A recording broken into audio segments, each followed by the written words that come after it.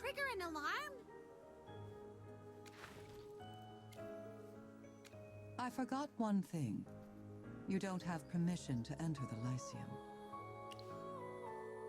Anyone who enters without permission or with expired clearance will be expelled by the guards, and they'll be unable to use magic, especially offensive magic. Merlin, you had permission in the past, though it has lapsed due to disuse. The guards now view you as an intruder.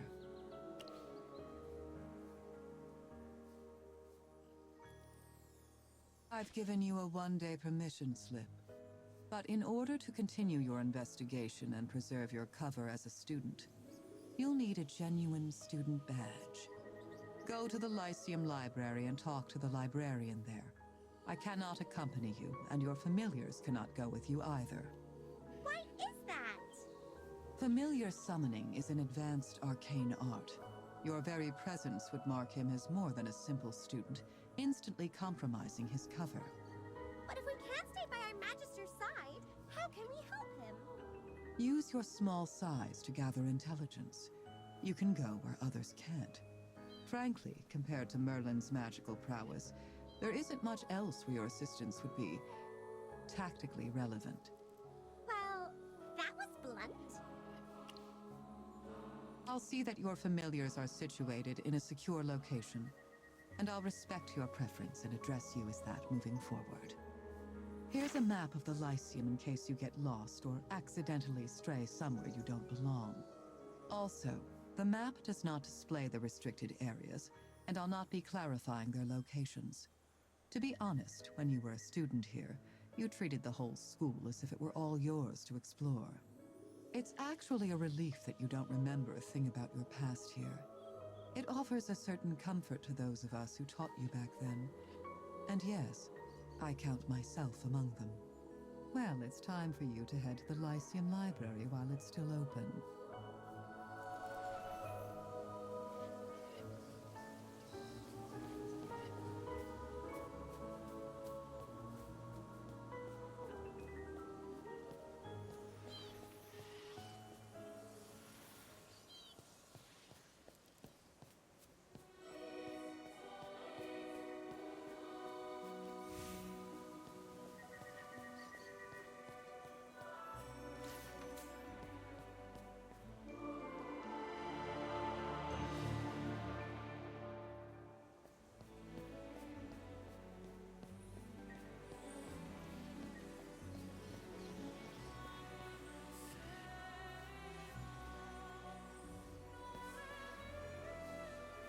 The door cannot be opened from this side.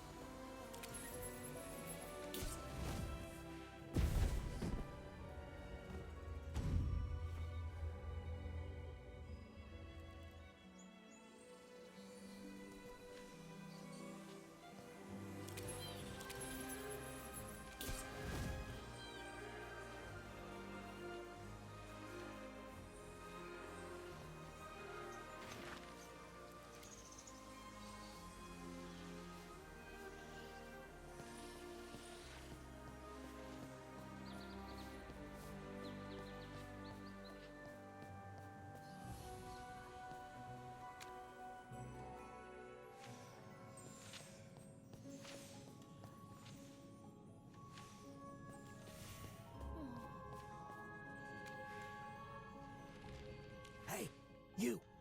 Can you please keep your voice down? No, but you just need to be quieter. Like how I'm speaking. Oh, you must be a new student. You haven't been punished yet, have you? It's written all over your innocent face. Lyceum rules state that you can't make loud noises or disrupt others in the library. And you absolutely can't hang around after closing. If you break the rules, well, let's just say you don't want to be hit with a silent charm, be forced to write a 100-page essay, or be chased out of the library by an angry, self-sweeping broom. A librarian? All the books here sort themselves, and you just make a little magic pack to check one out. I've never seen anyone actually working here. You must be mistaken. The Lyceum guards, of course. If the guards can't handle it, a professor on duty will come. Ah, that came out louder than I intended. But it wasn't loud enough to break the rules. Shh. We'd better stop talking. It's almost closing time and I have to go. See you around.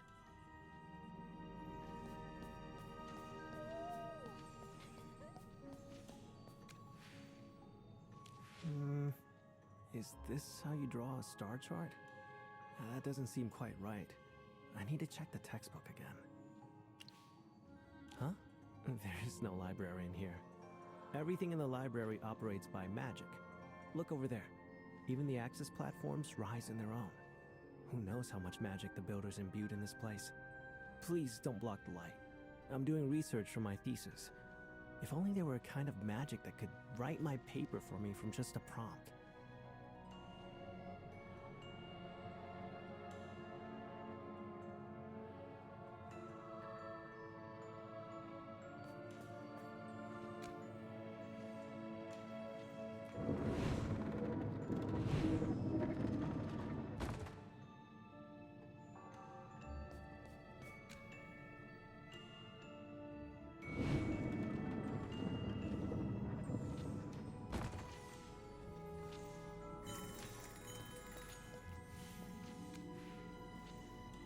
You're in my way! I have to leave!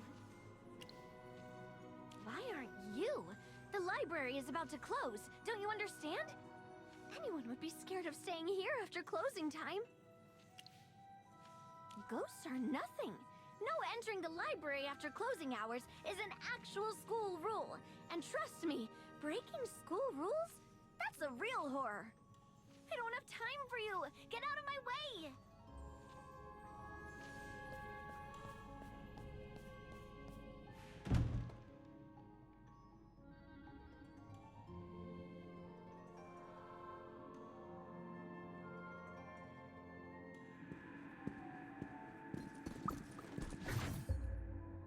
Attention! You have violated Article 7, Section 11 of the Serene Lyceum Regulations. Remaining in the library after closing hours without express permission is prohibited. You are required to leave the library at once and submit to disciplinary action. Select one of the following disciplinary measures. 1. All holiday leave for the current year shall be reduced by half, including weekend breaks. 2. Perform community service within the library, equivalent to 3 times the duration of the unauthorized stay. Tasks include repairing, cleaning, and maintenance of the sorting magic. Timekeeping begins immediately. According to Article 113, Section 3 of the Serene Lyceum Regulations, you are required to make a decision within 1 minute. Failure to do so will result in punishment. You have 40 seconds to make a choice. Please present your student badge. The penalty will take effect once the violation has been recorded. Warning! Major violation detected!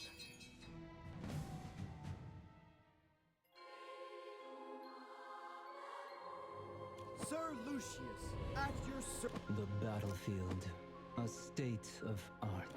great materials are everywhere. Time to witness your day!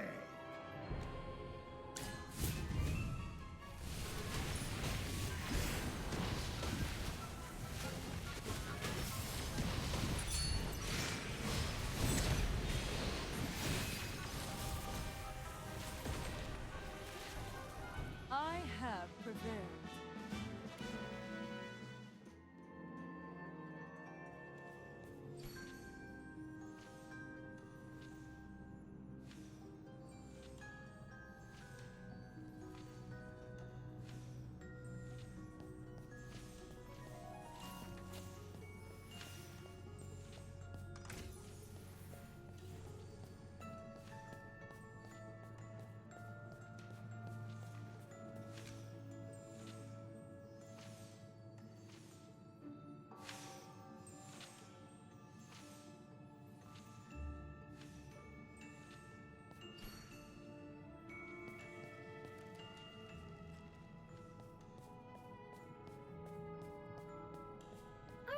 7, Section 12. After closing hours, running, sitting, or lying down on the staircases is strictly prohibited.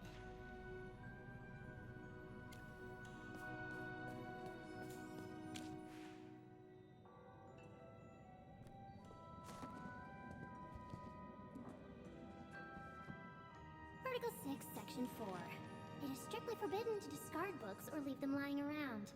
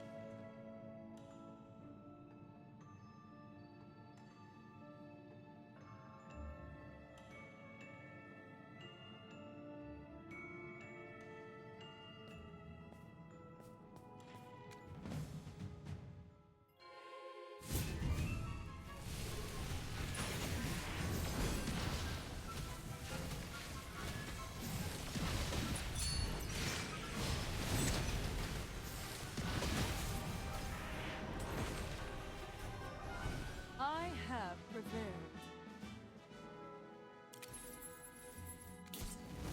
Article 6, Section 1. All Lyceum students must bow upon encountering the school regulations book.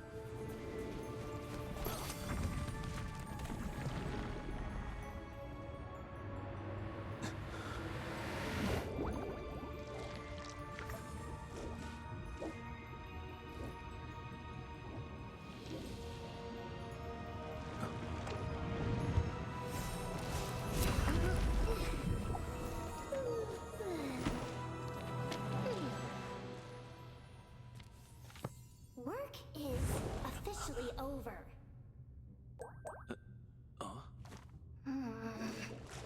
Hey!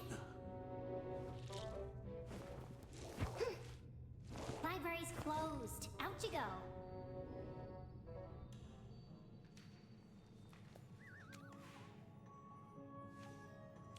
I'm so sleepy. Why is there still someone here? The guards are so useless. How could they let him through so easily? I guess it's time to capture him.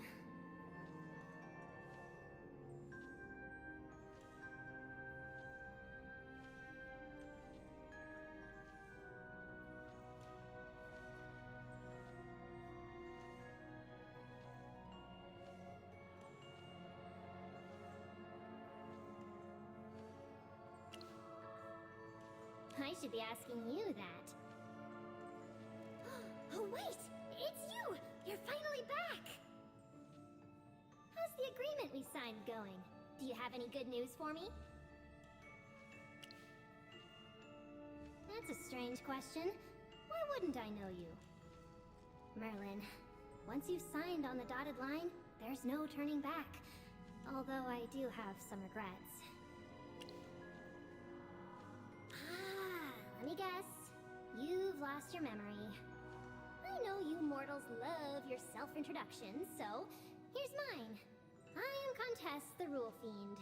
As for the rest, well, it'd take years to explain who I am. Too troublesome. To put it simply, we signed a cooperation agreement. You help me get revenge, and in return, I'll help draft the Lyceum's official rules and assist you in all your silly endeavors. Of course! And I had help from little Lamar. You look a little upset. Oh, did some of my rules bother you in the library earlier? Well, rules are meant to bother students anyway. According to our agreement, I will help you if I can. And if I can't, there's nothing I can do about it. The leader of the Adamant Syndicate? I can't believe you forgot this. Let's just leave it at that for now. I don't want to dredge up my painful past. To be brief, you can submit a request to me. As long as I record it in my book, I can ensure this rule is successfully enforced. However, it only applies within the school. I'm sure your next question is, why are the rules limited only within the Serene Lyceum? Well, it was you who initially suppressed my powers and restricted the rules to take effect within school grounds. Right now, I just control the school rules. I can't do anything extra. Unless you increase my salary... Nope, wait, I don't want that. How about lifting my restrictions? We could sign a new agreement. But you've already signed one. There's no point complaining. I complain every day and no one cares. Alright, it's after hours, and you forgot all about me and our deal. So why exactly did you come looking for the school rulebook? Unfortunately, the rules of the selection aren't under my jurisdiction. There should be a dedicated court mage who oversees it. Oh, I see. You need a student badge, and I'm the only one who can help you. But, before I give you one, I want you to do something for me in exchange. Haven't I tried my hardest to help you? Look, as long as you help me retrieve the torn page from the rulebook, you'll get a brand new student badge. I mean, if I were a student, I would rip up the whole book. The rule that was torn off was, students are permitted to use transfiguration spells for non-violent purposes within school grounds. So the students haven't been able to transform, and a magic school without any transfigurations is just plain boring. What's with that look? Oh, you don't seem to trust me. Alright, we can talk about the transfiguration issue later. We're off duty right now. Let's just try to enjoy ourselves. To prove I'm sincere about helping you, there's a room in the library where you can stay, rest, and relax. After all, even if I were to forcibly stuff you into the student registry, you still wouldn't have a place to sleep. The dorms are full. Hey, it's after work hours right now. You need to relax. Besides, for someone with amnesia, getting good rest and sleep is very important. There's no need to thank me if you don't want to. I may be one to follow rules and protocol, but for something this minor, I don't feel bound by them. Why waste this perfectly lovely evening arguing with a rulebook? Wouldn't you rather be soaking in a bubble bath with some tunes and a tasty treat?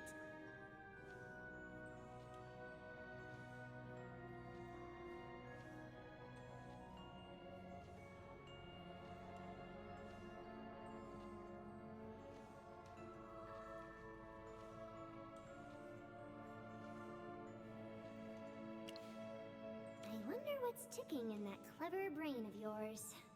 I guess it doesn't matter. Follow me. There's a cozy bed waiting for you.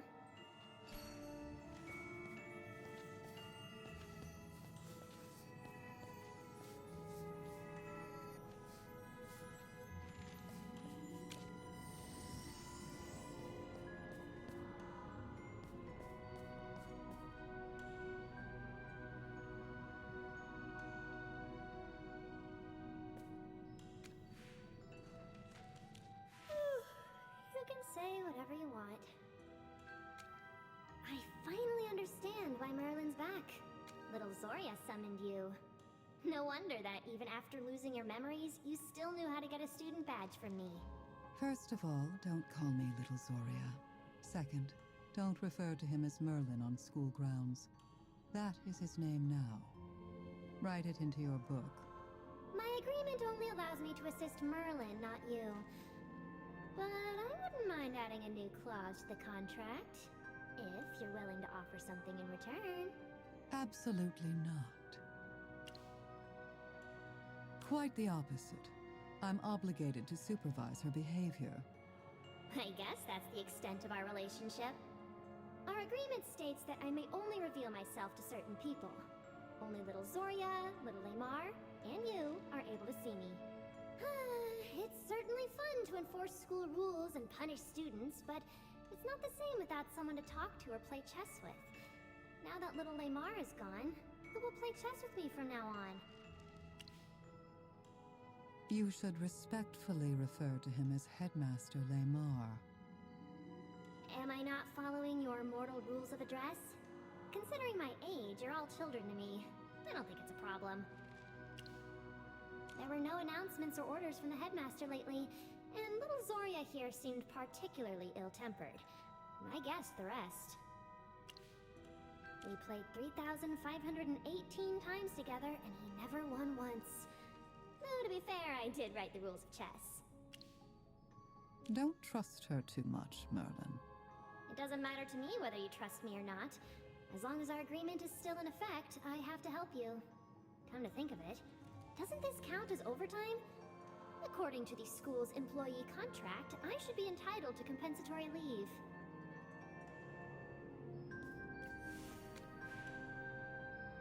Merlin, given that you may be in a state of amnesia for the entirety of this investigation, there are a few things I must inform you of. When you formed a contract with this Hypogean, Headmaster Lamar acted as the third-party witness.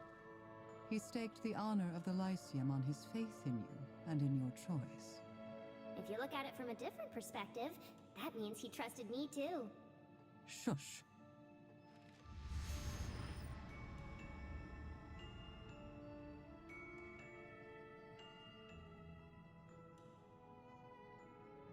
Now we can finally speak. She won't be able to hear us. She's used to it. Just ignore her, and she'll calm down on her own. Getting back to our earlier point, have you decided what to do? By arranging for you to meet this Hypogean alone, I aim to exclude my personal bias and let you independently assess her trustworthiness. Bound by contract, she has served the Lyceum for decades. However, Headmaster Lamar's death is a matter of utmost gravity. All potential threats must be neutralized. Your past trust in her does not guarantee her trustworthiness now. The rules prevent her from leaving the library, but as a Hypogean well-versed in loopholes, she may have found a way to circumvent your contract. Has she mentioned the missing transfiguration rule? It's one of the selection criteria for court mages. Therefore, someone tearing off that rule is equivalent to someone attempting to sabotage the selection process. This aligns with Headmaster Lamar's actions before his death. There is something going on in this year's selection. However, it's impossible to deduce what will happen next. I see.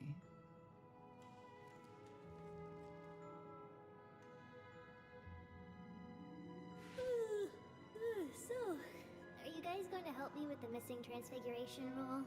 You've asked all your questions and taken every precaution. I personally don't care who becomes the court mage, but having a rule missing is like reading your favorite story and finding the last page torn out. You can't imagine the pain of having an incomplete set of rules. It's unbearable. It's up to Merlin to decide. I won't help you.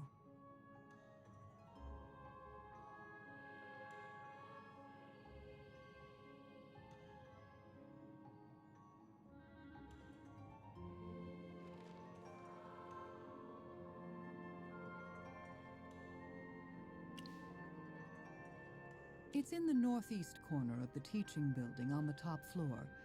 However, currently, no one can enter. Yes, only the headmaster has the right to invite people into his office, and little Lamar is gone. His position is temporarily vacant, but his authority hasn't been transferred to anyone, so his office is sealed. Even if you go, you'll be locked out. Those are the rules. There's nothing I can do about it. Therefore, the investigation must be expedited. Otherwise, the fact that Headmaster Lamar is dead will soon come to light. And who knows what complications might follow. Now, Thanks to my efforts, everyone knows that being in the library after closing is as terrifying as the abyss itself. So you don't need to worry about being discovered. As for little Lamar, since he's a corpse, I'll allow him into the library if need be. The rules allow it. the headmaster must have always lost at chess because you were distracting him with your constant chattering. Objection! That's not true and you know it! You'll have to meet Headmaster Lamar eventually, if not today. Consider this a preview of the selection process.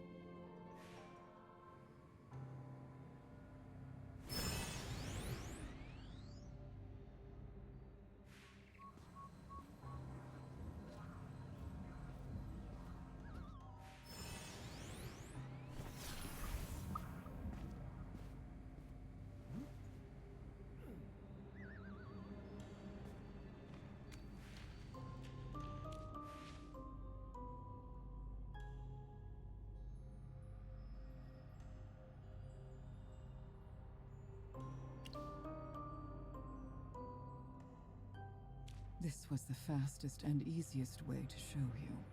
Pay attention now, Merlin. When the selection begins, I will use this same spell to animate the headmaster and have him appear in front of everyone. You need to get used to it beforehand and not show any signs of alarm. With more precise control of the enchantment, his remains will look exactly as they did in life. If further verification is required, here.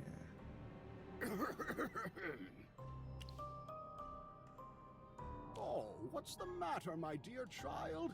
Did you get lost in the library? As the saying goes, no matter how intricate the maze, one needs only keep to the right to escape. Yet within the Lyceum, that wisdom fails. This is a place of magic, beyond the bounds of reason or imagination. Oh, you look surprised, child. Relax. Being a student here will be very fulfilling. Well, if you can survive your first semester, that is.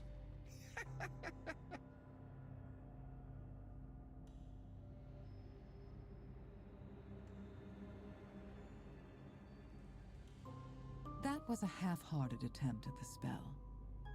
In your judgment, could such a method deceive the entire faculty and student body? You're more discerning than you were in school. That's good. You can provide feedback from an objective perspective. Don't frown, child. I've brought a freshly baked apple pie. Sit down. We'll play chess and have a slice. Would you like to play white this round? How does that sound? Wrong, wrong, wrong! Little Lamar always played white himself. He never offers others to play white. You just gave everything away. How was I supposed to know that? I actually have teaching duties. Unlike you, who idles about, finding amusement in punishing students and passing the days with chess. All of our school regulations were approved by little Lamar. How can following the rules be wrong? I made a mistake by wasting time arguing with you. However, thank you for your suggestion. I will incorporate this information into future personality simulations. Merlin, would you like to examine the headmaster now? My magic must be conserved. I will need to use this spell later. Also, the headmaster doesn't usually stay in the library after hours.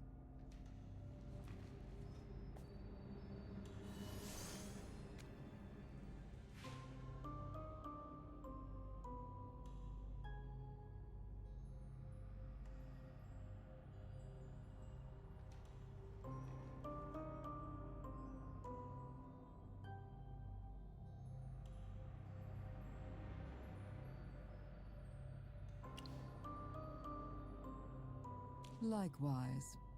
I'm also unable to discover any further clues and require the assistance of a professional. For example, me. You know about rules, not medicine. Correct. I know nothing about medicine. But our little Merlin needs a student badge for his fake identity. Otherwise, if someone asks who he is, he won't even know what to say. Without a student badge, how can he investigate? How can he consult a professional? So please, help me retrieve the Transfiguration rules so we can keep this investigation going. It's only fair. Finally on board, are we? Okay, so, listen up. The person who tore out the rules has white hair and wears a Lyceum uniform. It's almost impossible to rule anyone out. Do you have any other information? I was napping when the rule was torn out. Also, you restricted me from showing myself to others, remember? Then there's no other choice. Merlin, you'll have to pose as a first year for now. The Serene Lyceum often admits a few students outside the regular admission cycle, so no one will suspect a thing. That's right. That rule was one that little Lamar came to me to revise. He wanted to let more children of those uppity lords slip in through the back door. For the sake of funding for our institution, Headmaster Lamar had to make many compromises and concessions. Strip away all the fancy robes and spells, and it all comes down to two little words. Money and power. You mortals are all the same. Headmaster or not, little Lamar was still just a man. As for what kind of person the headmaster truly was, you can confirm that with your own eyes and ears. The entirety of the Lyceum will be your source. Since we've confirmed the goal is to recover the Transfiguration rule first, I'll also provide you with assistance. That sounds reasonable. I will make inquiries among my colleagues while you investigate the students.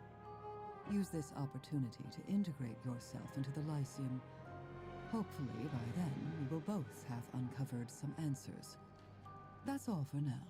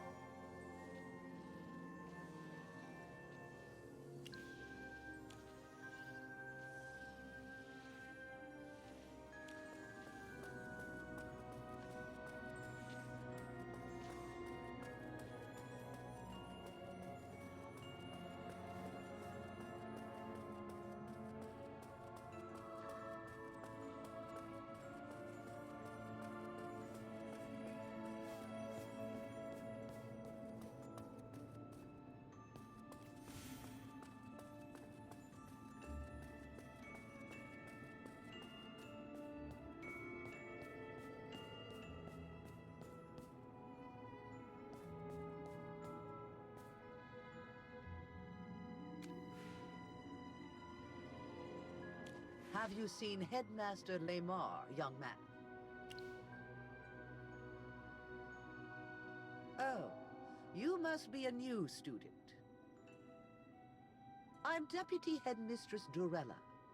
I love students who love learning. I hope you're one of them. Did you just come out of the headmaster's office?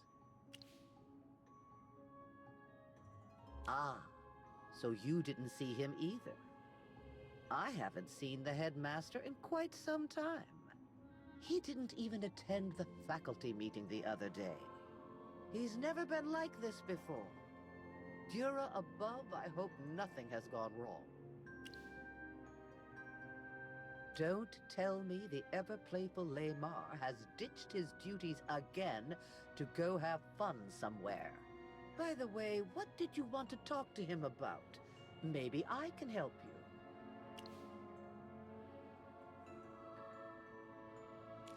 Ah, so you're a special admissions student, and one with grand aspirations. That's wonderful. Well, any student of the Serene Lyceum is eligible to apply. All right. And your name is? It's a pleasure to welcome such an exceptional student to our school. I have other matters to attend to, but I do hope our paths cross again soon.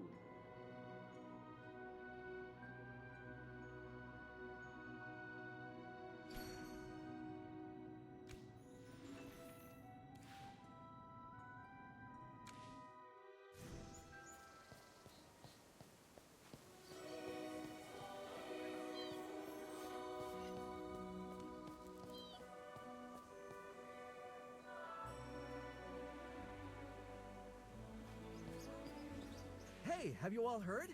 Even the Royal Court is sending a representative to observe the court mate selection. I don't know which member of the Royal Court will be here, but it'll be someone super important that we normally only read about in the paper. Oh, just imagine if I became a court mage. I'd be practically rubbing elbows with the royal family. All it takes is one good chance to show off my talents, and then I'd win the favor of a prince or a duke.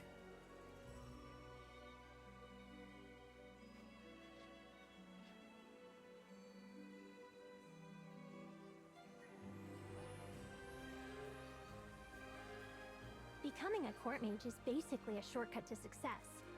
But unfortunately, there are too many competitors. Our chances aren't good. Thanks to the selection, the area around the school has gone a lot busier. A bunch of new stores have popped up on Holt Street, all running promotions to ride the wave of excitement. The Mithril Consortium is the Lyceum's biggest investor. They've poured a fortune into our school. The court mage selection is a major event, and for them, it's the perfect chance to turn a profit. Also, have you noticed how many students have been getting in through special admissions lately? We all know what this is really about. Their parents got them in for the court mate selection. Here we are sweating over our spell books, while some noble's favorite probably has the spot already. Enough complaining. We've already signed up, so we might as well make the most of this time to practice and spar. If we perform well enough, we might even get to appear before members of the royal court.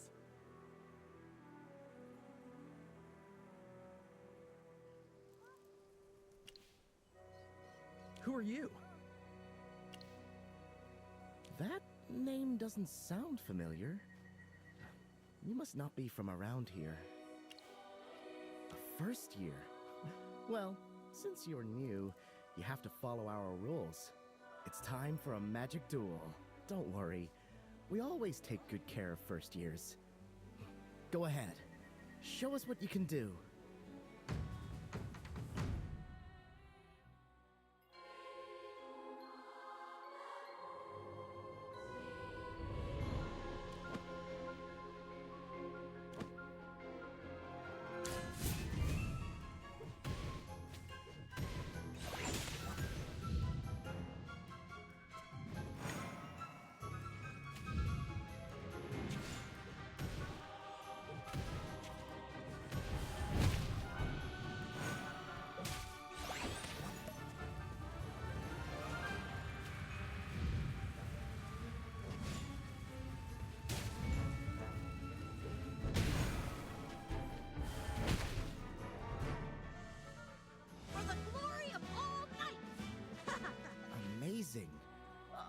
sure you're a first year? You've never had any magic training? I don't believe it. You've got genuine talent. Unlike those students who got in through special admissions. Apparently, the headmaster and school board reserve most of the special admission spots for the children of nobles and princes. They can skip the entrance exams entirely. I even heard about someone who got in without knowing the simplest spell. Headmaster Lemar is actually a pretty interesting old man. Despite his role in the school, he is anything but conventional. He has a mischievous streak, yet he knows how to guide his students. I'll never forget the time I was studying for an exam when he suddenly called to me. Yes, I'm pointing at you. Is your schedule full today? If you have time, I'd like you to play cards with me. Headmaster, I still have some things I need to review. I don't think so. Your mind isn't truly on your studies, or that Lyceum laugh log wouldn't be peeking out from under your textbook. By the way, you have me to thank for 73 of its finest jokes. What? Look, studying for too long will give you a headache. You need to learn to relax. How about a game in the garden? Yeah, our headmaster is probably the goofiest grown-up in the whole school. But don't worry, he's definitely one of the easiest professors to get along with. Do you know Professor Zoria? Don't get me wrong, I'm not saying she's bad. Her classes are second only to the headmasters in popularity, and I love her analytical teaching style. It's just that, well, she's a gargoyle. Her personality is as cold as stone. Some students say that when they've tried asking her questions outside of class, she goes so still and quiet, like she doesn't even hear them. And she also has a habit of appearing when you least expect it. Half the student body has gotten heart attacks thanks to her popping out of nowhere. Several times. You won't believe it, but I've been studying here for 3 years, and I've never seen her smile. To be fair, I don't think she's a bad professor. I saw it myself. She secretly gave a student who couldn't afford magic books everything he needed for the whole year, even throwing in thick exercise books that everyone hates. The student was both moved and scared at the same time. They said he didn't sleep well for 3 days. I'm still scared of her, though. Mostly because I don't want her catching me slacking off again.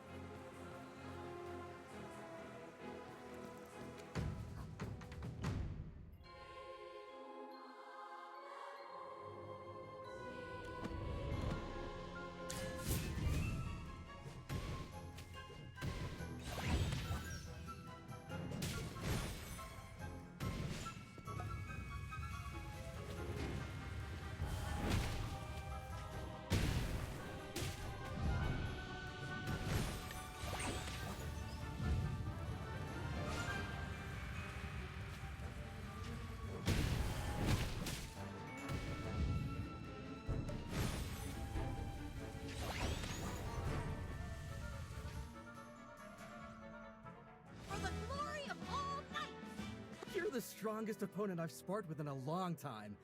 Are you also planning to enter the court mage selection? Well, I don't. Mainly because I'm not powerful enough, and I would embarrass myself. From what I've heard, many people went to great lengths to apply. Some tried to hire others to take the exam, and others attempted to pull strings behind the scenes. But they all failed, and were painfully punished according to school rules. There was also one particularly unlucky guy who suddenly came down with a strange illness and had to cancel his registration. Oh, you didn't know? 3 or 4 months ago, a strange illness suddenly appeared at the school. Those affected found their magic had completely faded away. Contract this illness, and you'll find yourself an ordinary person, stripped of all magical power. I don't know. I heard it was serious enough to even concern Headmaster Limar. However, the administration has yet to make any official statement regarding the cause or potential cure. Although only a few people caught this illness, it's still super scary. That's advanced magic. Although I've been promoted to an advanced magic student, Transfiguration places too high a demand on mental fortitude. I haven't mastered it yet. Someone mentioned that Transfiguration isn't possible on school grounds anymore. Perhaps the school rules have been revised again. The student regulations of Lyceum are one of the top 10 unsolved mysteries circulating among the student body. No one knows when new rules will appear. It's like a horror story to some of us.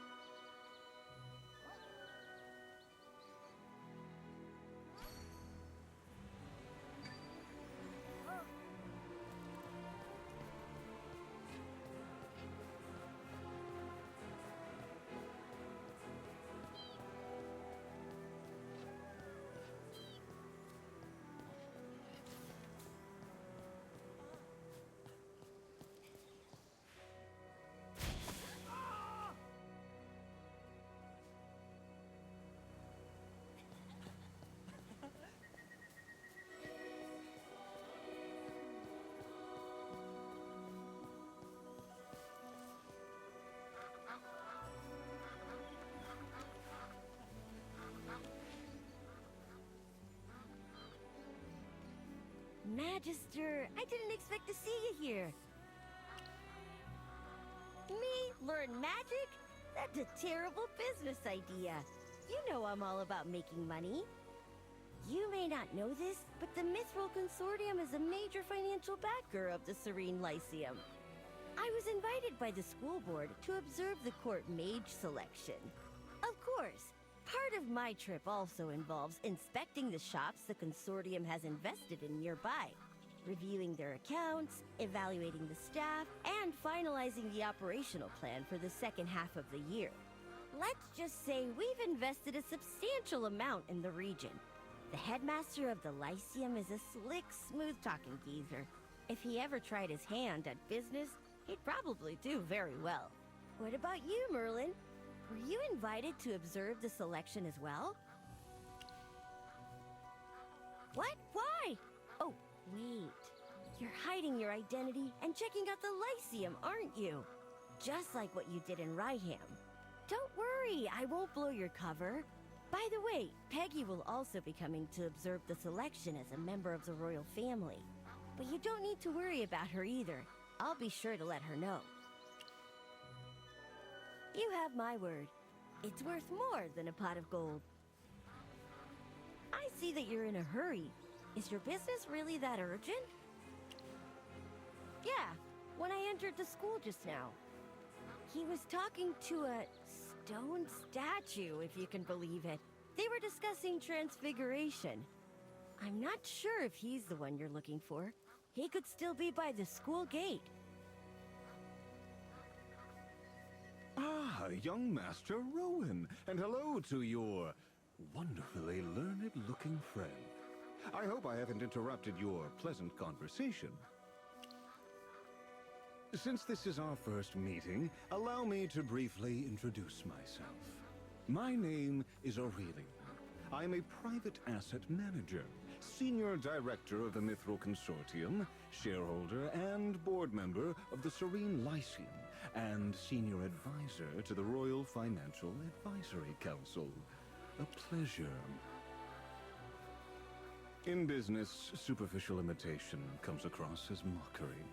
Smart individuals neither engage in it nor lower themselves to it. I've seen too many people who think their eyes can read between the lines, but in fact, they can't. Here, take my business card. If you're interested in mastering genuine business insights or sophisticated investment strategies, feel free to contact me. I have a taste for investing in potential assets. The returns never disappoint. Aurelian, my friend is just a student. He's not a merchant looking for his next opportunity. I had no idea the Lyceum had a student capable of earning Master Rowan's regard.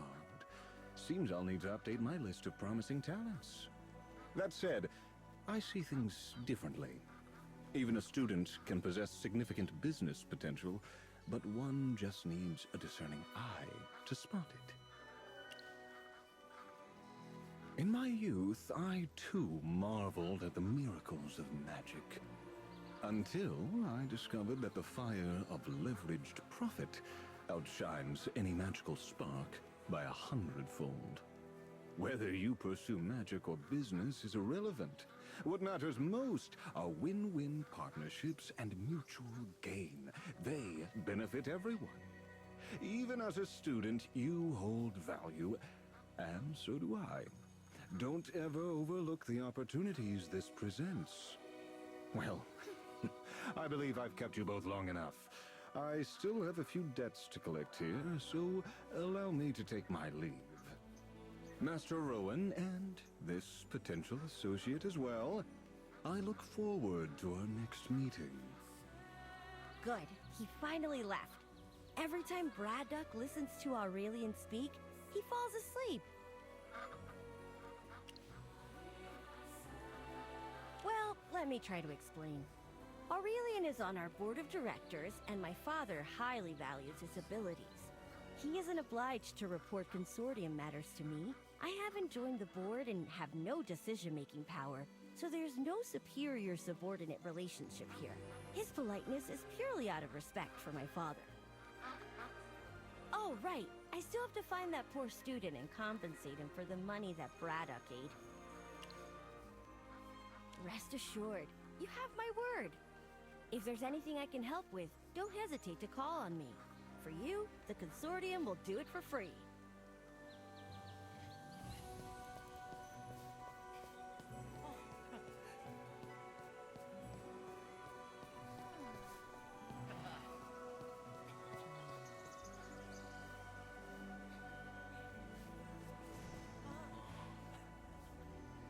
Headmaster Lemar has been a bit unstable lately.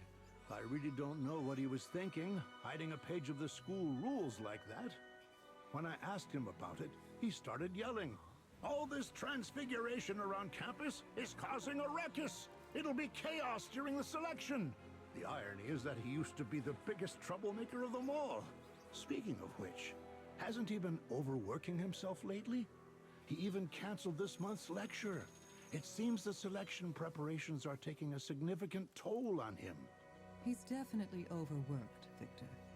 That man needs rest. I think I'll have a good, long talk with him after the selection is over. About the school rules.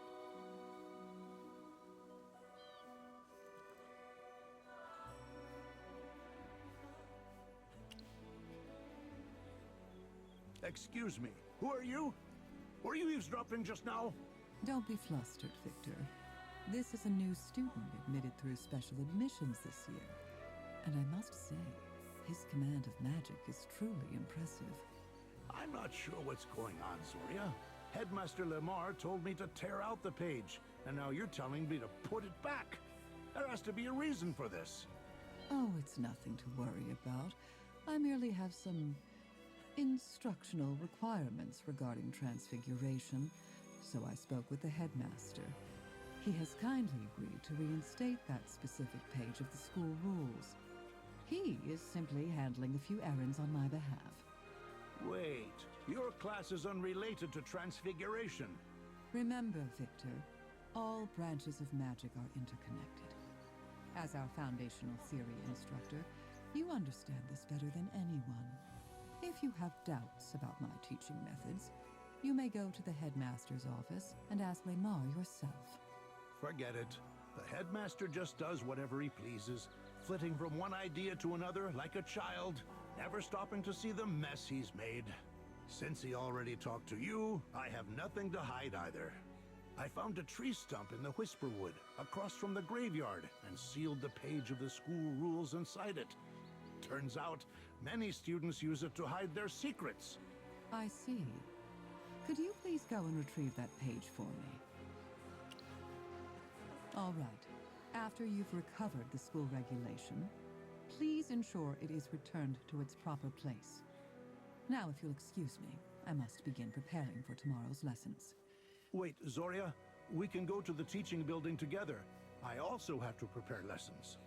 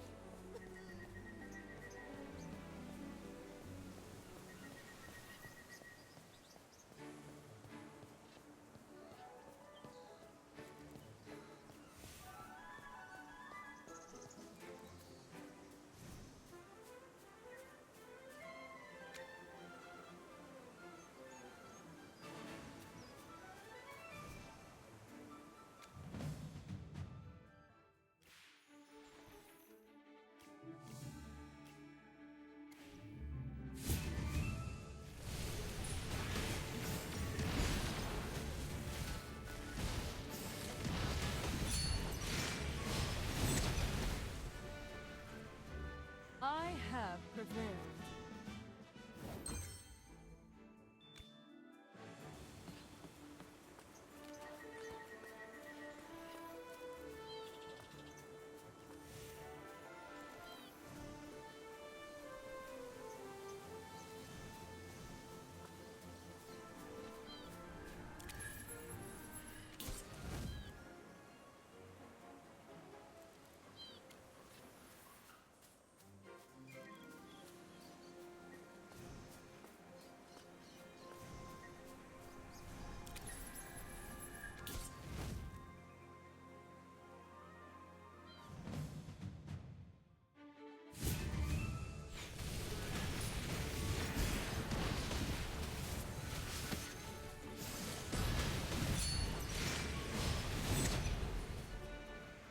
I'm the strongest captain ever!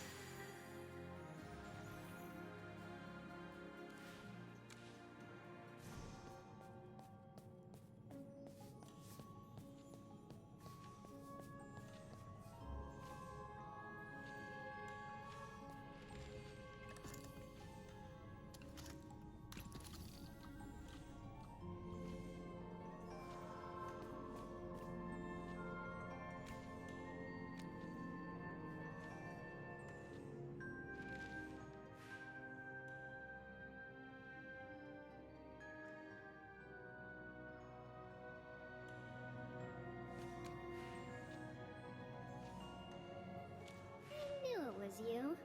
You're the only one that would disturb me while I'm resting. According to our contract, I must conceal my presence with a barrier when I reveal myself during the day. Don't worry, no one can see me except you. You've been away for a while. Have you found the missing rule? Really? Well, I'll never call you a slacker. Look at this lovely rule. You truly live up to your title, Merlin. Here's your student badge, as promised. Your personal information has been magically recorded on it. Excellent grades in all subjects, transferred to the Serene Lyceum this year. Everything should be in order. You should know that this badge is very important, so don't lose it. Merlin, of course. I'm joking! The name you gave me is on the badge. Since you were so kind as to return that page of school rules, Please accept this copy of Transfiguration for Dummies as a small token of my gratitude. Yeah, it'll teach you how to change into a wolf or a hamster. Imagine little Merlin the hamster zooming around on his wheel like a tiny furry mage on a quest. That's just precious. To do things that are inconvenient or impossible in human form, of course. A wolf's sense of smell is much stronger than a human's, and hamsters can easily get into many places you can't enter. Why do you think I didn't give you an advanced book on Transfiguration? Am I doubting your skills? Absolutely not. I have complete confidence in your abilities. However, that brilliant head of yours has completely forgotten the fundamental rules of Transfiguration. So you need to start with the basics again. Step by step, you'll rebuild that knowledge.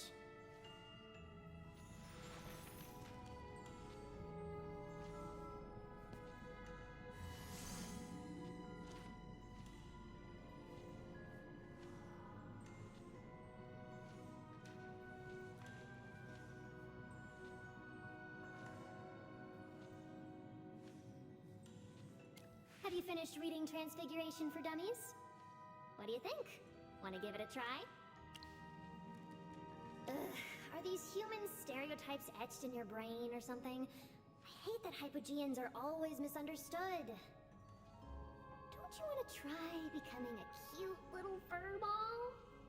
You can turn yourself into an adorable tiny hamster and crawl through that pipe over there. Won't that be fun? Just admit it, Merlin. Even with your amnesia, I can see that curious glint in your eyes from a league away. Ooh, by the way, little Zoria asked me to remind you to head to the campus plaza after you get your student badge to register for the court mage selection. After that, meet her at the place where you two first met. Go try Transfiguration, and don't forget to sign up for the selection.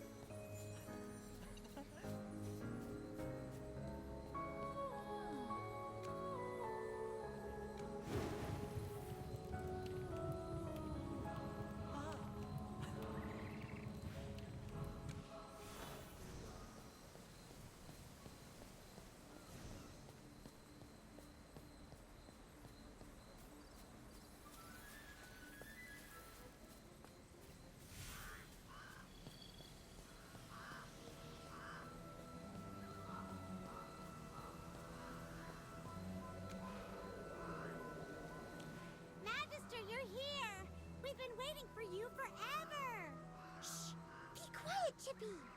Professor Zoria is sharing something rather important with him. Let's not interrupt them. It seems Countess has relayed the information to you correctly, and your selection registration has been completed. With a student badge, you are officially recognized as a student of the Lyceum, as well as a candidate in the court mage selection. At this moment, you stand on equal footing with the other candidates. Did you just ask a professor of the Lyceum to help you cheat?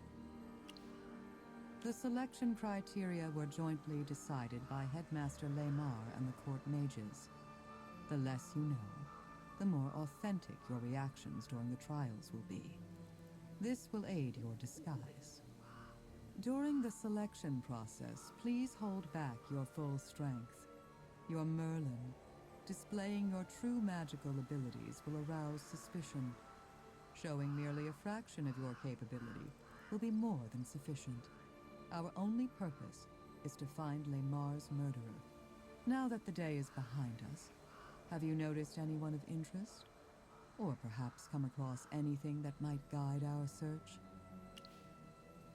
Professor Zoria mentioned before that she was the first person on the suspect list. Durella is the lead administrator for the school's internal affairs. She rarely interacts directly with students and only appears on important occasions. Where did you meet her?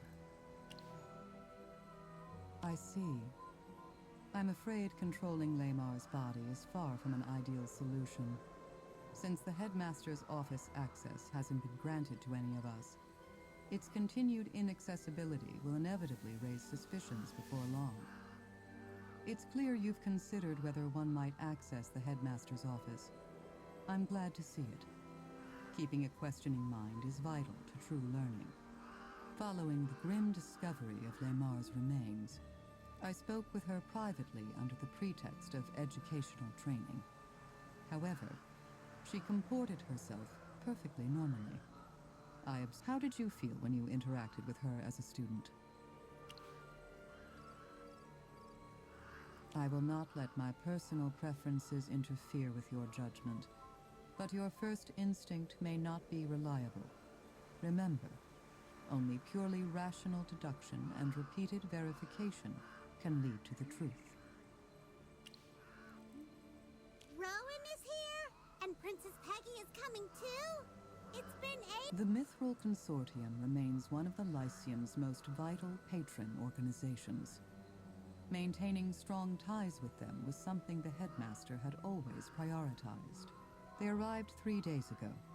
I had the headmaster meet with their representatives. Due to the connections between the consortium and the royal court, they're paying close attention to this year's selection. Among them, Master Aurelian has frequent contact with the Lyceum. He serves as the consortium's delegate. However, financial matters are handled solely by Durella and Lamar. So I'm afraid I don't know much more than that. I'm familiar with that illness.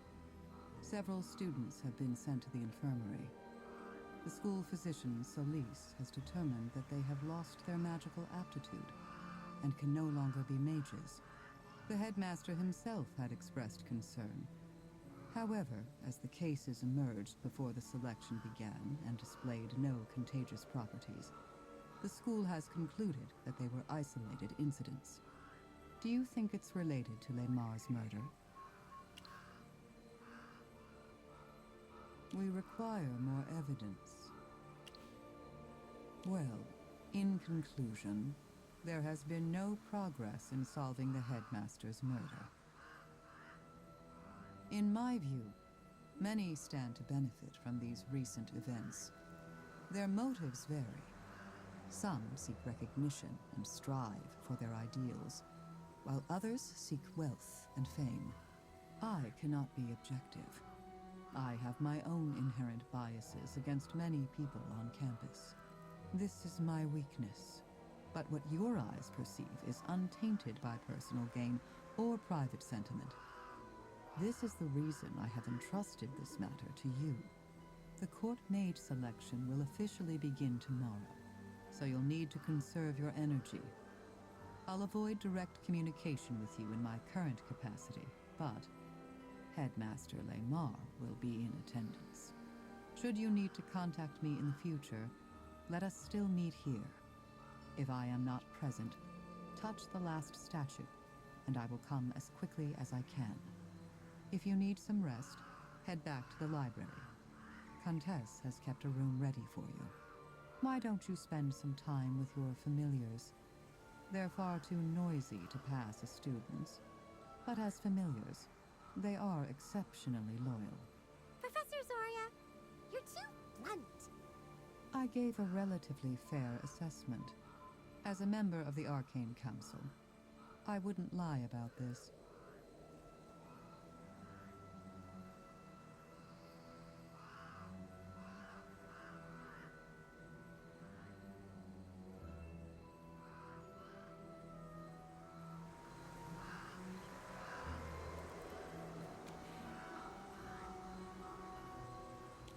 Magister, is this soundproof magic? Why do we need this? Well, this place is far outside the Lyceum, so no one should notice us meeting here. But the death of the headmaster is a big deal. We need to be extra careful. Oh, we have something to tell you.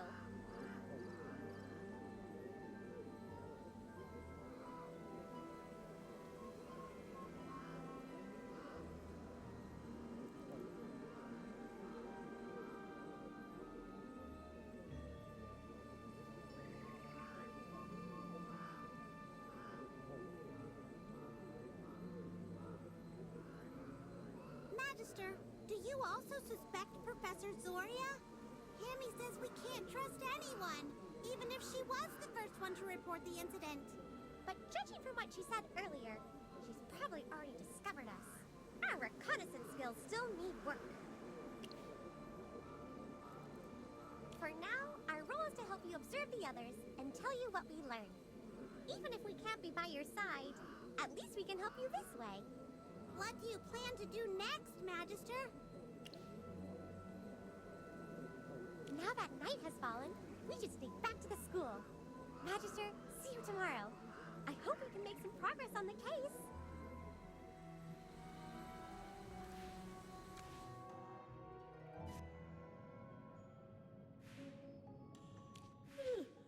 You're finally back. I've already been working overtime for 2 hours and 17 minutes. It's time to rest. Good luck in the selection tomorrow.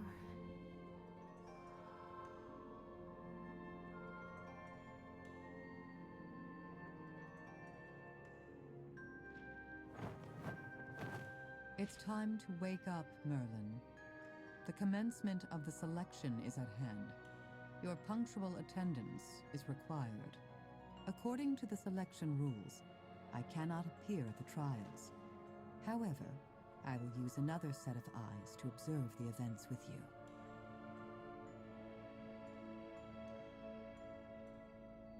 Open your eyes. It begins.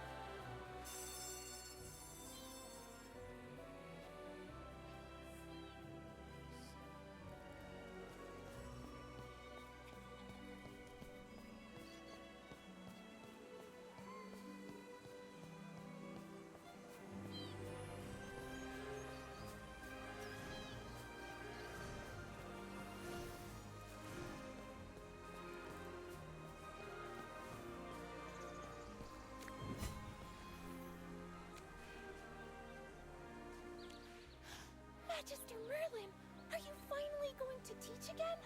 I never thought I'd have the honor of hearing your lectures before I graduate.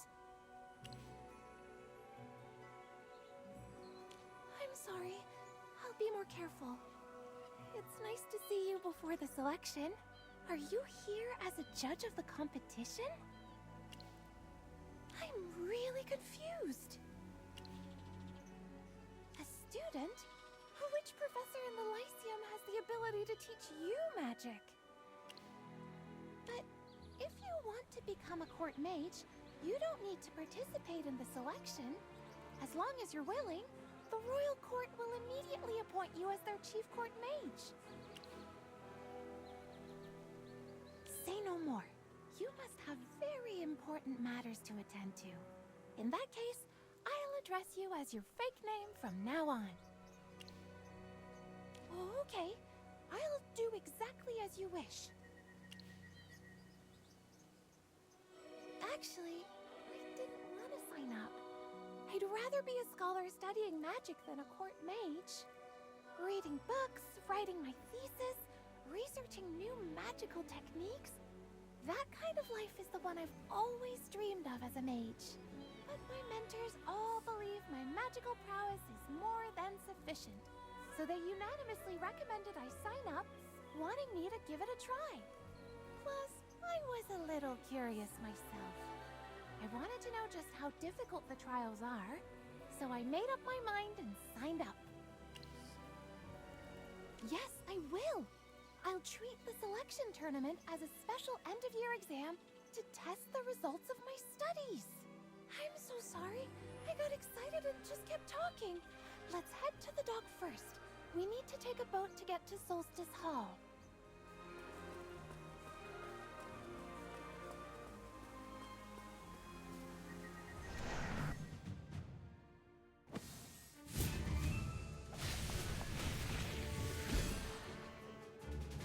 This is akin to priceless art.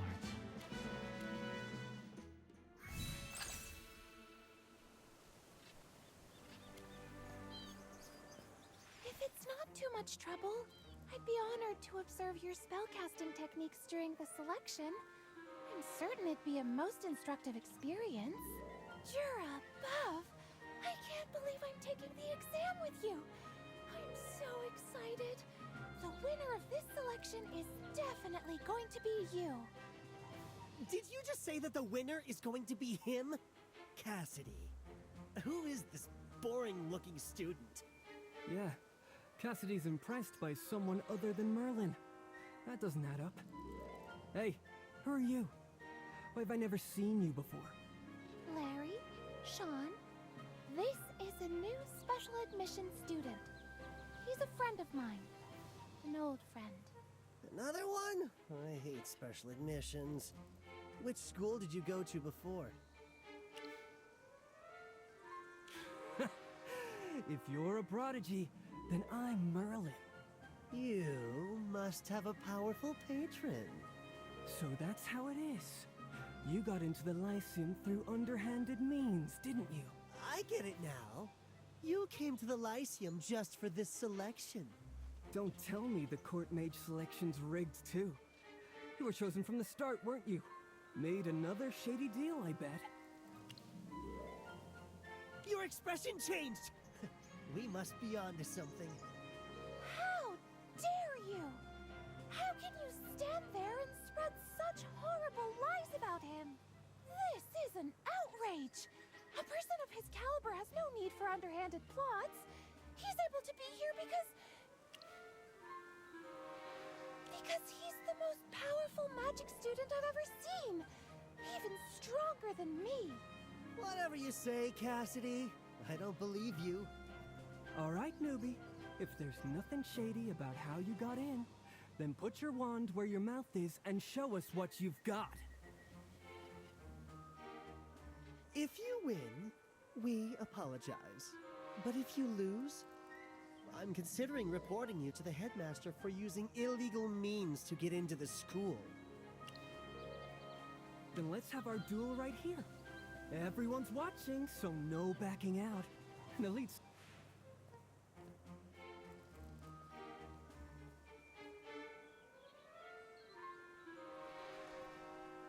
Yikes, Cassidy! You look like you're about to tear someone's head off. You haven't been this angry since that grumpy professor questioned your thesis. Did these people raise any questions about your research or something? No, we had a disagreement about my friend. You have friends? Sylvan, you shouldn't say such things. Sorry, I was just kidding. What were you arguing about, Cassidy? Jervin, they're accusing my friend of using some underhanded trick to get into the Lyceum and saying he rigged the selection to guarantee his victory. With both the school and the royal court overseeing this year's selection, there's no chance it could be fixed from the start. It'd be a huge scandal. Sean, Larry, are you doubting the Lyceum and the royal court? A transfer student appearing at this specific time? Something's just not right about that! Forget it. No one here was doubting the royal court, Jervin. Well, I'm glad you understand the stakes. All right, we're leaving. Let's go, Larry. All right, looks like the show's over. I always love a new face. It's a pleasure to meet you. I'm Sylvan. I'm sorry you had to endure that. My name is Jervin. What's yours? He is a prodigy of the arcane arts. You know, for a place as amazing as the Lyceum, we see a lot of talented students. But to be recognized by Cassidy herself, that's something truly special. You're the first. Cassidy, are you two also going to Solstice Hall? Yes, we're just about to go to the dock. Let's go together. It's getting late. Let's not miss the opening of the selection.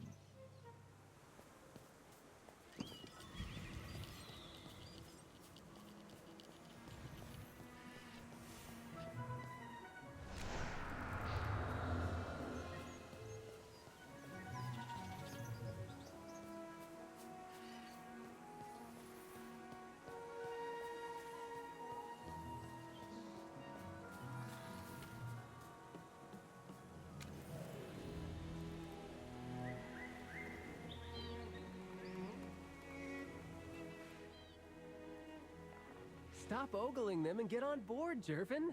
Don't you think Cassidy is being overly respectful to the new student? Now that you mention it, I did notice that.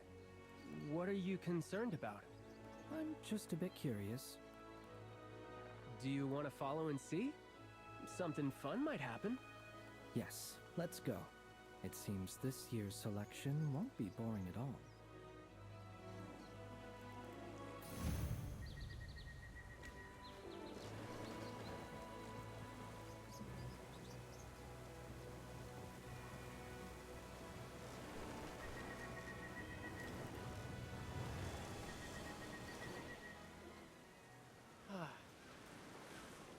After the selection exam, want to go fishing together?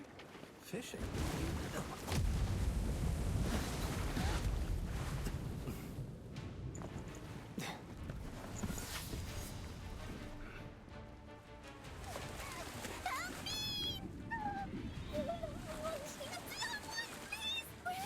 It's Pippa!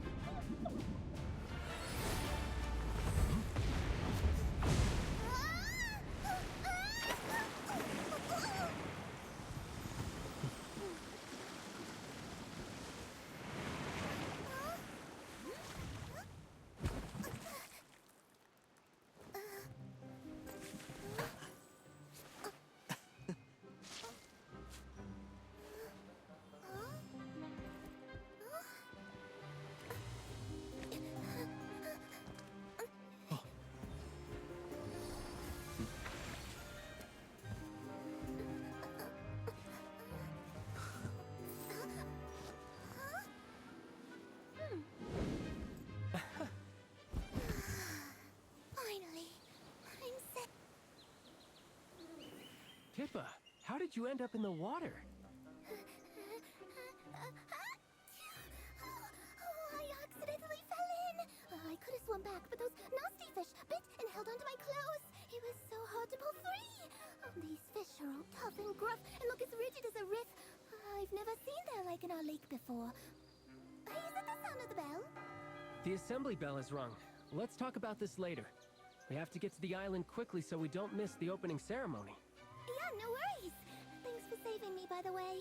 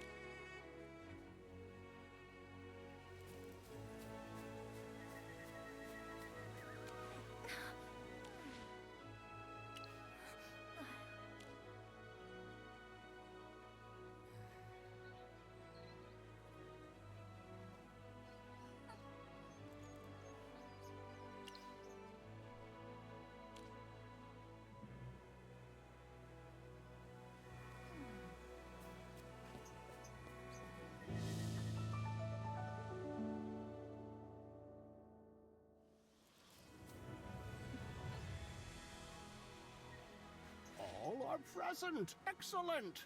Now, hush. I ask for silence. A silence fit for a graveyard. Gaze now upon yourselves, my beloved and brazen students. Each and every one of you is a dawn star, dazzlingly lit by the serene Lyceum. If all of you were to become court mages, the very stones of the palace would gleam with the radiance of your talents.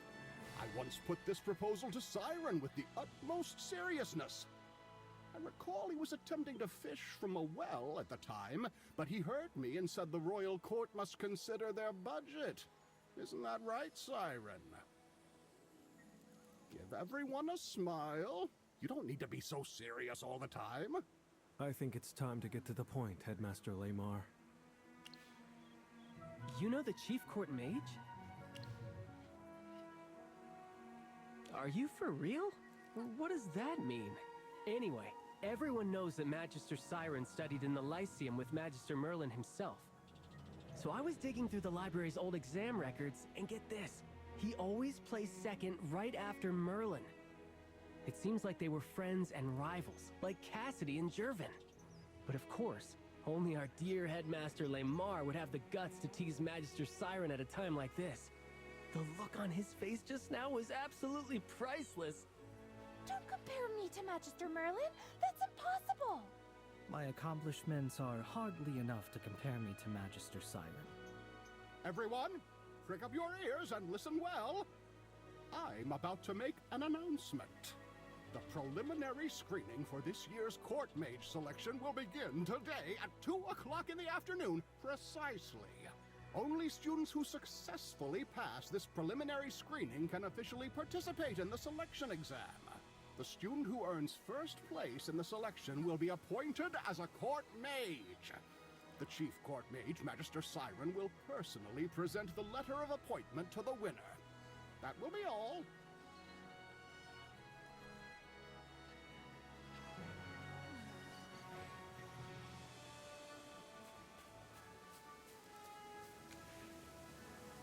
What's the matter? Oh, my family? Nothing special. Just a line of knights who fell on hard times long ago. But Jervin is a direct descendant of the Hastings family. His grandfather is Marquis Gervais, a renowned statesman who gained a reputation as the king's left hand. Sylvan, you're exaggerating. I'm just stating facts. Please disregard what he said. I'm just an ordinary student like everyone else at the Lyceum. The only thing that sets me apart is that my feet don't dance to the same rhythm as others. So, I must keep to this wheelchair. I hope you don't mind if I don't stand up to greet you. I was injured in the past and tried every possible treatment, but nothing helped. Eventually, I had to rely on this wheelchair. That look in your eyes. Is it pity I see? Ha! Don't underestimate Jervin. He and Cassidy are the top contenders in this selection. He was just being nice, Sylvan. There's no need to misinterpret our new... Yeah, I know. Why did you decide to participate in the selection? Since it's a secret, I won't force you to answer. It would be an honor to serve as a court mage and offer my humble efforts to the royal court. Naturally, I also hope to bring honor to my family. I truly respect Cassidy, and you're someone she has acknowledged. Therefore, I have high hopes for your performance in this selection. I hope we can both show our true strength to everyone. I'm looking forward to competing with you. Hey, look at you getting serious. You've got me a bit fired up as well. But I'm a little worried about Pippa. I need to go find her. Members of the royal court will be attending. I'm afraid she'll cause a mess at a critical moment. You do have a point. Pippa's magic does tend to get out of control. Let's go find her together. Although we've only just met. I wish you good luck in this selection.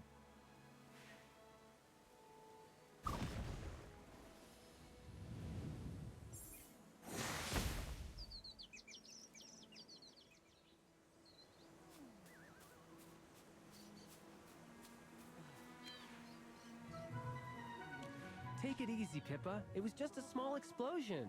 See? I've already put out the fire.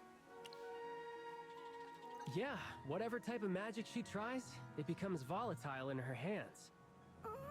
My magic is innate, but very hard to control. When I cast spells, the magical power gets away from me sometimes. My old professor at the Astral Academy said this kind of thing is difficult to change. I didn't leave. I was expelled. My magic was always causing problems there. Thanks to Professor Solis, I was accepted into the Serene Lyceum. But I'm scared. Scared of being expelled from school again. I've already blown up 3 classrooms, 2 dormitories, and 1 cafeteria in the past few days. I just blew up my boat a few minutes ago. Why did you think I was in water? Hey, don't worry. The Lyceum has more than enough funds for repairs. A small accident like this is no reason to expel you. Plus, the cafeteria incident improved the food, so you're kind of a hero. But I didn't realize you wanted to become a court mage. Everything in the royal court costs a fortune. If you blew something up there, I doubt a lifetime of earnings could cover the damage. No. I didn't want to. I never intended to participate. I had a package I wanted to mail home, so I asked for a mailing slip. Later, I discovered it wasn't a mailing slip. It was a registration form for the selection. Well, if it was a mistake, you don't have to participate. Yes, but Professor Solis thought I wanted to participate. She seemed so happy I didn't want to disappoint her. So what now? Just stand here and wait. It's a bit strange that the headmaster left after he finished his speech. Also, there seem to be fewer people in the plaza than at the beginning. Really? Now that you mention it, yeah, there are fewer people. Maybe they chose to give up after seeing Cassidy and Jervin here. I'd do the same if I were in their shoes. No. I can't think like this. I can't let Professor Solis down. This isn't just a selection. I smell a mystery brewing. It's no fun just waiting here. Let's go have a look around.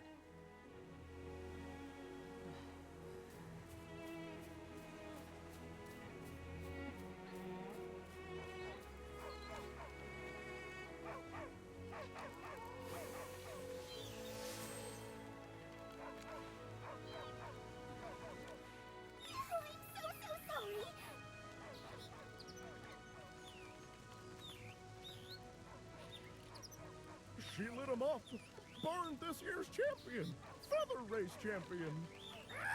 Oh no! Without my beautiful tail feathers, how can I ever court a mate? Please don't be angry. I have a spell to regenerate feathers. Although last time I tried it, mushrooms appeared instead of feathers. I'm sure it'll work this time.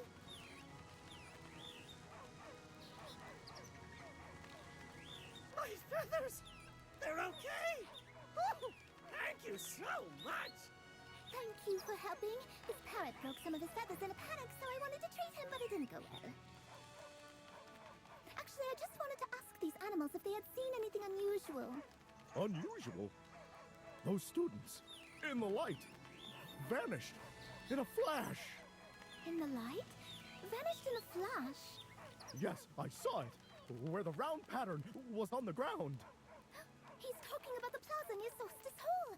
I'll go and take a look.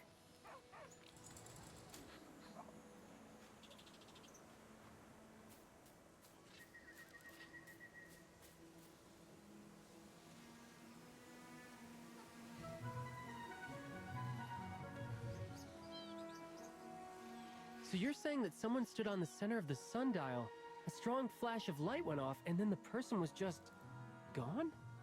Yes! Yes! I saw it! Cassidy, Jervin, what do you think? Sounds like teleportation magic. I was standing there just now, and nothing happened. It seems it needs a trigger of some sort for the magic to work. Perhaps this is also part of the exam. This selection might have already begun. Okay, let's take a closer look at that sundial.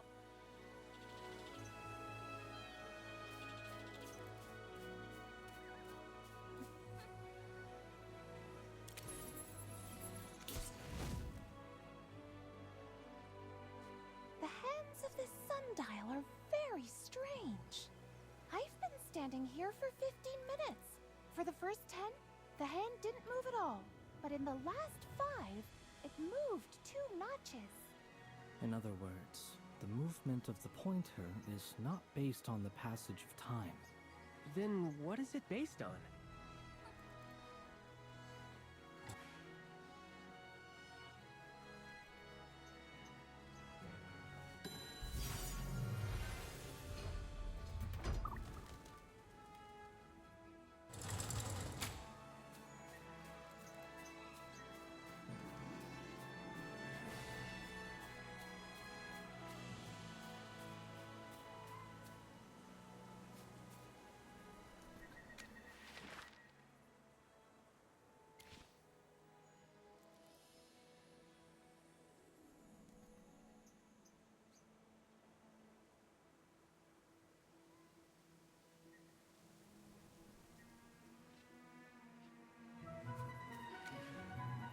Did you discover anything?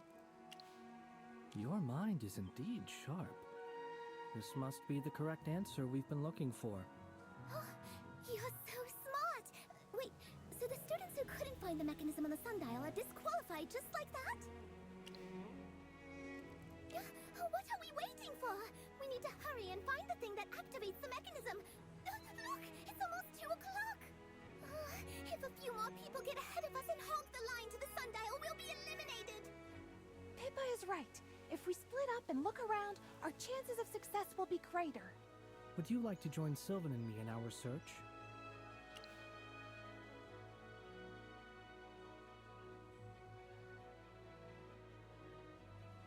Then Pippa can join me. Let's find what we need and hurry back. Hey, we're planning to go check out the island to the east. I heard that a lot of golems are attacking people there. Many people were hurt. Nothing that hazardous appears by accident. Their presence implies deliberate action and a conscious effort to place them there. This must be a test specifically designed for us. Shall we be off? I thought you'd definitely team up with Cassidy, but choosing us was a smart move. Now our chances of success are even higher. The hands on the sundial are almost at 2 o'clock. We have to hurry.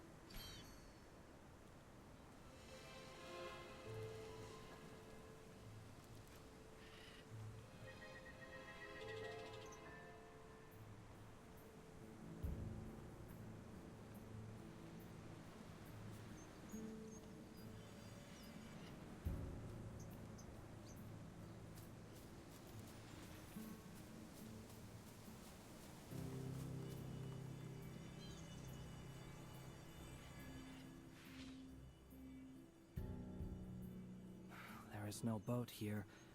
But what about you? I mean, you know. It's okay. You two go on ahead. I'll find another way. I'll just stay with you. No, it's fine, Sylvan. You can work with our new friend here.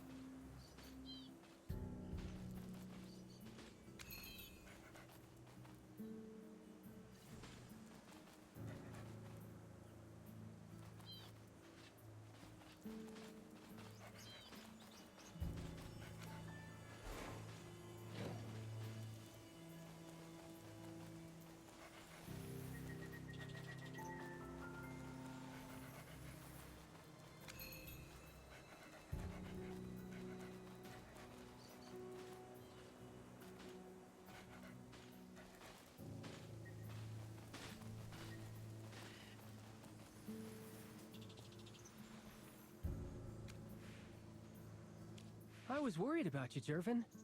I didn't expect you to catch up so quickly. I said I'd be fine. See?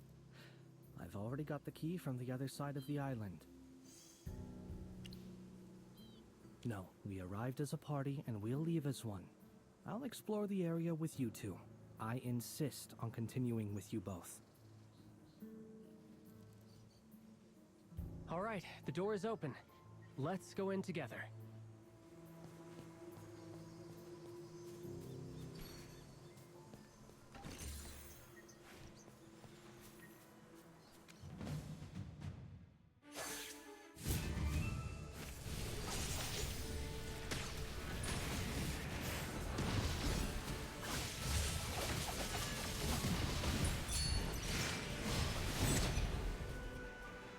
I have prevailed.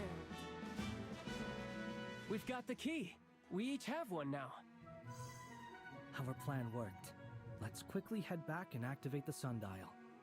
Yeah, I didn't go through all this trouble just to get disqualified for being late. It's time to get to the next stage of the selection.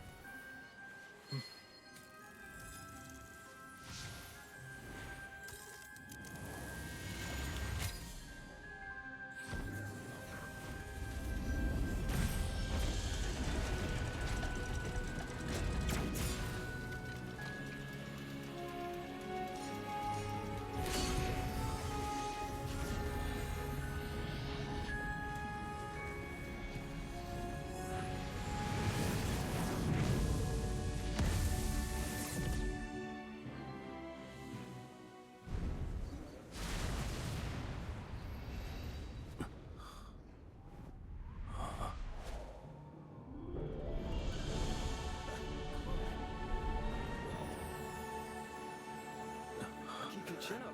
You can do this. This is an interesting way to run a selection.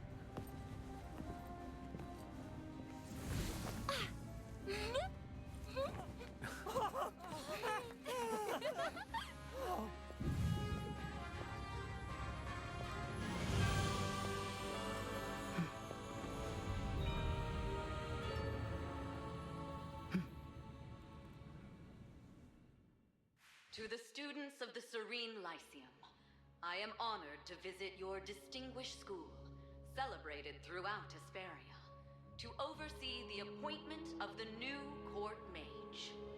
I look upon all of you and see wisdom and the fire of determination. These are qualities I personally admire, and ones no court mage should be without.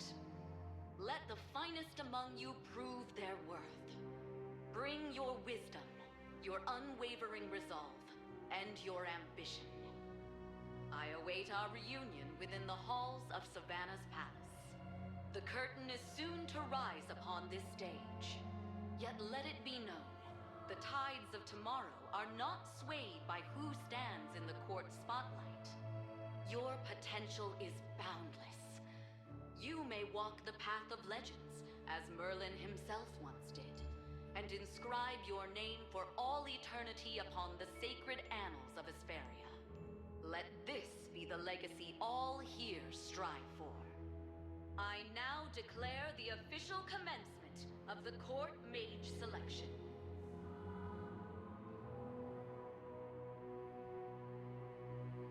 I suppose I should introduce myself. I am the Chief Court Mage of Savannah, Siren. I will now explain the rules of the selection.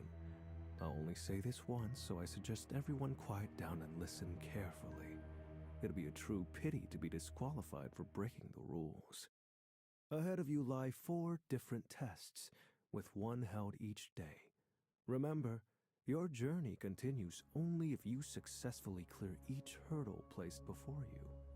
There is only one successful candidate for the final test, meaning whoever can pass the final test will be able to become a court mage. The rules are rather straightforward. Thank you, Magister Siren, for your explanation. First of all, I'd like to congratulate you all for successfully reaching the Interrealm. You've now entered the formal selection. Next, I'll announce the subject of the first exam. A court mage must possess sufficiently powerful magic, be skilled in utilizing all manner of spells, and be capable of dealing with every kind of foe. The first test will be on your magical prowess. There are 3 portals here that lead to the Simulacrum Isles. Your task is to venture onto 3 islands alone and defeat the powerful foes residing there. We will record the total time it takes for the participants to pass through the 3 islands and rank them based on the total time. All participants ranked within the top 50% will pass the first test. You may now ready yourselves for the first part of the exam.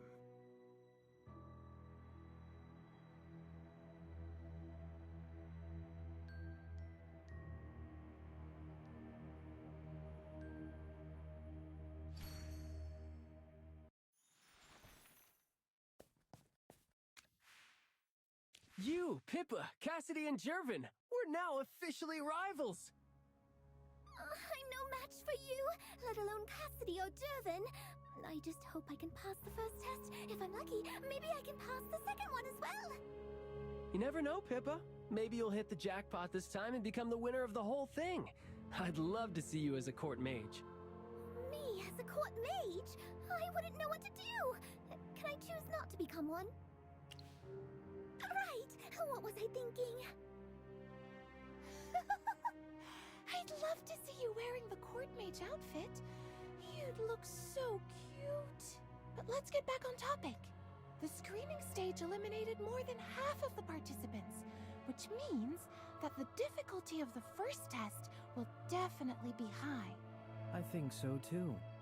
How about we turn this endeavor into a trial of speed and skill? Who among us can pass through the 3 islands the fastest? You know how competitive I am, Jervin. Maybe it's finally time for me to show you all what I can do. Confident as always, Sylvan. I look forward to your performance. Let's all do our best and stay safe out there. Let's get started! What? It's starting already? Oh, I've got to try not to fall behind.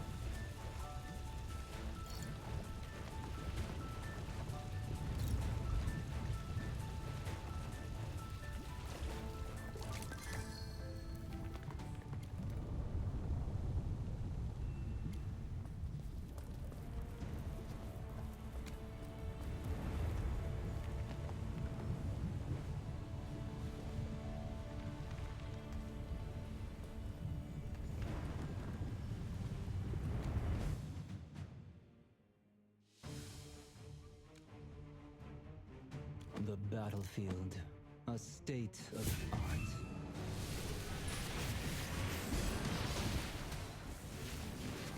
Divine shield protects me!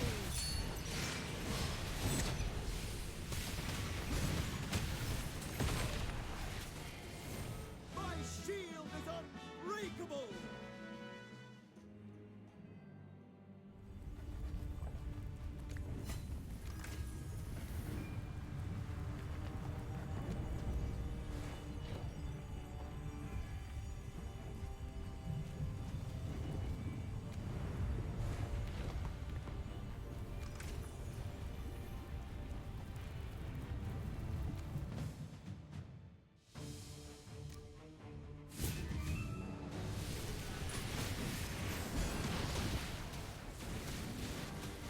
Divine shield protects me!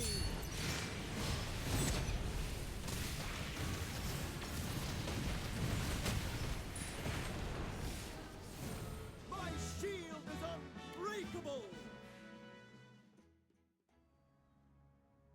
Interesting. This student, who defeated the monster first, seems to have much stronger control and understanding of magic than the others. No need for such wide eyes, Siren. Some students are just born with a little extra sparkle in their wand, don't you know? I still recall the exceptional spark you showed in your youth. Seeing the mage you've become, it truly warms this old heart. I'm so very proud of you. Your acknowledgement is appreciated, Headmaster. One can only hope your physical vigor has managed to keep pace with your nostalgic sentiments. Goodness me, this old vessel may have a few more creaks than it did 2 decades past, but everything still sails.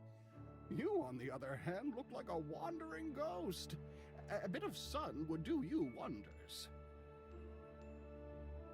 Looks like the Royal Court of Savannah has done what final exams never could. They've sucked the life right out of our brightest graduate. Oh, Headmaster, you and your jests. But come now, let's not pretend. We both know who the Lyceum's brightest graduate is. As for this year's class, I heard even before I arrived that there are a few exceptional students, Cassidy and Jervin. But now it seems that none of them can compare to... that one. It seems I've heard a similar name from afar. Strange, isn't it? For someone with her raw talent to be so overlooked, while everyone chatters on about Cassidy and Jervin. For some, being widely renowned isn't necessarily better than being obscure. He must also be a student who was admitted through special admissions. And yet he lacks both title and renown. A commoner with no name to speak of, simply a new student. How curiously quaint. For a court mage to bestow such attention upon an ordinary student, it seems this year's class is truly exceptionally gifted. Look! Those excellent candidates have already passed the first test!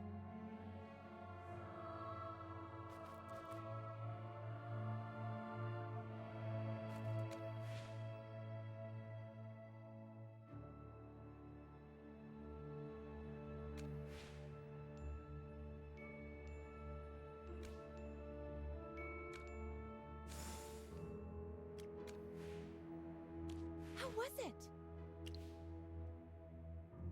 I agree. I spent quite a bit of time defeating it. Hey, it's Jervin. Look, Sylvan made it here also. So you were first, Cassidy. No, he was ahead of me. You truly are a formidable opponent. Yes, I don't want this competition to affect our friendship. Where's Pippa? Have you seen her? Not yet. Should we wait for her? There are still 2 islands left to clear. I suggest we simply continue on.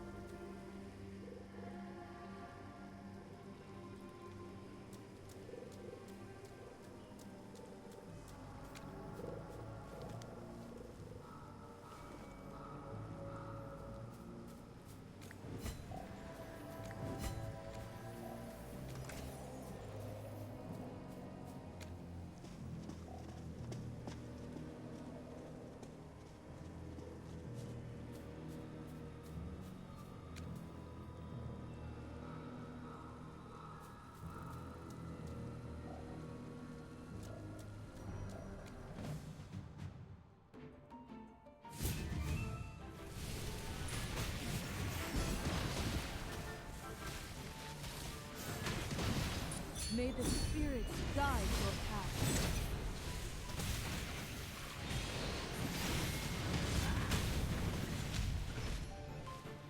I have prevailed.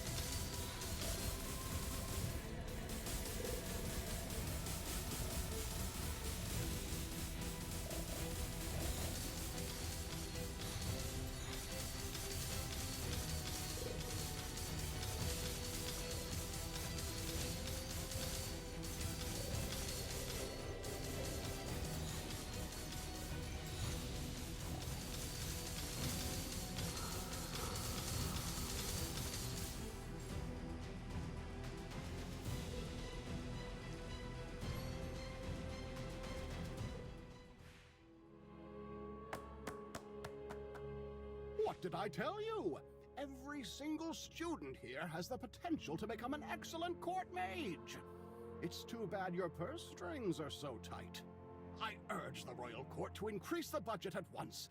Double it, triple it, even tenfold if possible. Every coin invested in magic will yield returns beyond imagination. Thank you for your suggestion, Headmaster. You can be certain I will present your ambitious proposal to His Majesty. Speaking of which, that student performed remarkably well once again. Let me think. Where have I seen such an outstanding talent before? Is he the one I met in the Duchy of White Ridge? The Duchy of White Ridge, you say? That region has produced quite a few renowned mages. Lady Anathime, founder of alchemy at the Lyceum, and the famed elemental mage, Magister Lawrence, to name a few. Yes, Headmaster. The history lessons taught in the Lyceum are still etched in my memory. I can recall the exploits of our illustrious forebears in exquisite detail. But this student... Goodness me! Don't tell me the royal court has particular preferences regarding one's place of origin. How could that be? Stop joking, Headmaster. Of course, I haven't been able to hear well lately without using amplification magic, so I didn't catch a word you just said. Oh, look, the place is a complete mess!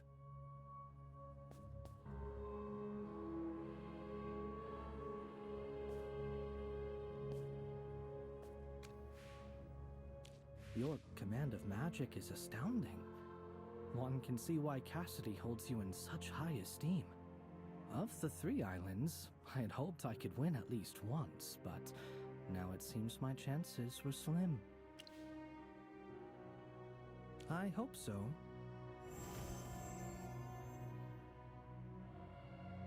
I really should have cast a spell to block my sense of smell. Dear above, who in their right mind thought this thing belonged in a competition?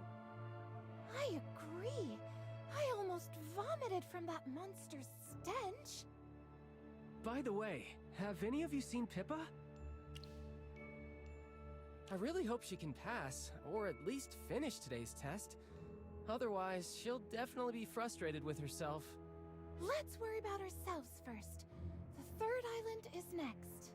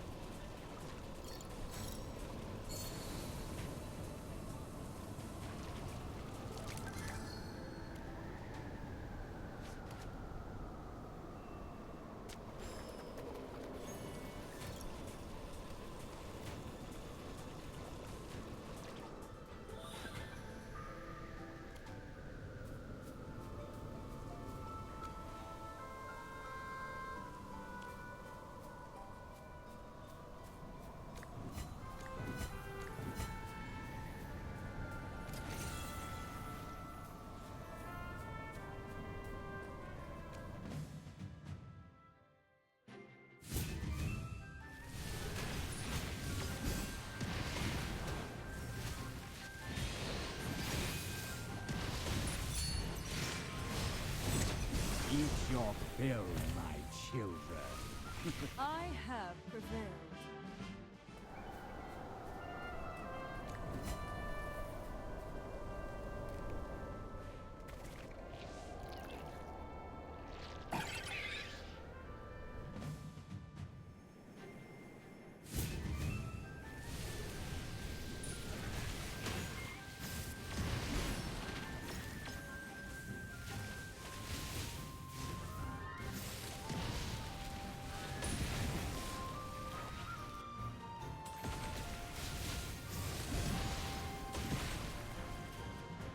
I have prevailed.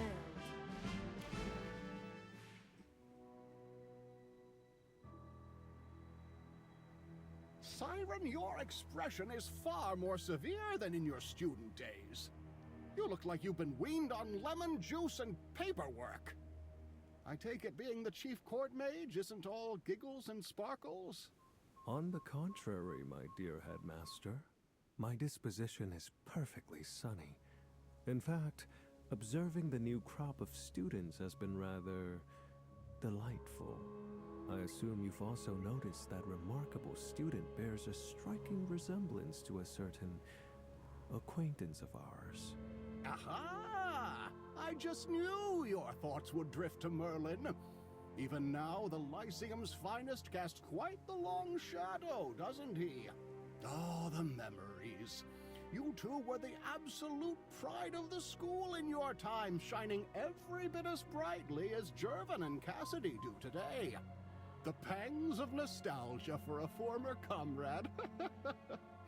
It's no surprise you're projecting your feelings of longing onto the new generation. Despite the chasm between the two, I quite see how one might spy a common thread. The bonds forged in these halls. What a precious thing. It reminds me of my own dearest friend from my youth. You're veering off topic, Headmaster. Yes, quite right. Hey, an old man, no mind. There's no point daydreaming about yesterday when the future is yet to be written. Goodness me, my yapping has run away with me again. We've missed half the show. Shush now, and let the students' magic do the talking. Very well. Regarding Merlin, let's discuss this further at a more appropriate time.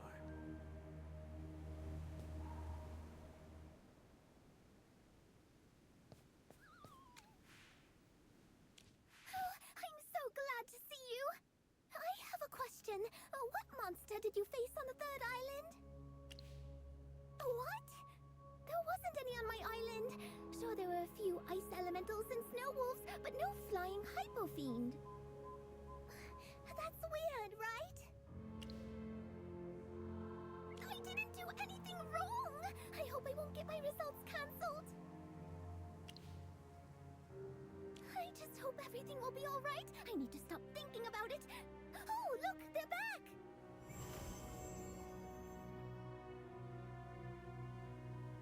Pippa, we were all so worried about you in the first two tests. We never expected you to jump ahead in the third. By the way, did you guys also have to face a flying hypo fiend? Yes. Same here. What about you? Well, for me, my island didn't have any of those. I just kind of walked straight through. I didn't see a soul, not even a puff of smoke. It was weird. I told you, your luck is insane. But There's no need to fret. Luck has always favored you, and that fortune is a genuine part of your capabilities.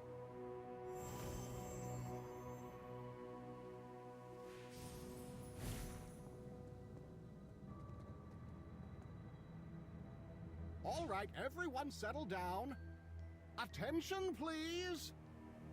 The first round of the selection has concluded. The results will now be announced by Magister Siren. According to the rules, those who successfully pass through all islands with the shortest completion times will be ranked highest.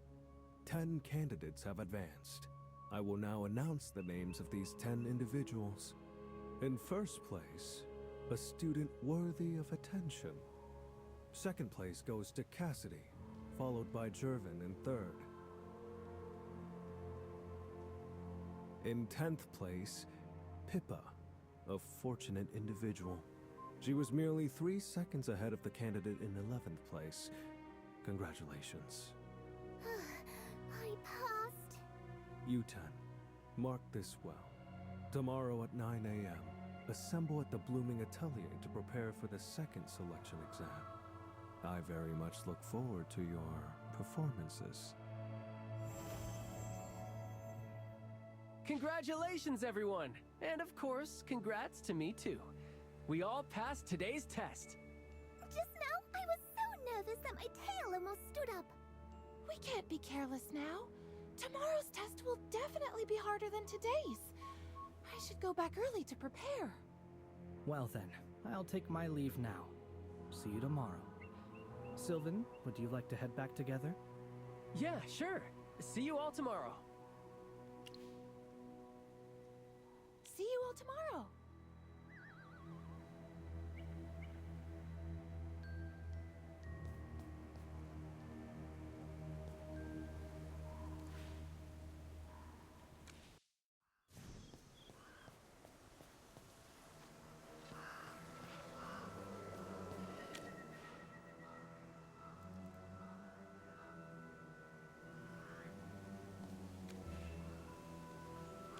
It appears that during today's observations, Magister Siren's focus was all on you.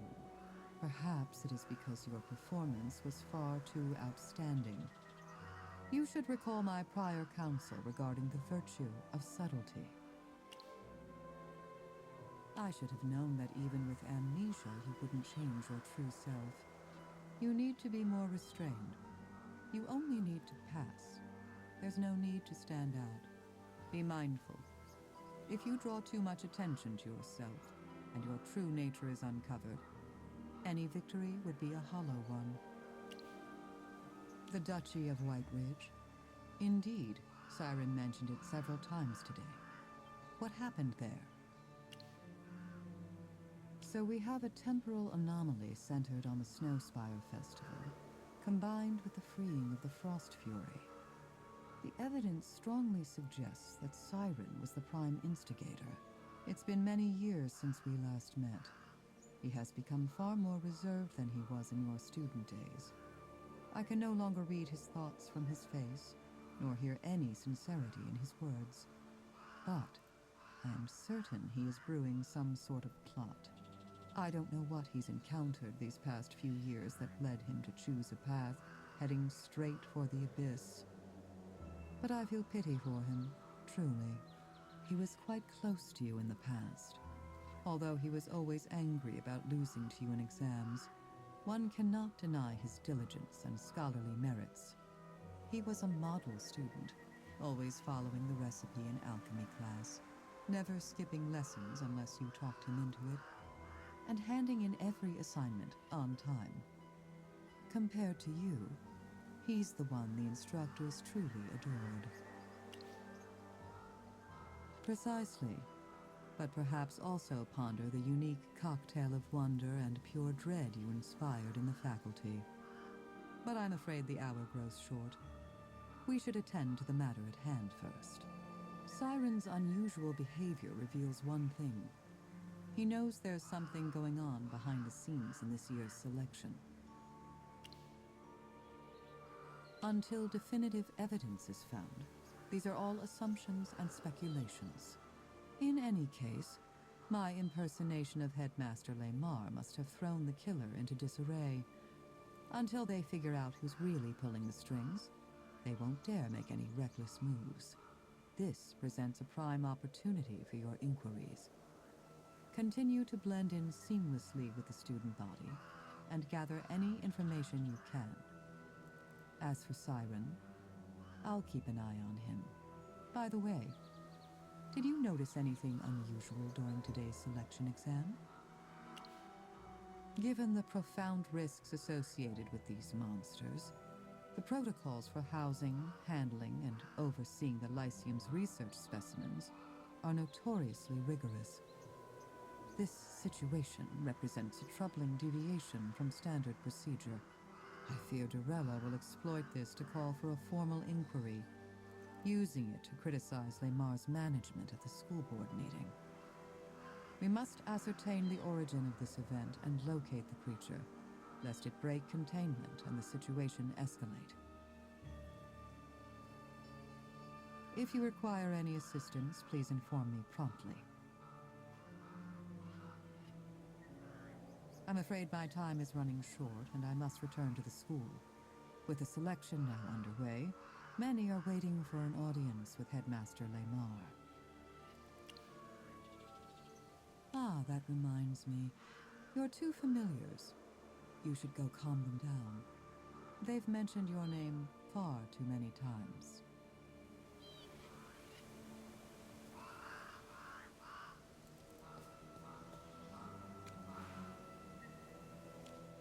Magister! Chippy, don't jump on him like that all of a sudden. You're as heavy as a boulder. Chippy is not. Plus, Chippy just misses the Magister, okay? We've uncovered some intel. The selection exam trials were reportedly created through a joint effort between the Lyceum's professors and the Royal Court. Chippy heard that the Royal Court wants to hold a trial in the Blooming Atelier's gallery. They said it was more fitting. Weird, right? What are you even supposed to do out there? And get this! Apparently, this is the first time the royal family has gotten involved in the whole process. We heard it's because this selection was decided on short notice, and the Lyceum was overwhelmed, so the Royal Court had to step in. I guess it makes sense since the court mages ultimately served the royals anyway. Yes, a court mage suddenly died in an accident. The court suddenly found itself short-handed, which is why they decided to do this. They want to find a new court mage as soon as possible, so unlike previous selection exams, this one was organized in a rush. A nobleman from Savannah. Chippy secretly followed him and overheard his conversation with his friends. We don't know. Magister, we have a feeling this selection isn't as simple as we imagined. You must be careful. We haven't even told any of this to Professor Zoria. Although she's a member of the Arcane Council, she's still a stranger to us. It's better to be cautious around her. Magister Merlin, don't worry. I'll stay vigilant until we figure everything.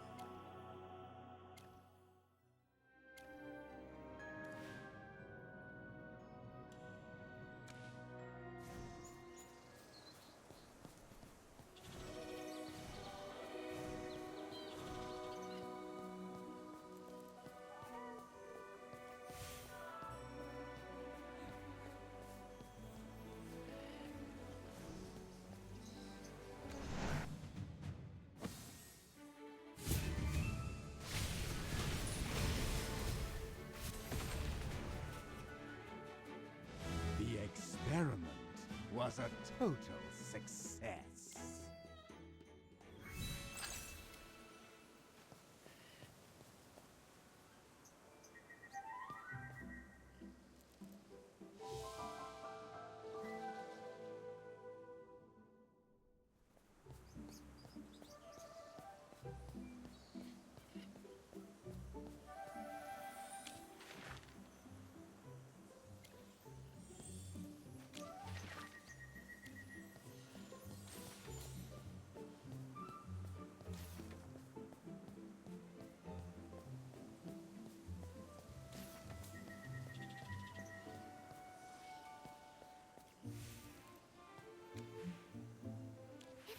taking the exam here.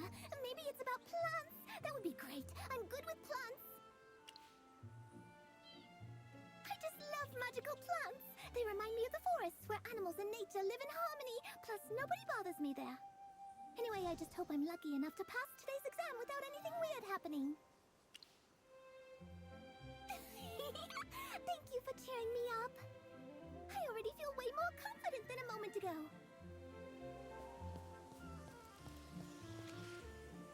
Come take a look at this one. Oh, you have such a great eye for art. That's a piece Master Imonti did while he was at the Serene Lyceum. It said his artistic journey began right here, and he would later become the Grandmaster of Landscape Painting.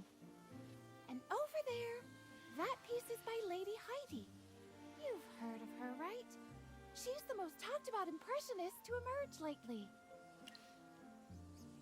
She donated it as a gift of gratitude. A mage from our school once helped a distant relative of hers deal with a spirit haunting their family mansion.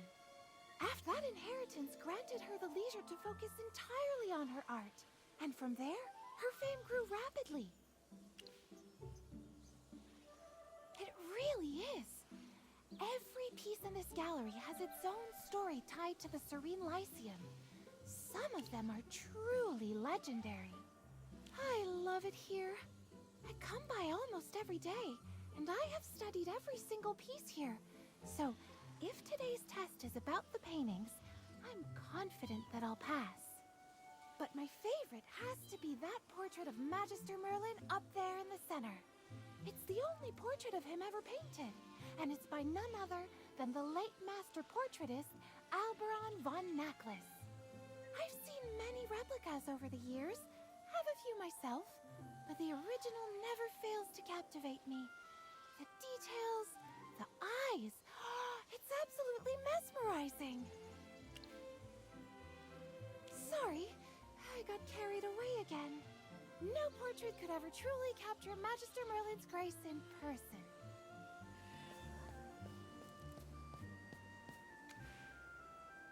I've never had much interest in painting or art. Unless you count antique swords and armor as art, then maybe. Growing up in a family of knights, I inherited their temperament. Unfortunately, I also inherited their taste in art, which the records show was essentially non-existent. That's surprising. I thought you prided yourself on your family's honor, Sylvan. I do, but I won't defend a talent we never had. The Grenvaldens always saw art as nothing but shiny trinkets. They'd spend fortunes on the best horses, custom armor, and weapons, but wouldn't pay a coin for the finest painting in the world. I've heard as much. Your family's tastes are distinctive. Anyway, back to the exam. Any clue what it's about? And why here, of all places? Maybe it's about the mages in these portraits? Or a test on the history of magic? That will be great! I'd pass that one for sure if it was meant for 5-year-olds. Neither painting nor history is expected of a court mage. A court mage is evaluated on 2 traits above all else: their family and their fealty to the royal family. Right. It's an unspoken rule. Candidates from noble families simply earn more trust at court. A true shame, I'll admit. It's not just tough for commoners. Even a noble who's fallen on hard times needs a major achievement to earn the court's favor. Exactly. It's about absolute fealty to the Lightbearer Empire and to the throne. That's the bottom line. Beyond that, you're expected to always obey the royal family's wishes. That could mean taking the blame, covering things up, cleaning up someone else's mess, or even sacrificing your coin, your life, or your honor. Yes, many have tried, but most just ended up broken. My father's told me far too many stories about that. The court is no place for idealists.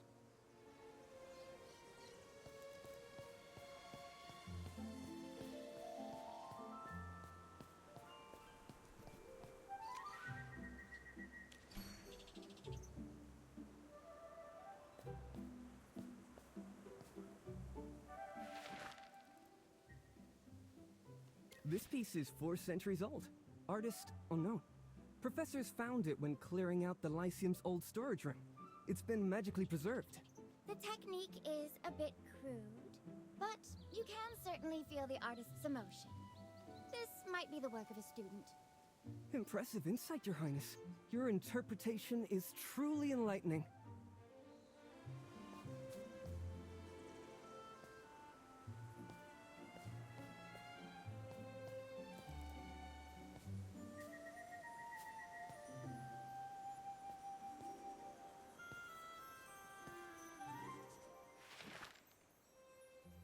Self-portrait of Pelin? Anyone know who Pelin is? Pelin was a renowned mage and guest professor here at the Lyceum about 2 centuries ago. Painting was just one of his hobbies. He also enjoyed sculpture and the art of jewelry crafting. Oh, my mother owns a necklace signed Pelin. She loves it, and it has 120 amethysts. So luxurious and elegant.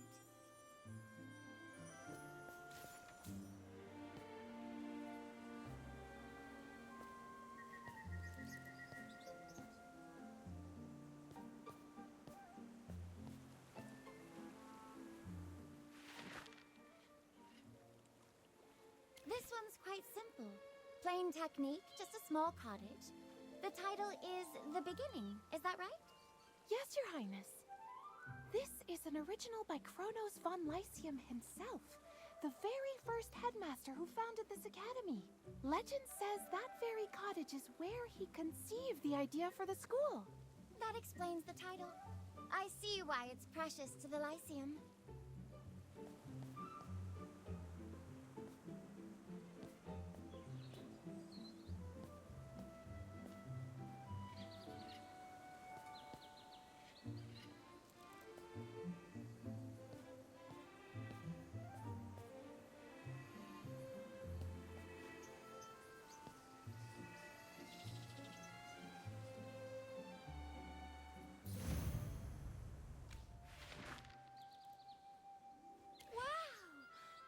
Be the largest portrait in the gallery.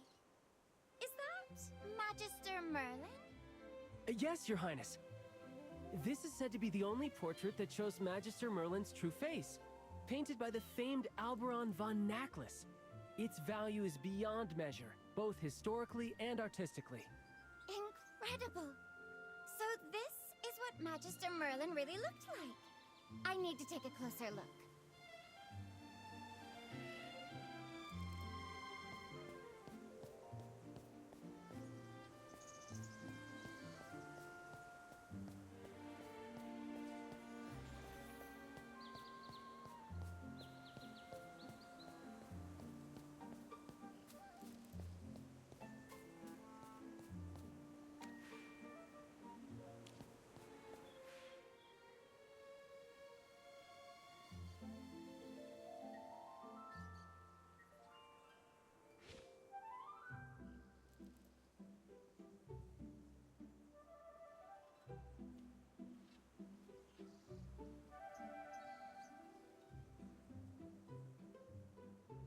The composition and brushwork suggest Lady Sharon's style, the famous pastoral painter.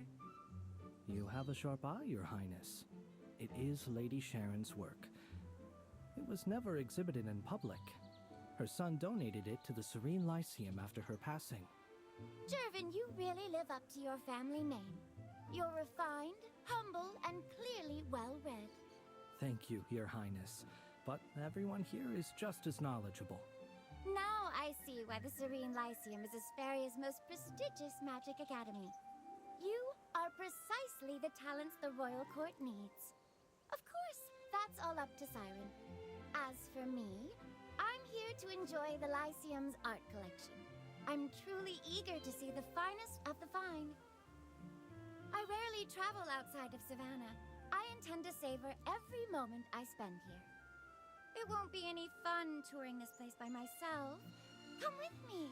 Perhaps one of you can describe the paintings as we walk.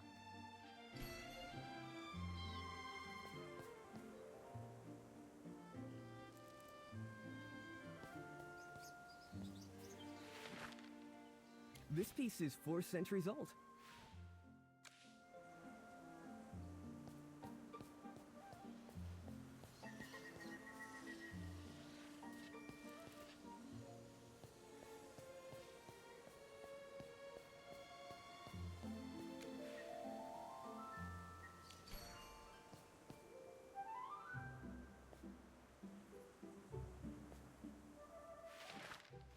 This piece is 4 centuries old. The technique is... Impressive.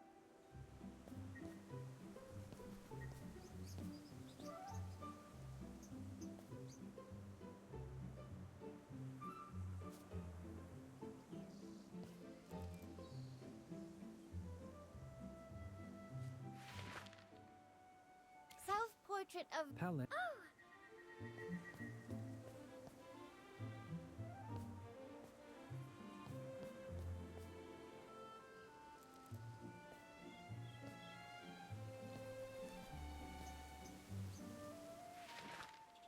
This one's... Yes, that explains...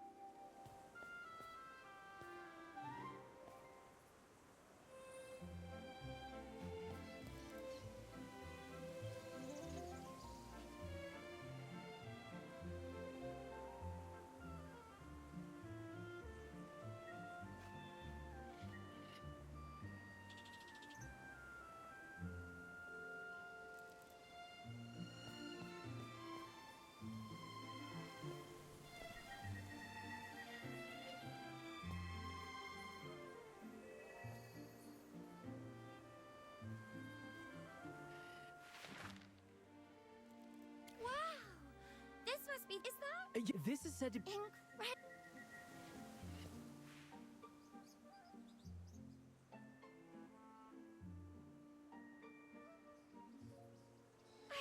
I'm so sorry. I didn't mean to. It can be fixed, right?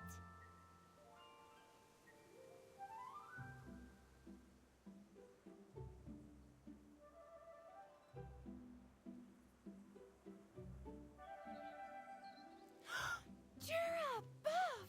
That's Magister Merlin's portrait!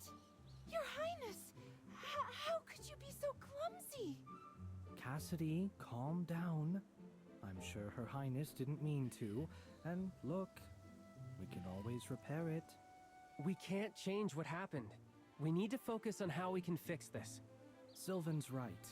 Getting angry or pointing fingers won't help. Our priority is figuring out what we can do now. Yes, no one saw that coming. But I'm so sorry. I didn't mean for this to happen. Please, don't be angry. I'll report this to the headmaster myself, and to my mother. Can someone start examining the painting? The royal family will cover any repair and restoration costs.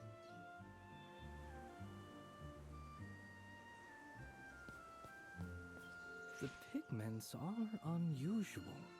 Made from mana-infused minerals and rare plants, the canvas was treated to withstand magical energy. Even the frame and carvings are top-grade craftsmanship. No ordinary noble could afford something like this. I'm no art expert, but there's definitely magic bound to that painting. Beyond preservation spells, someone sealed a large amount of mana into it, giving the image those special features. So the impact caused the mana to leak, and that's why the image vanished? That seems to be the case. To repair it, we'll need the right materials to mend the tear, and we'll have to decipher the spell used to seal the mana. Then, we can redraw the magic circle and re-infuse mana into the painting. The more I think about this painting, it was totally my mistake. It looks like the damage is worse than I thought. Have you found a way to fix it yet? Your Highness, I think there's been a misunderstanding. What I mean is, this painting itself is a forgery. What? Cassidy, are you sure about that? I'm certain. I've spent countless hours studying Magister Merlin's portrait. I come to the gallery every single day to admire it. I know every detail by heart, better than I know my own name. In the real one, the shadows along Magister Merlin's nose, jawline, and cheeks are softer, and the background uses thicker layers of pigment. Of course, it's our revered Magister Merlin, after all, the one we all look up to. And every portrait in this gallery is protected by powerful enchantments. A fall like that shouldn't have caused any damage at all.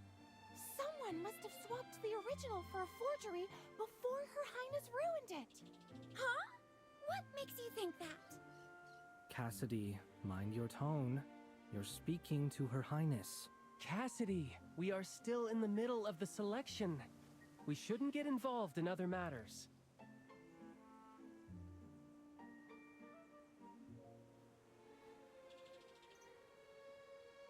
Why is everyone acting so strange? This is a portrait of the great Magister Merlin, the most famous mage in the entire Empire. If the Serene Lyceum's prized collection has been replaced with a forgery, that's a serious breach of security. We have to report it to the school faculty immediately. Your Highness, whatever the reason, I hope you will explain the situation to the school faculty with us. Cassidy? That's enough.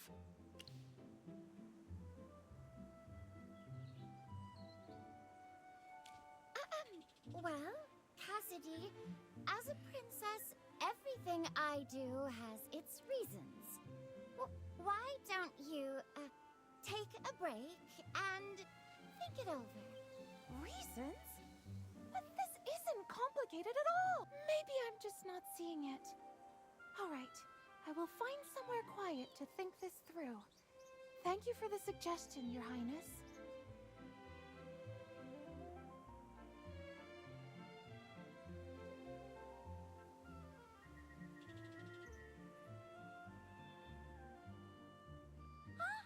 She actually left? Oh, after all that, she still didn't get it. Never mind. Anyway, back to our earlier topic. Has anyone figured out how to restore the painting? Please don't worry, Your Highness. If you allow it, leave this to us. We will make sure the painting is fully restored.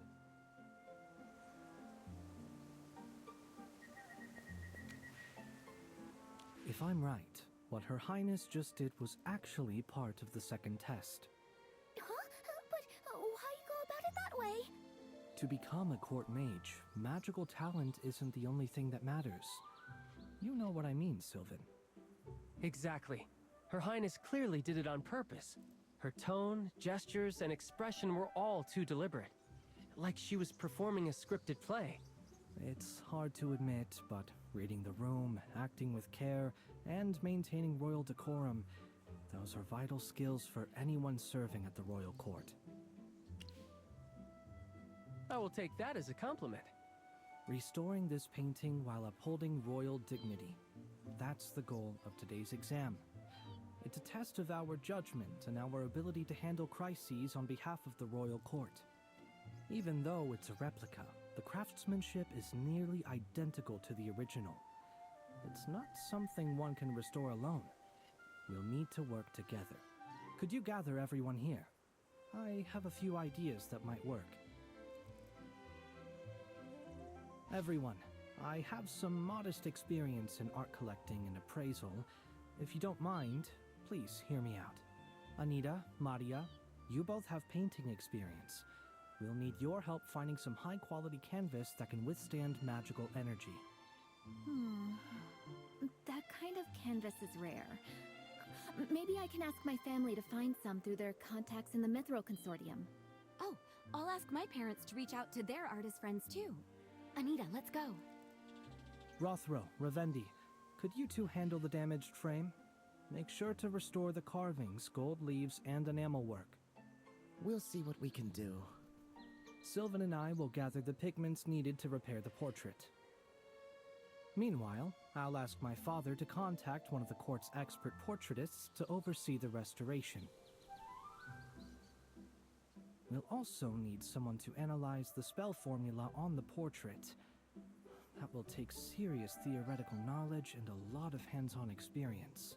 I was planning to have you and Cassidy handle this together, but after what just happened... Then I'll leave that to you. What about me? You have tremendous magical power. It's just a matter of control. Niall, on the other hand, is skilled at channeling magical energy. Once everything's ready, you two will be responsible for reinfusing the portrait with magic. Reinfusing it with magic? No problem. I will not fail this test. Then let's get started. We shouldn't keep Her Highness waiting.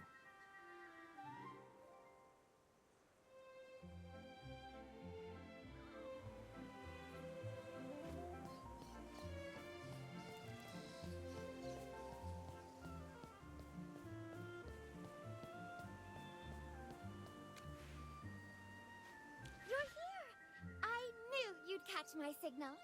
Rowan told me to act like I didn't know you.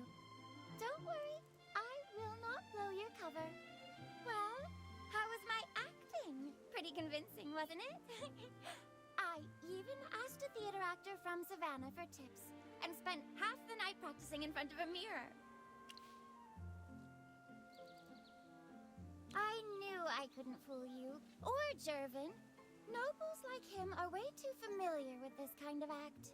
Anyway, Cassidy's still the same as ever. Honestly, she hasn't changed one bit since we met back in Ryham. She didn't actually go home, did she?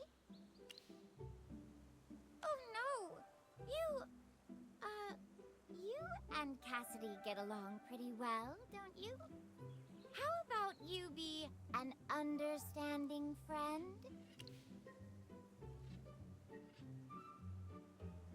Violation of the rules? What are you talking about? I said no such thing. Those are your words, not mine. You're just making assumptions. But honestly, it wouldn't be nearly as fun without Cassidy in the selection exam. Anyway, you'd better get back on the exam. Looks like someone's coming this way. See you later. Bye.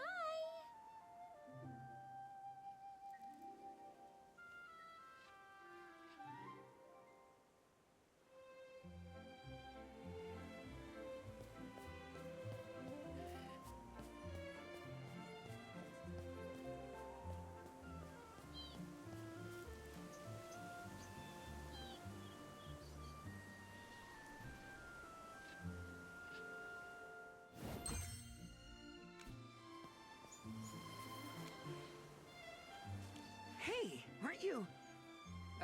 Sorry, I can't recall your name. But I saw you in the selection exam, right? Why are you out here? Don't tell me you got eliminated too.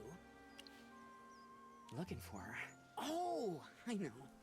You two must be meeting up to share the sorrow of defeat, huh? Nice try, but you're not fooling anyone by changing the subject like that. Don't be down. I get how you feel. She went that way, toward the docks. She's probably taking a boat home. Her family lives in a village across the lake. Hey, don't lose heart. Failing once isn't the end of the world. There's always next time.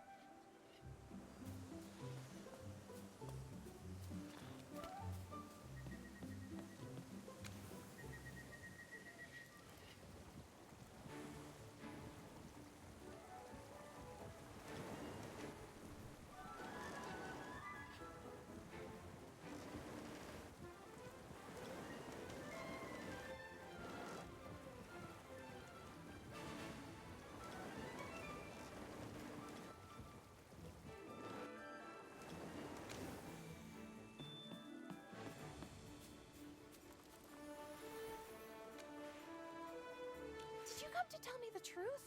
Her Highness admitted it, didn't she? The selection exam? You mean Princess Peggy damaged the painting on purpose? Just for a test? How could she?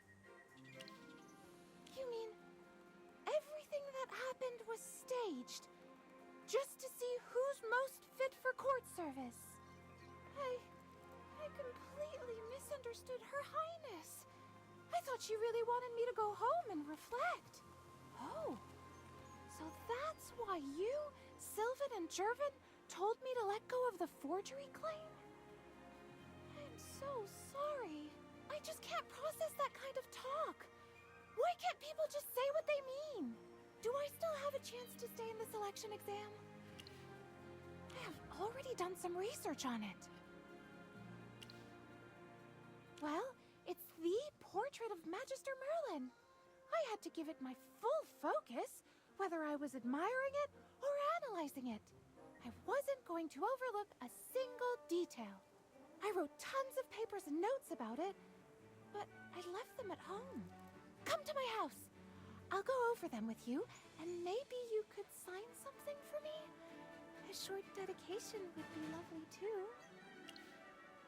So that's a yes! Wonderful!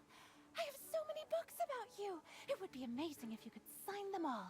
And with a few kind words, maybe? I can't believe this! Please, come with me.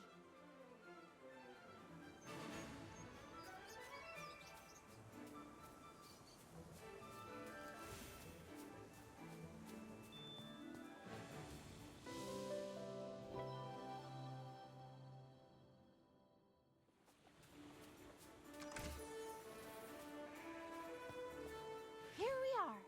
This is my home. Welcome to Cassidy's research base. Can't you tell? It's actually a magic house. I used a few stabilization spells to keep it standing like this. It might look tilted, but it's perfectly safe. The builders were terrified at first. They thought it would collapse any second. My parents love this house. They don't know much about magic, but they find it fascinating. Oh, sorry. I've been talking your ear off at the door. Come on in.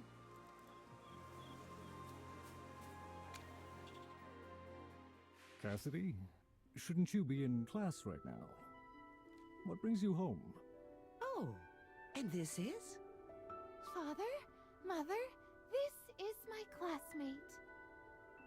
This is my father, Riels, and my mother, Sophia. We came to pick up some research notes. There's a spell formula we need to analyze quickly. Oh, don't be so polite. Come in and have a seat. Let me fix you two some tea and homemade snacks. Mother, we have a lot of notes to go through. They can wait. Even the best mages need to rest. It's just a cup of tea. You won't lose much time. She's right. We'll have everything ready in a moment. My parents are always like this. I rarely bring classmates home, so when someone visits, they go all out. Come on, I'll show you around.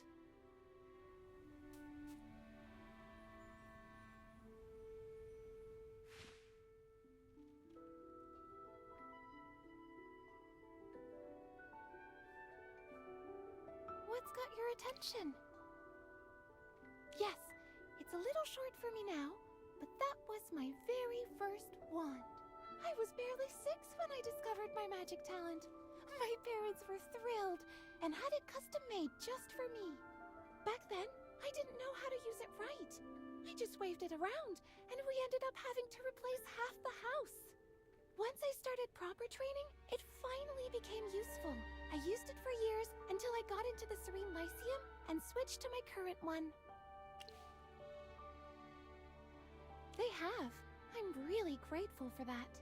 When I got accepted into the Serene Lyceum, they sold our old house in Savannah and bought this land here.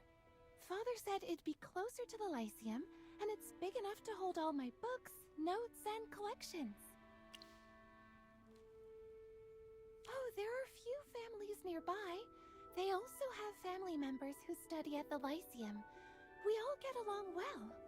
It's quiet and peaceful here, perfect for reading and research. Plus, if I need herbs or a place to practice spells, the woods out back are ideal. Some might call it remote or plain, but to me, it's the best home I could ever ask for.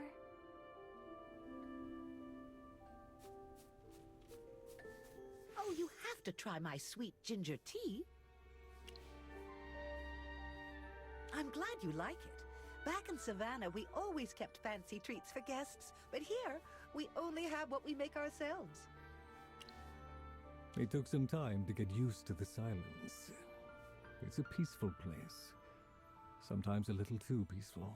Back in Savannah, I worked as a scribe for a city official, and Sophio was a doctor.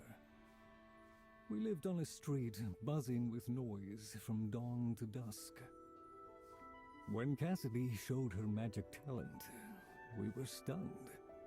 No one in our family ever had such a gift. Dura above, she was barely 6 when she could mold water like clay. We were so impressed by her talent, we decided to leave no stone unturned to help her realize her full potential. That meant money, our time, and even moving to a new place. Cassidy is pure-hearted, maybe too much so. I think we sheltered her so much that she never learned to read people's intentions. But maybe that's what lets her focus completely on her studies, free from all that nonsense. That's our Cassidy. Give her a pile of ancient books and dusty scrolls and she's happy for life. That sounds like her, though I'd feel sorry for her students. They will be worked to the bone by her meticulous nature. The important thing is, whatever she chooses, she'll always have our support. That's what family's for, isn't it?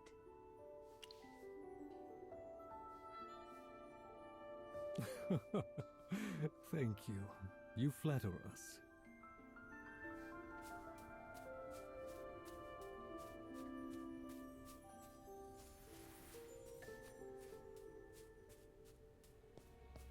All my notes and materials are there. Don't worry, I know exactly where I last left them. Cassidy? Yes, Mother? Today's cleaning day. Your father and I tidied the whole house this morning, including your study. Oh, that's not great.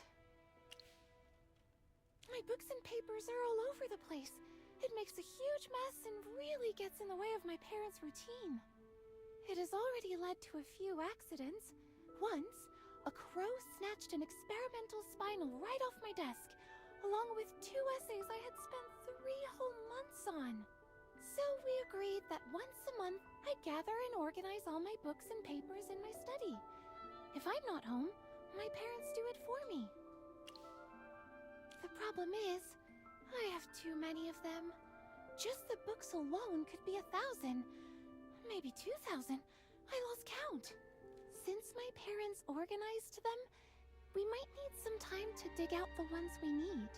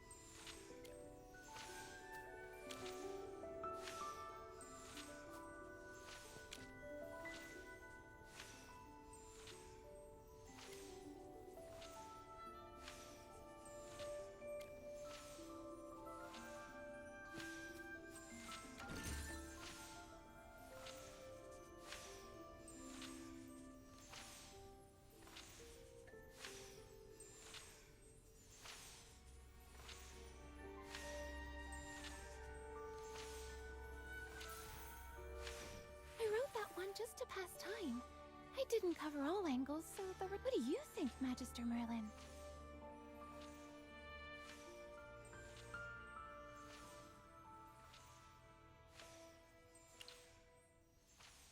Right. Sorry, I got careless at home. So, what do you think? Should we just go with this method first?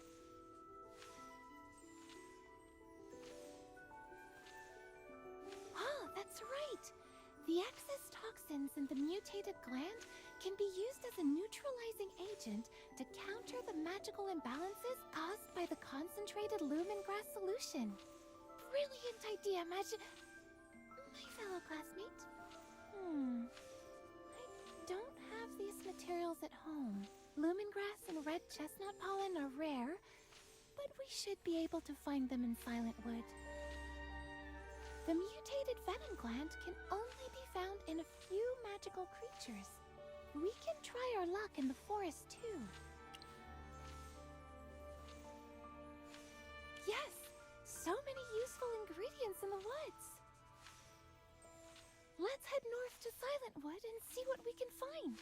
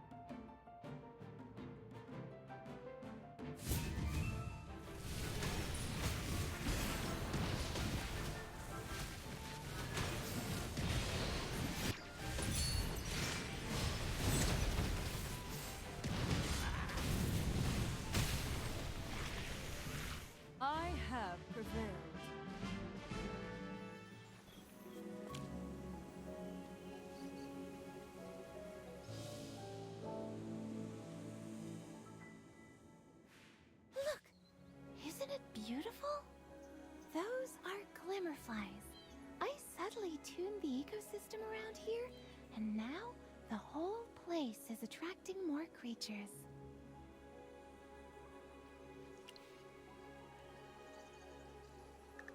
Just this small area. There's no major impact on the forest. Just hold that thought. It's easier if I show you. This way, please. My secret base is just ahead. Of course, I might even need your advice on something. Follow me. It's not far from here.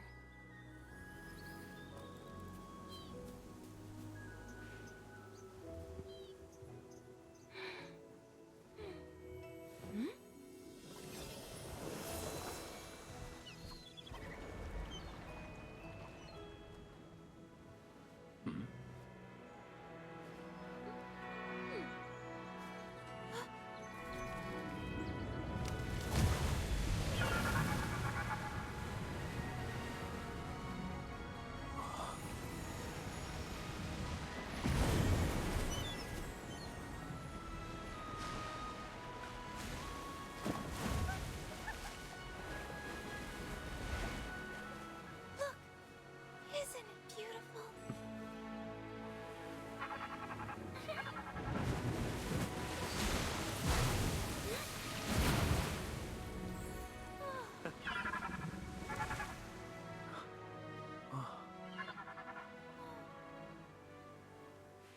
Well, what do you think of my treasure? You spotted it right away. This is an azure river porpoise, an enormous creature from ancient times. In old stories, this creature was revered as the gods' trusted ally and loyal companion. It's incredibly sensitive to magical energy. Sadly, they're nearly extinct now. Because every part of their body makes a perfect magical reagent, they were hunted relentlessly. That's why they're on the brink of extinction. 2 years ago, I found this one and its mother while traveling. The mother was badly wounded, probably from poachers. I did everything I could, but she didn't survive. So I brought it here, just like I did with many other magical creatures. I try to give them a safe home. I also enhanced the lakeside areas, made the area richer in magic energy so they could thrive safely.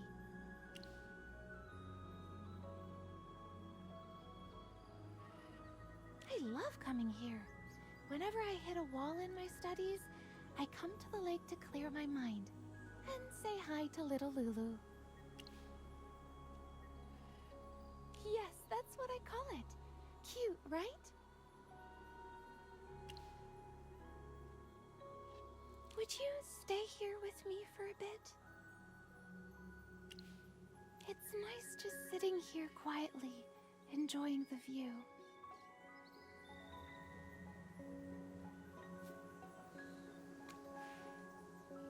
Magister Merlin? I'm sorry, but let me call you that for a moment. It helps me feel grounded. Have you ever felt lost? Really? Even you? So, how do you get through it? When you feel lost, how do you find your way back?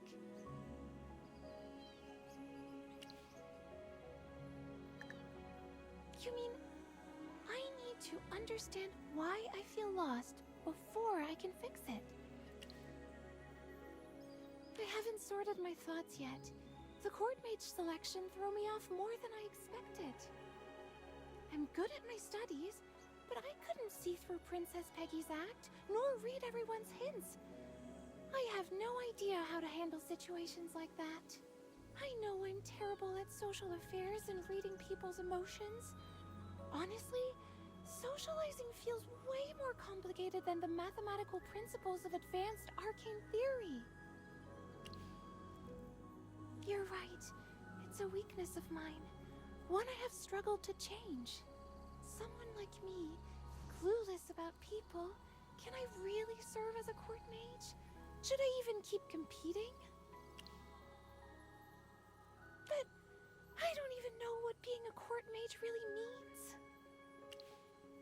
Do you mean I should just figure out what I want, no matter what happens with the exam? What do I really want? At first, everything was simple. Magic made me happy, so I wanted to understand it, to master it.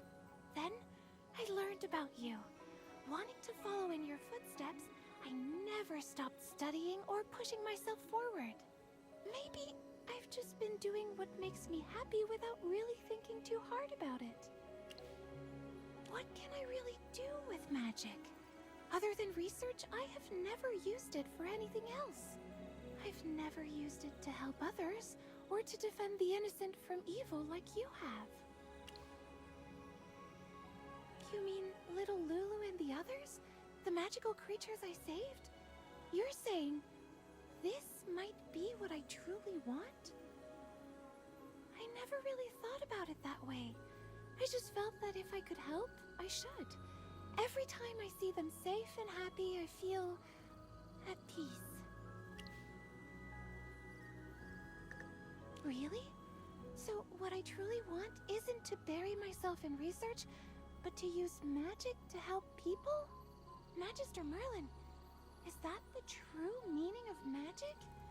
Is that why you're always the one standing at the very front, facing down every evil that comes our way? Feeling right. I think I understand a little more now, though the path ahead still feels hazy. But I'll reflect on what you said. Maybe I can use magic for more than just research. Maybe to help others and find what magic truly means to me.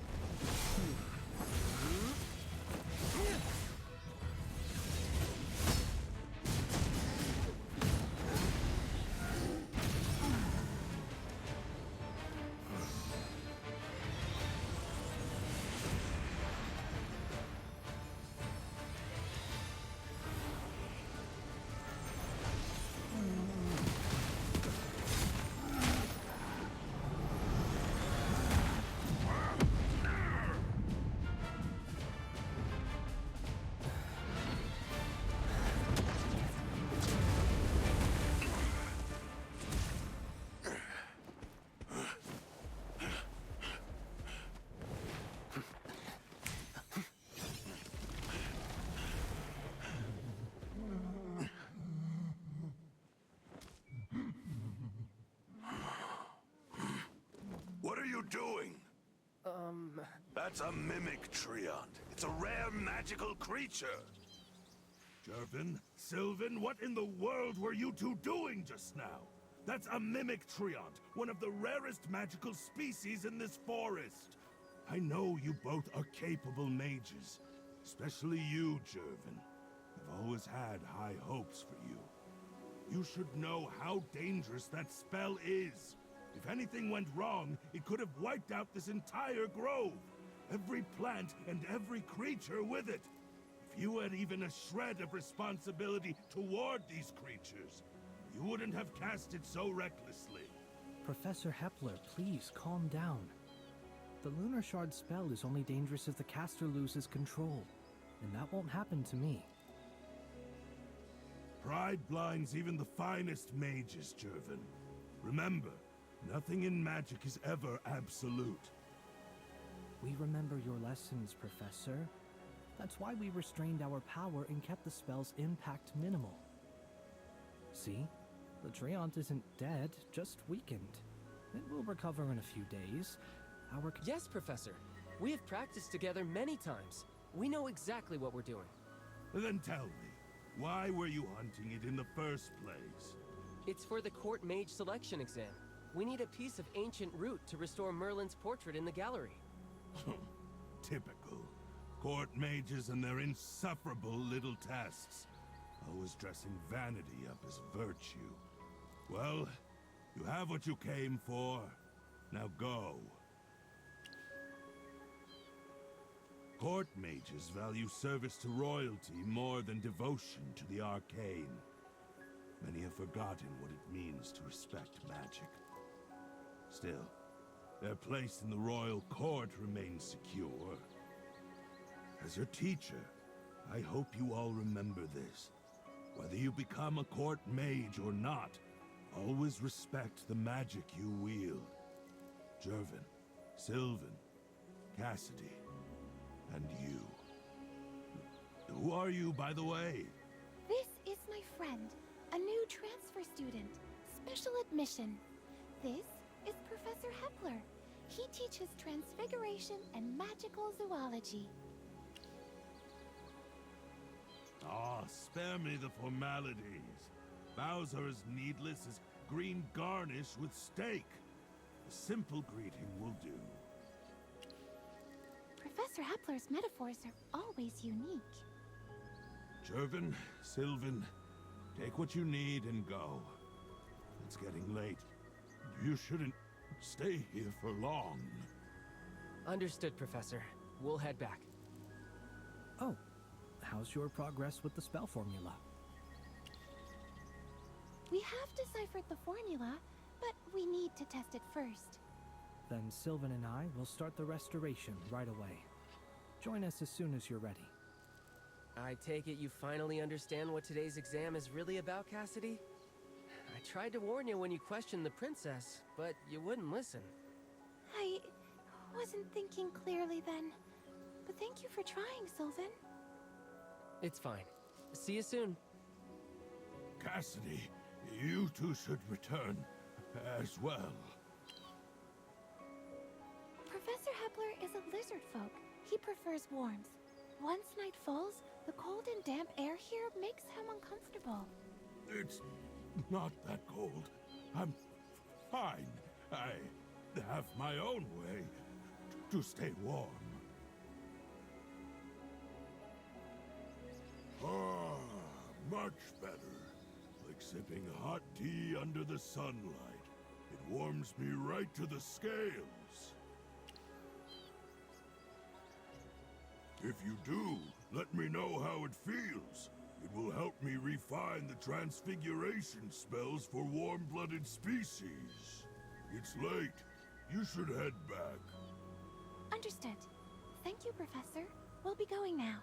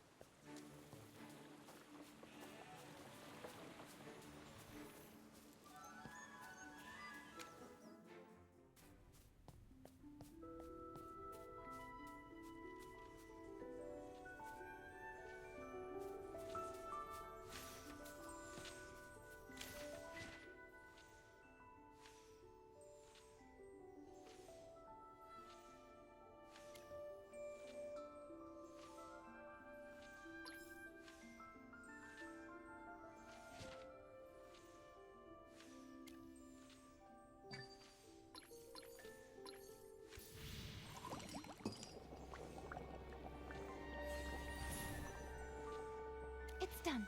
The reagent's complete. Should we head back to the Lyceum? You're right. We must test this before we put it to use.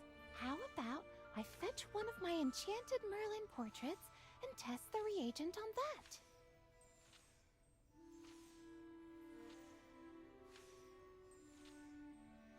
If my theory holds, the portrait's spell formula should reveal itself as a visible magic circle. Let's find a suitable portrait for the test. Come with me.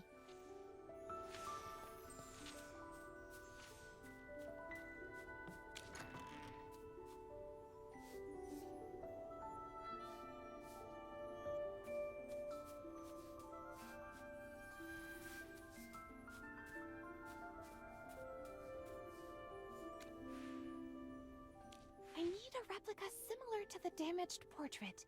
That will help us confirm if the reagent really works. Wait here for a moment. Once I find the right one, we'll go to my study to test it. If you get bored, feel free to browse my collection. Some of these pieces are impossible to find nowadays. I never thought I'd get a chance to show you my collection. Dear above, this feels like a dream come true.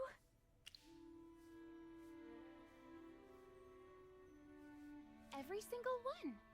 These are all precious to me. Some are one of a kind. I never let anyone touch them, not even myself if I'm feeling clumsy that day. But you can look at anything you like.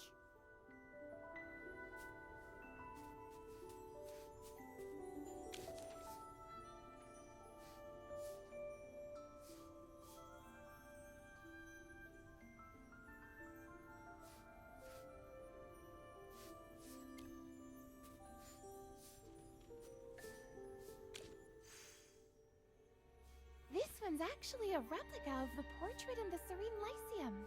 It lacks presence, the true soul of the original, but rumor has it, it's one of the best-selling pieces. Oh, this plush doll?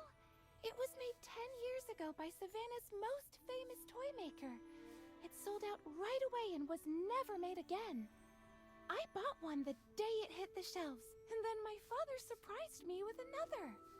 The likeness isn't perfect, but I didn't have the heart to throw it away.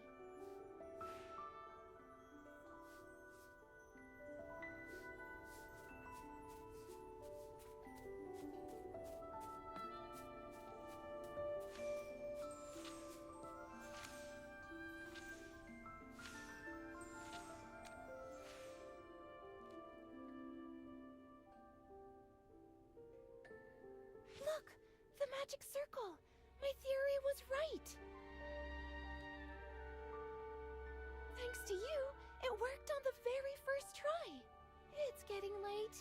We should head back to the Lyceum to restore the portrait. Wait, autograph! You promised!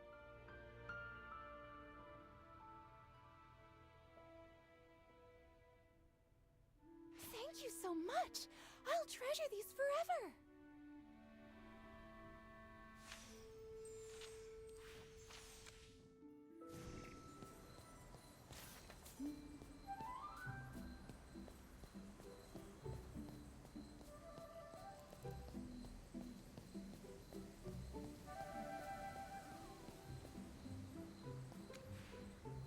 Cassidy, you're finally back. The damage is repaired and the frame is fixed. It was a truly remarkable team effort.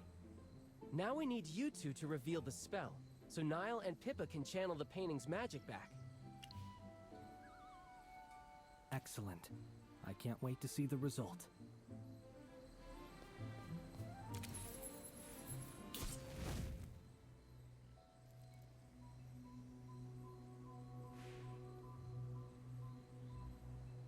Whoa! Is this it? The magic circle from the spell formula! That's amazing! Simply put, it's an alchemy solution that reveals a spell formula in the form of a magic circle. Incredible!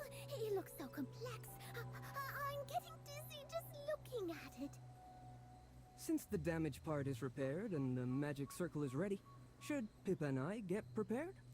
Yes, it's your turn. Finally, time to show off some real spellcraft. Princess, we should invite Princess Peggy to see this.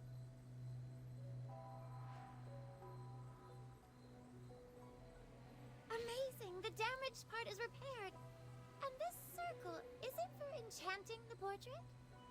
Yes, Your Highness. Pippa and I will now enchant the portrait. A painting enchantment?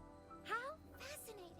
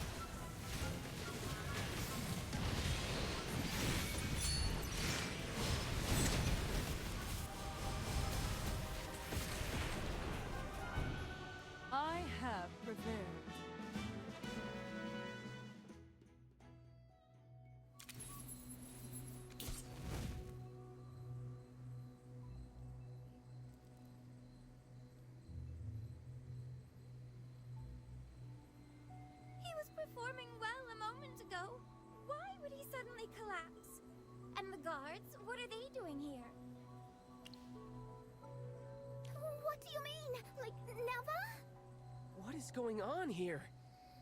Oh no! Is this the illness that's been spreading among the students? You mean the one that makes people lose their magic power completely? So that's what Niall has? I see now. Niall lost his magic, but still carries a student badge. So the guards mistook him for an intruder. It all happened so fast, though. What kind of illness can wipe out someone's magic affinity this quickly? And he showed no symptoms at all. What happened here? We can think about that later. For now, we need to find the headmaster and send Niall to the healer. No, look! More guards are coming! Wait, Headmaster Lema is here!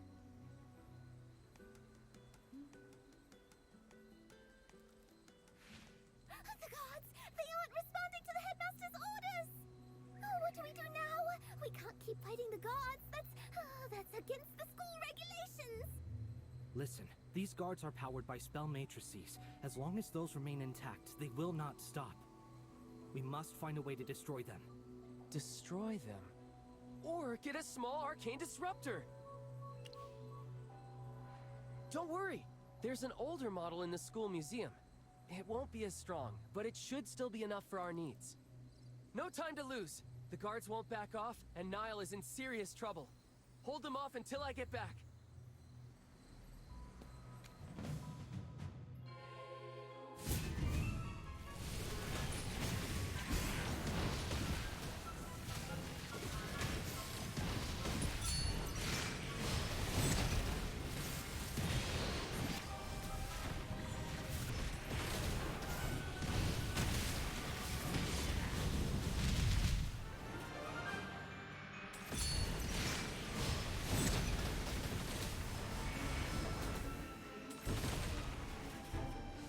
I have prevailed.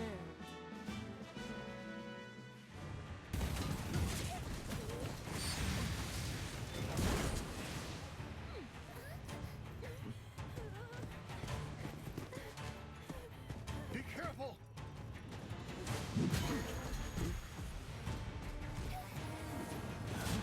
Everyone, be careful! Hey!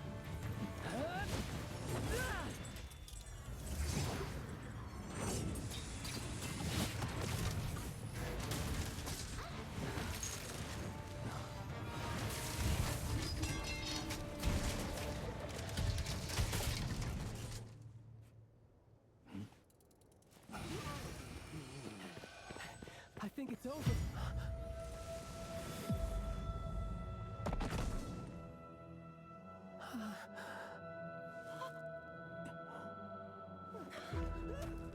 The headmaster!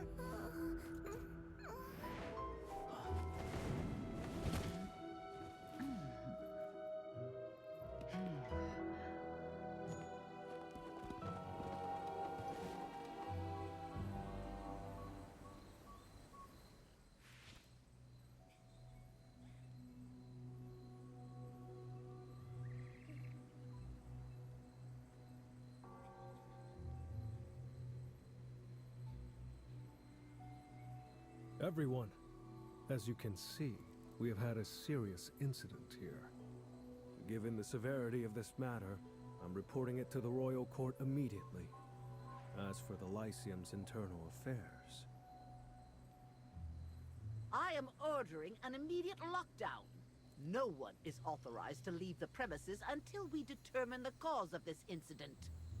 Dorella, please reconsider. The headmaster's condition should not go public. Keeping everyone here will only cause panic and hinder the investigation. We should let the students return to their dorms and question them later, one by one. No way. This concerns the headmaster himself. We will not let anyone escape until they have been cleared. They are all students of the Serene Lyceum. Our students. If they are to be considered suspects, you should first put all faculty members on your suspect list. You make a good point. Now, do as the deputy headmistress requests. Guards, check every student present add them to a list for further investigation, and revoke their exit permissions. No one leaves the Lyceum. Yes, Deputy Headmistress.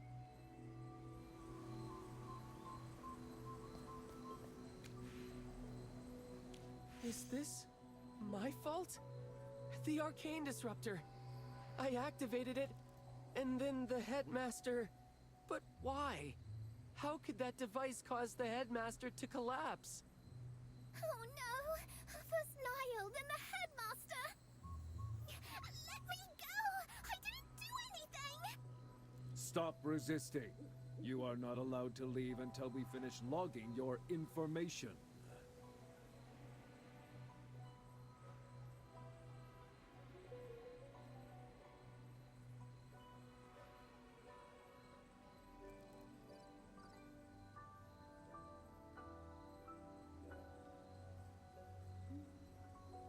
Don't worry, Pippa.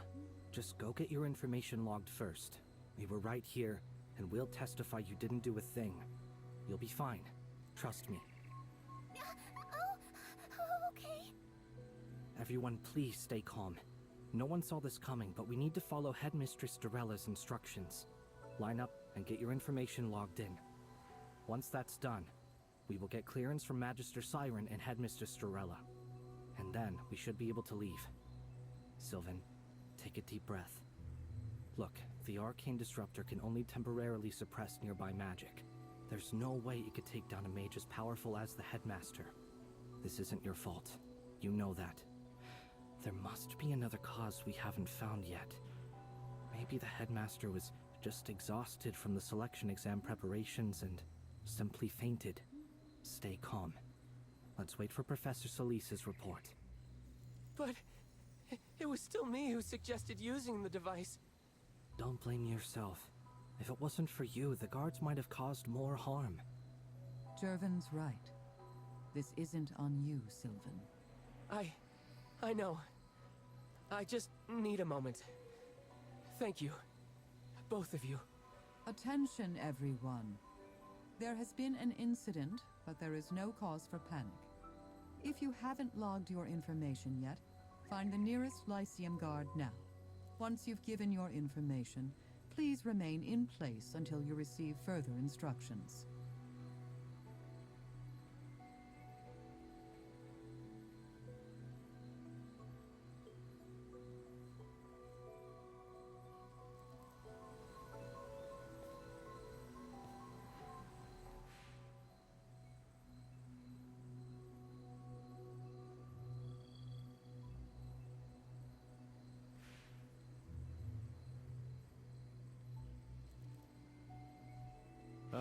Professor Zoria, my old mentor. Perfect timing. I have many questions about what just happened. But above all, why has Headmaster Lamar ended up like this? And perhaps you can enlighten me. An investigation is already underway to determine exactly that. I have no answers yet. Excellent. Then let's see where this investigation takes us. Magic is a profound and mysterious thing. It can achieve wonders that ordinary people call impossible. It can turn falsehood into truth, or even bring the dead back to life. But a disguise is still a disguise. It cracks eventually. Don't you agree, Professor Zoria? If you're talking about those who disguise their crimes or villains posing as heroes, then yes.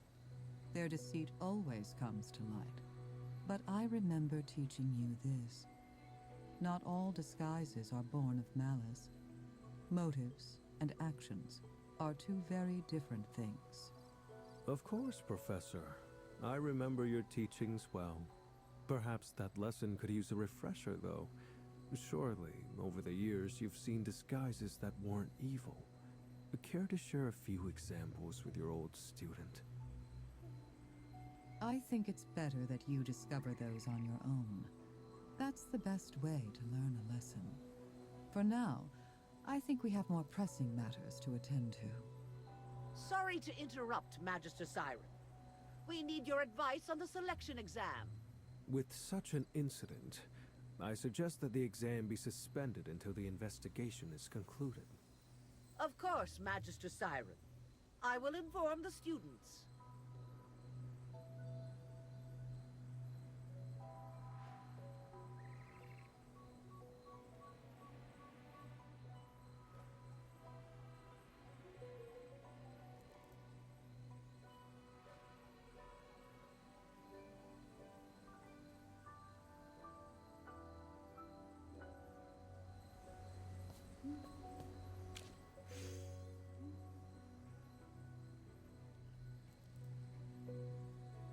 That's an important piece of evidence. You are not allowed to touch that. Hand it to me. I will pass it to the investigation team for further examination. What are you waiting for? Good. Now, everyone, listen up. I have an announcement to make. Listen carefully. Due to the severity of this incident, the court mage selection exam is immediately suspended. All candidates here must log their information with the guards and assemble at Verity Plaza tomorrow morning. No candidates are allowed to leave the Lyceum without permission. Madame Dorella, what about Headmaster Lamar and Niall? Are they all right? That is not your concern. Focus on doing exactly as you are told. Guards, bring Niall to the infirmary for treatment. All staff and faculty return to your offices. We're holding an urgent meeting to discuss follow-up actions. Wait, what about the headmaster? Is he being treated? You don't mean... Students, the headmaster holds a special status. Royal healers from the royal capital are already on their way. Please understand that we're only following the standard procedure. Zoria, I have arranged for staff to take care of the students here. As a senior professor, you are needed at the faculty meeting. Come with me at once. Of course. Students, although the exam is suspended, you should continue your studies. You can always go study in the library and keep practicing your spells. Do not let this incident shake your resolve for studying magic. That's enough. Let's go. I must inform the Academy Board of this.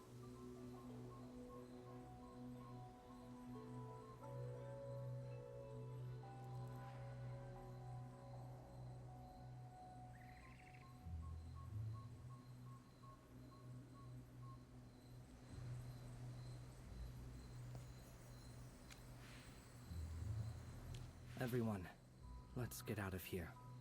Just closing my eyes brings back the scene just now. I'm sure you all feel the same. Yes! I can't stop thinking about it! Exactly. We're all scared and shaken right now. Let's take a walk through the blooming atelier. Maybe it will clear our heads a bit. I don't know, but... Sure. That sounds like a good idea. Do you want to join us? Look, we didn't cause any of this. Don't be so hard on yourselves. Let's go. Try not to dwell on the incident.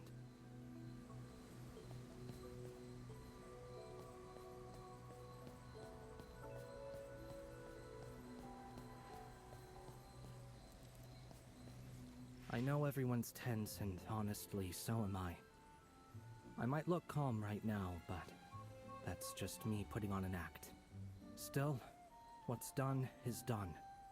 Panic solves nothing. Just remember, we are the Serene Lyceum's very best. So we have to get it together. Even if it means just faking it, we need to keep our composure. We didn't do anything wrong. Sylvan, especially you. Trust me, whatever happened to Headmaster Lamar wasn't your fault. I still can't process this. Just this morning, we were escorting Princess Peggy around the art gallery. And now we're here. I know, right? This is way more stressful than any nightmare I've ever had! That's odd. The arcane disruptor hit everyone here, yet only the headmaster collapsed. Could he be sick in some way? The headmaster's face went white and rigid, almost like he was a corpse before he even hit the ground. Madame Dorella hasn't said it outright, but I think the headmaster might have passed away. Let's not jump to conclusions. Maybe he's just fallen ill. He's a master of the arcane arts. There's no way a single arcane disruptor hit could harm him that badly. There's something else. When the headmaster collapsed, there was this sudden void of magic right around him, like something just vanished. Vanished? Can you tell us more? I can't really describe it, but the magic I sensed was so much colder and creepier than anything normal. It was genuinely unsettling. Today's been too much for me, and I feel so bad for Niall. I really hope Professor Celeste can heal him. I doubt it. There have been several cases of magic lost lately, 4 that I know of, and none of them have recovered. Then, if Niall can't recover... He will be expelled. Expelled? That's awful! Is that really the only option? As cruel as it may seem, he will not become a mage without his gift for magic.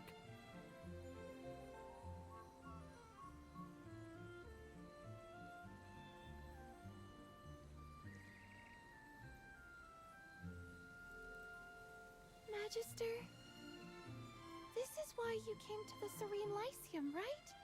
You knew the headmaster wasn't well. Then, the headmaster really is gone?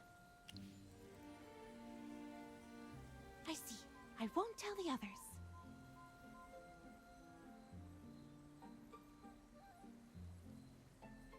I thought taking a walk might help, but it seems we can't talk about anything else.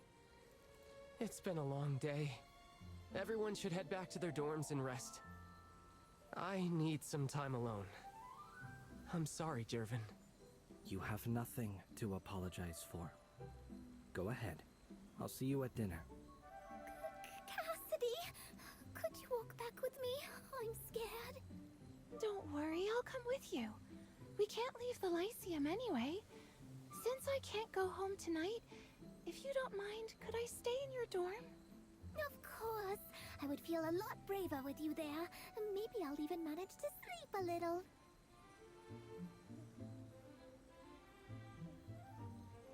They took off fast. I might have stood a chance if I were in better shape. Shall we take a walk together? Perfect. Since my injury, I got used to taking things slow.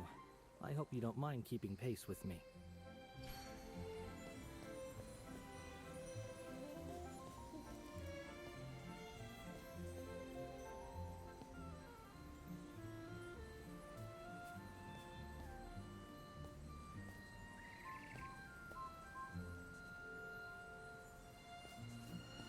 So, how are you fitting in at the Serene Lyceum? The Lyceum's always been safe. I'm sure this was just an unfortunate event. Actually, I've been meaning to tell you something. Before this selection exam, I thought Cassidy would be my toughest rival. But now, it looks like you've completely outclassed us both. You have been incredible these past few days. Honestly, I would say your magic skills surpass both hers and mine. It's not just the magic either. Your logic, your composure, your instincts. They're all exceptional. You must have had some incredible training from your family. What? I'm so sorry. That was a thoughtless question. May I ask you something? What are your thoughts on the incident today? You're sharp. I feel like you must have some insight the rest of us missed. It's partly because Sylvan is crippling himself with guilt. If you could share your thoughts, it might give me an idea of how to help him move past this. I think there's more to this than it seems. Pippa already suspects Headmaster Laymar didn't make it. I kept quiet in front of everyone because I didn't want to weigh down people who were already so... But she's probably right. You think so too? That's great. I've been trying to talk Sylvan down, but he won't listen to me alone. Maybe if we both talk to him, he'll finally come around. I'll check in on Sylvan later. But if it wasn't the Disruptor, then what do you think killed the headmaster?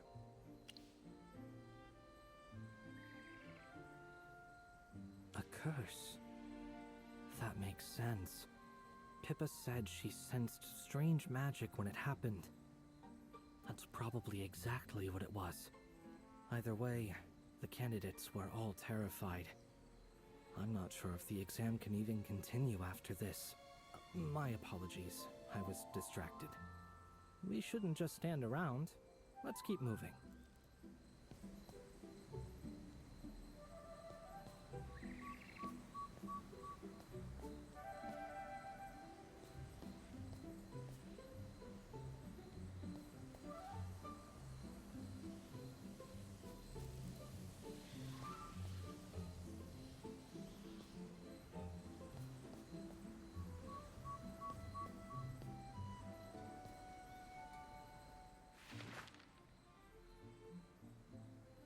This painting's quite something.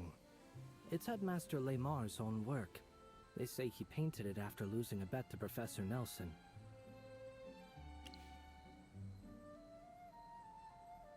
Aside from magic, the Headmaster has many other talents. Did you ever meet him before coming to the Serene Lyceum? He was a good man. So humorous and never harsh with any of the students. He spent more time guiding and encouraging us than he ever did scolding anyone. Only on rare occasions would he grow stern, and only when someone had made a serious mistake. He never favored me for my family's influence, nor pitied me for my condition. Of course, he did accept my parents' donations for the school and made his share of compromises. He wasn't flawless. Still, he was genuinely kind. He looked past appearances and saw people for who they were on the inside. Sometimes, it felt like he was the heart and soul of the Serene Lyceum. I respected him deeply, so it pains me to think of what happened.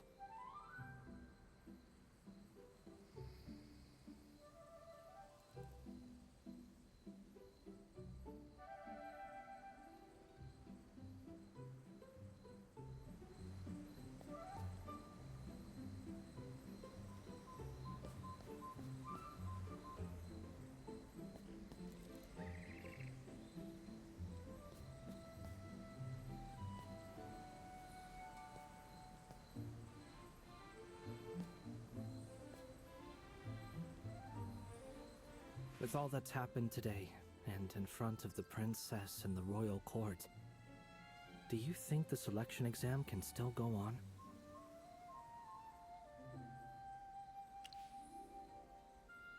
I do. More than anything, I want it to go on. Look at Sylvan. He's determined to restore his family's honor. Just making it to the finals might get the royal court's attention. That could be everything for his future. And Pippa, you have surely heard about her expulsion from the Astral Academy, right? If she performs well here, she might finally move past that shame and regain her confidence. As for Anita, perhaps this will help her move on from her sister's death. Then there's Rothro, Ravendi, and Madia. From what I know, their families are commoners. They're hoping to earn enough to live better lives, and there's hardly a better paying post than that of a court mage. This exam carries too many dreams. If it's cancelled, all those dreams will be crushed. And what I hate most is seeing that look on someone's face when their hopes fall apart. Because I have been there. I know what that feels like. It's true.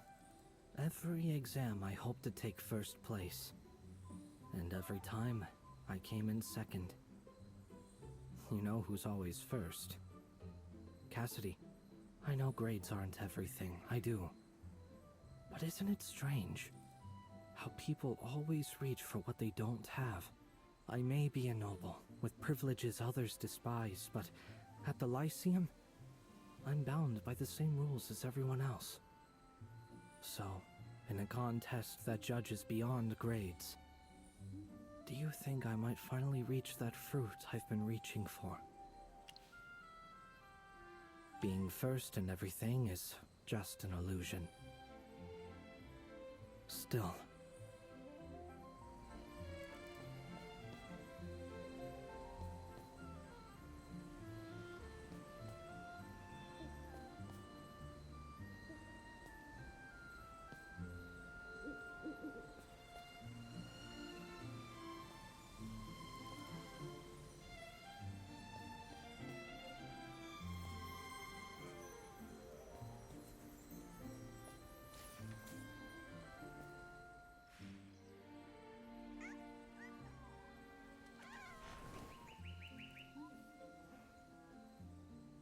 what a cute little thing.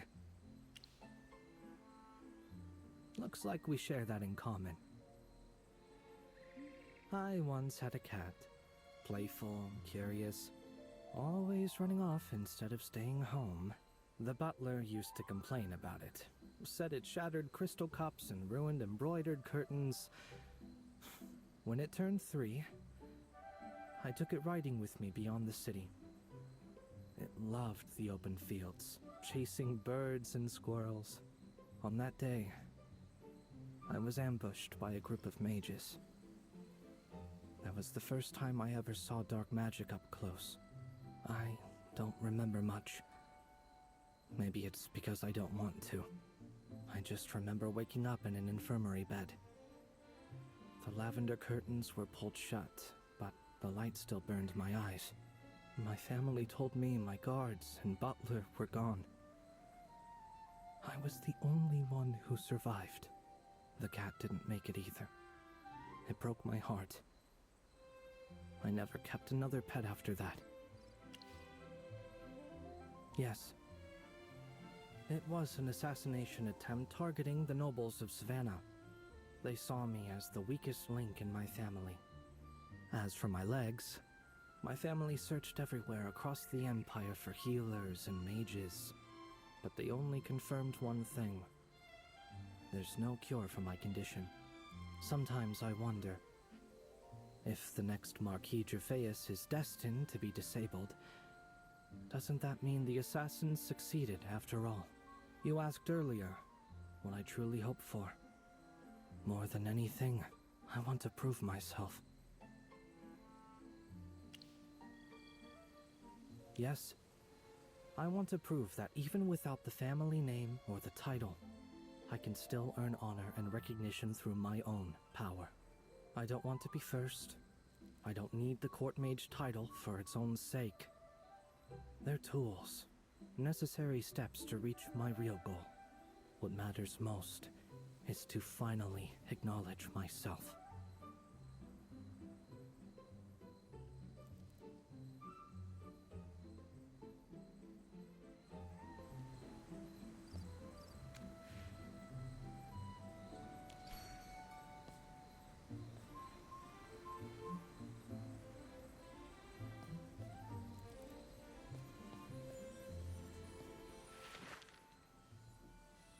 You know, I have always loved this snow painting. It was done by a student of the Serene Lyceum during their trip. Noble families often send their children out into the world to gain experience and meet people. But before I was old enough for these trips, I lost the ability to walk. So I have never seen anything beyond Savannah. Perhaps I was meant to live with this flaw. The way Pippa was born with magic she can't control, and those students who have lost their magic entirely, who can never be mages again. Is that too a kind of fated imperfection? No, it isn't. And it seems to enjoy toying with people. Sometimes I feel like fate is playing a cruel joke on me. I could have had a smooth, easy life, but It chose to strike hardest when I was too young to even understand what I was losing. I never figured it out, and eventually, I stopped trying. Focusing on what's right in front of me feels better than chasing answers that never come. Oh, by the way, have you ever seen real snow? I mean, the one falling from the sky, not the kind conjured by magic.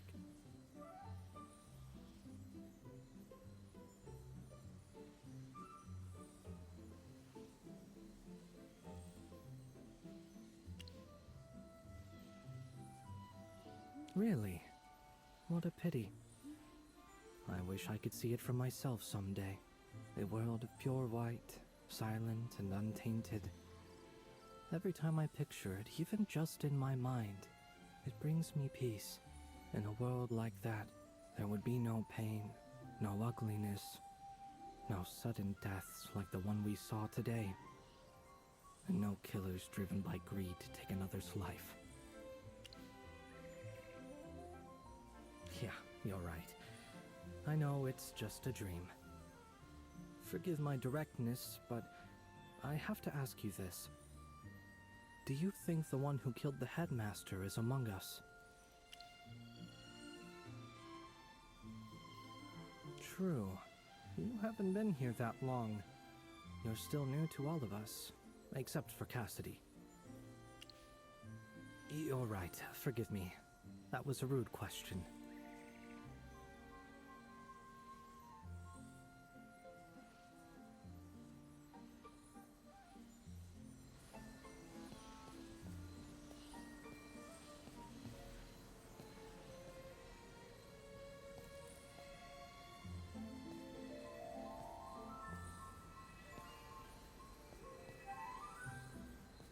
Thank you for your time. I have kept you long enough. I should go see Sylvan and tell him what we just talked about. Maybe it will make him feel a little better. Would you like to come along? Then I'll take my leave. See you tomorrow.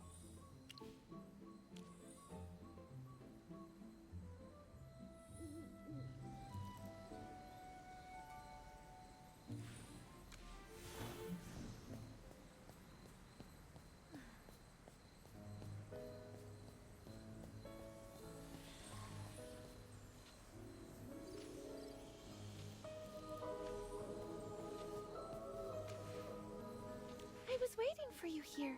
I knew you would come to the library. I just wanted to say that no matter why you came to the Lyceum, I stand with you without hesitation. I can tell something big is happening here, something I don't fully grasp yet. And the headmaster's death, the mystery is far from over. But as long as you're here, I truly believe we'll figure it out. I'll do everything I can to support you. Please let me know if there's anything I can help with. As long as I can do something to help, that's all that matters. See you tomorrow.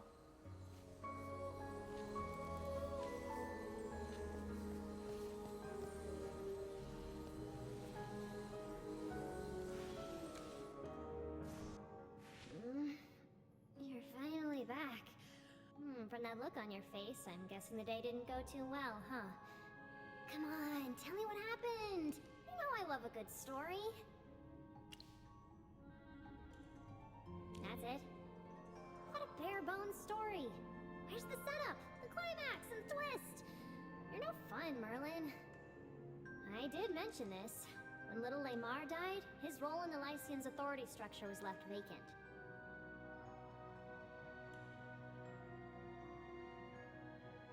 Little Zoria's tricks won't fool the guards. Lamar's face alone doesn't grant authority in their system. That means your investigation is about to get a lot trickier.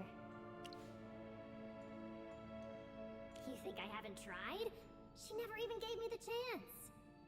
She came by in a rush and left this letter. She said it's for you.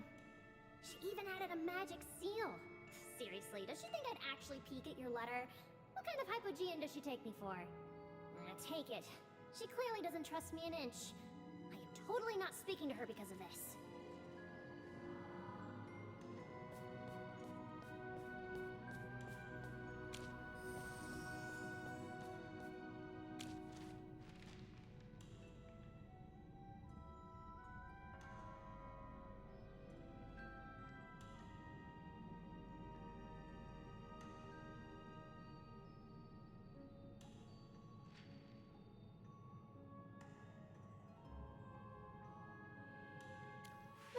Zoria certainly has a sense of sacrifice.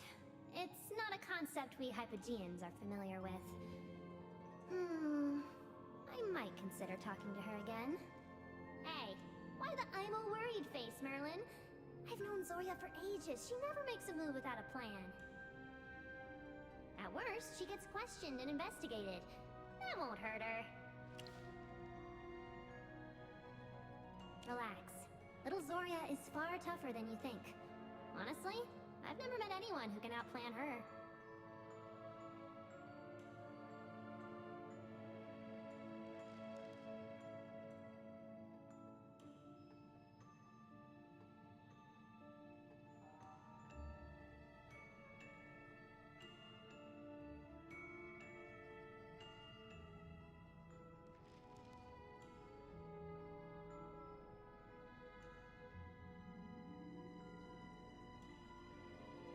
Merlin, you're spacing out again? Here's some advice. Get some rest when things are heavy. If you don't sleep, you're going to lose your edge.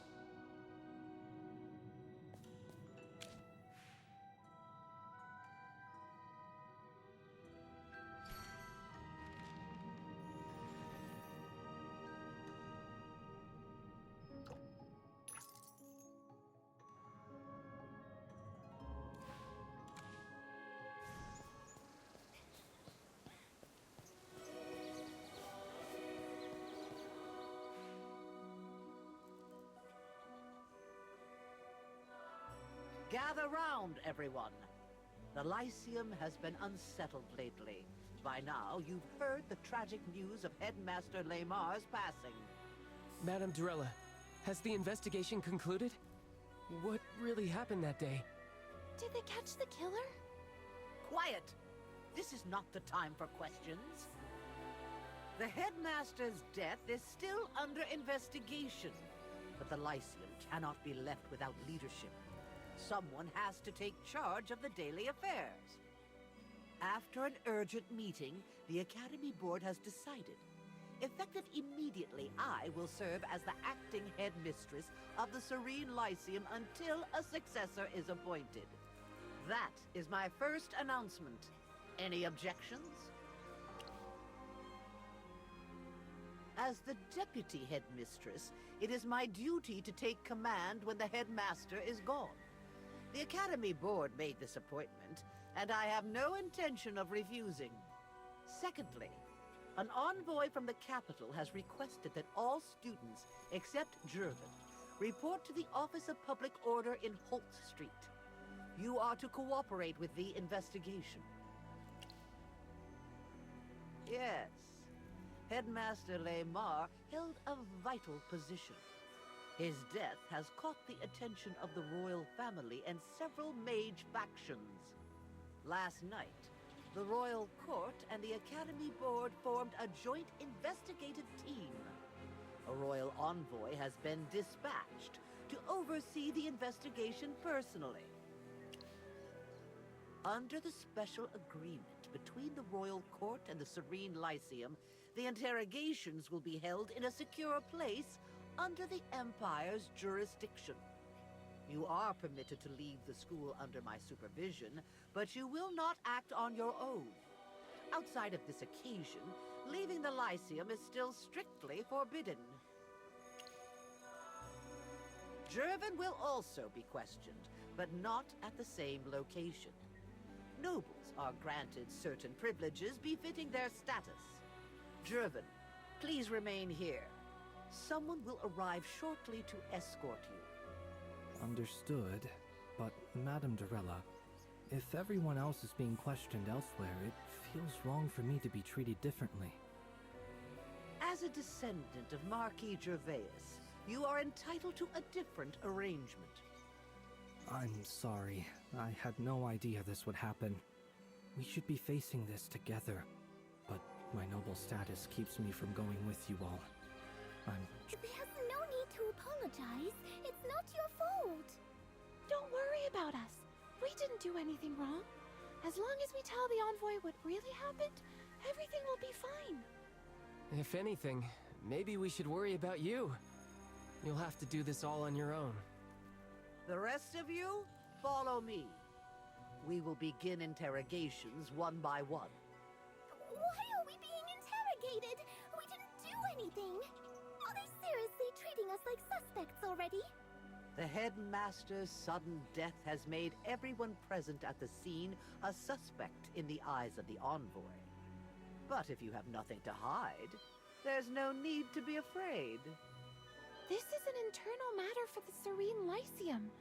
Why is the Lightbearer Envoy involved in this? That is not for you to concern yourself with. Everything I'm doing as acting headmistress is for the good of the school. That will be all for now. We must not keep the envoy waiting.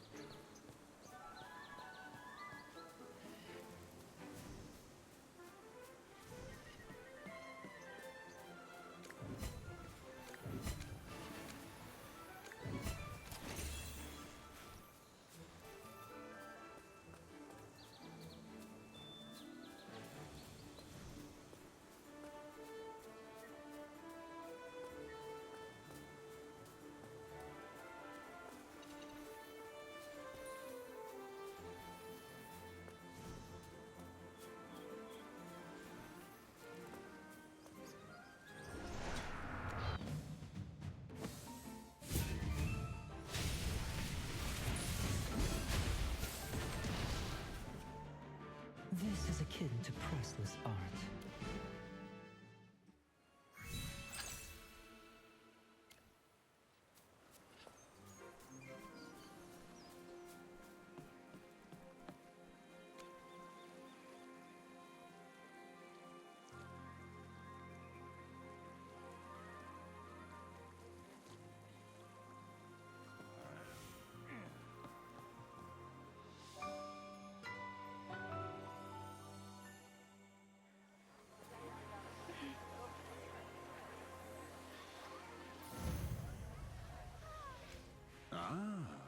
Headmistress Durella. I see you've adapted to your new position rather swiftly. I must say, leadership rather suits you. Your praise honors me, Master Aurelian. You remain as refined and sharp as ever. So it's true then? About Headmaster Lamar? I'm afraid so, Master Aurelian. A great mind now gone. My condolences. Still, an institution of this caliber cannot afford to pause its progress. I'd recently prepared an investment proposal. I trust there's still someone authorized to see it through. Of course, Master Aurelian. As acting headmistress, I am entirely at your disposal. Excellent. Efficiency is a rare virtue in times like these. Though I notice you and your students seem in quite a hurry. Not at all. We're merely on our way to meet the Lightbearer Envoy. Nothing too urgent. Yes, well, we still have some time. Ah, I may have forgotten your name, but I remember your face. A promising young mage, wasn't it? And I believe I offered you a piece of valuable advice. Precisely. The foundation of every prosperous relationship. I must say, remembering that makes you a rather promising investment. In any case, you still have my card. I'm always open to mentoring bright young talents. I must take my leave now. With the headmaster's death made public, the Academy Board has quite a mess to sort out. Of course, I won't keep you from your work. All right, everyone, pick up the pace. The envoy's patience is limited.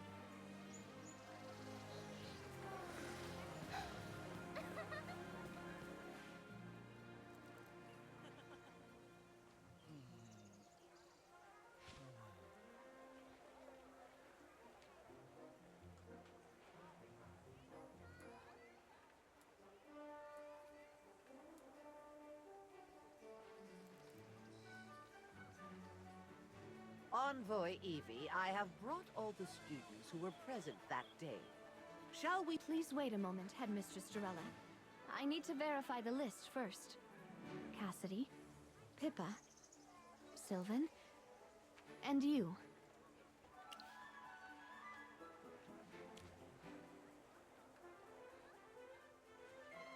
Students, there's no need to panic. My name is Evie. I'm a special envoy, sent by royal decree to investigate Headmaster Lemar's death. While the Serene Lyceum is neutral, this land falls under the Empire's jurisdiction.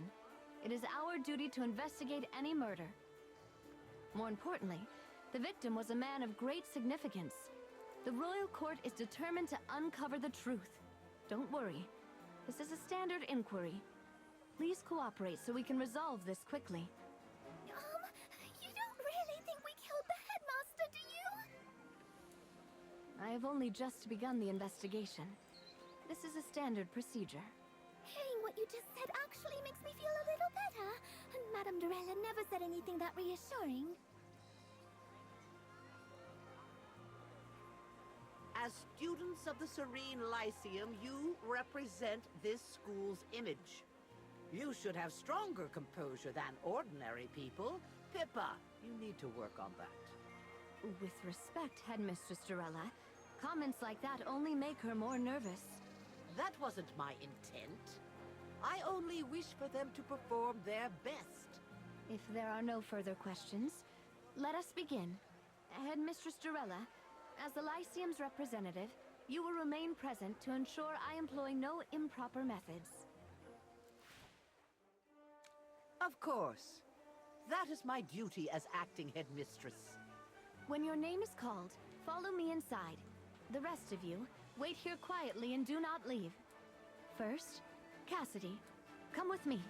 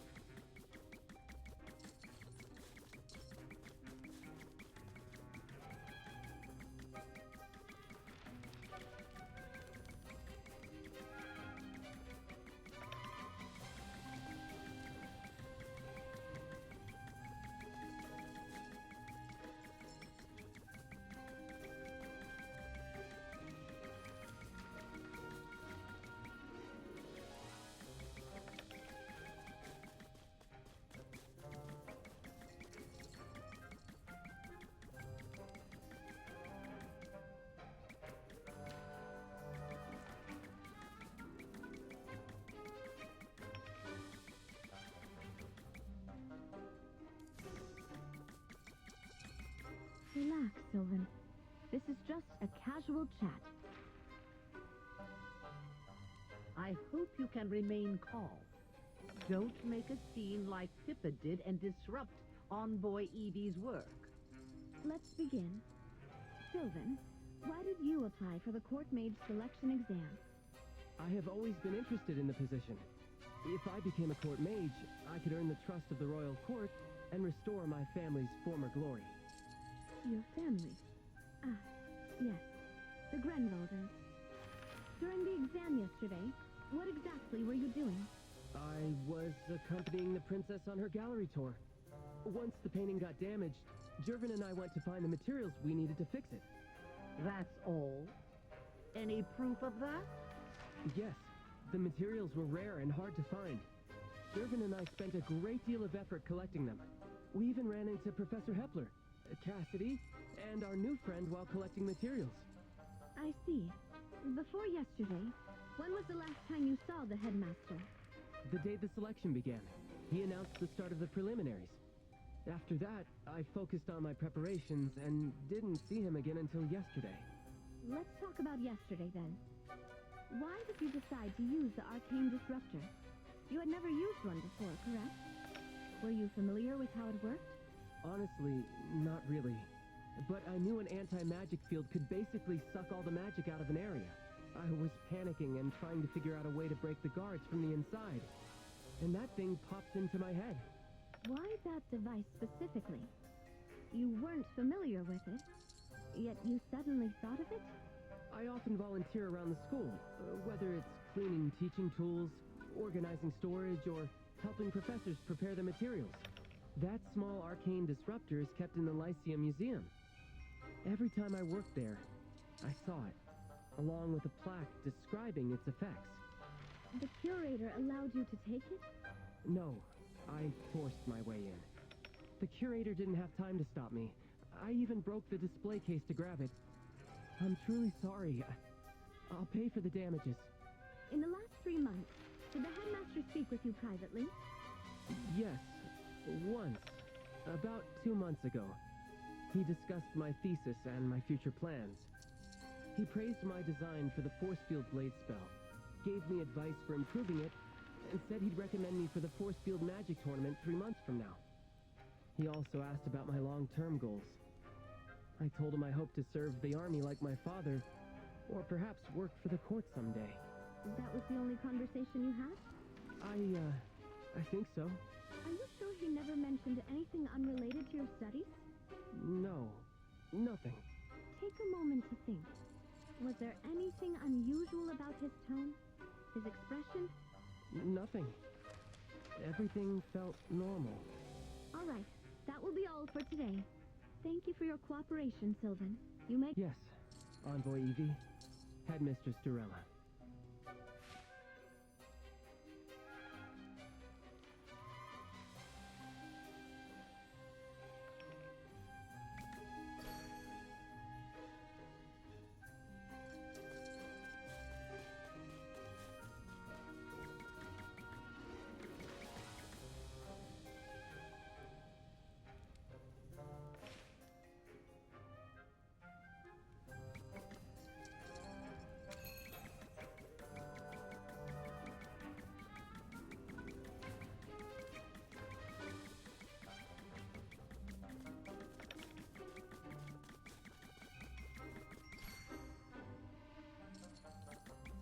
Sylvan, Pippa, and Cassidy have already been questioned. Jervin's interrogation is being handled separately. That means next up will be Anita or Ravendi. No. Given the circumstances, I would like to speak with Niall next. Niall? I don't think that's a good idea. He's lost all his mana. He's extremely weak and still recovering in the infirmary. I only have a few questions. He may have lost his magic, but I doubt he is too weak to walk or talk. Envoy Evie, this really isn't appropriate. As acting headmaster, I must prioritize his health. We should wait until Niall is fully recovered. I insist. Surely you want him to clear his name as soon as possible. Don't you, Headmistress Durella? Of course, but I still believe... Wait, Who's knocking on the door? Pardon me, Envoy Evie. The Noble Affairs Officer has submitted Jervin's interrogation report for your review. Ah, Jervin's report. We should look at that first. No, let's talk to Niall first. There are several questions I need him to answer. Intruder alarm. The interrogation can wait. I need to check the alarm first. Intruder, you say?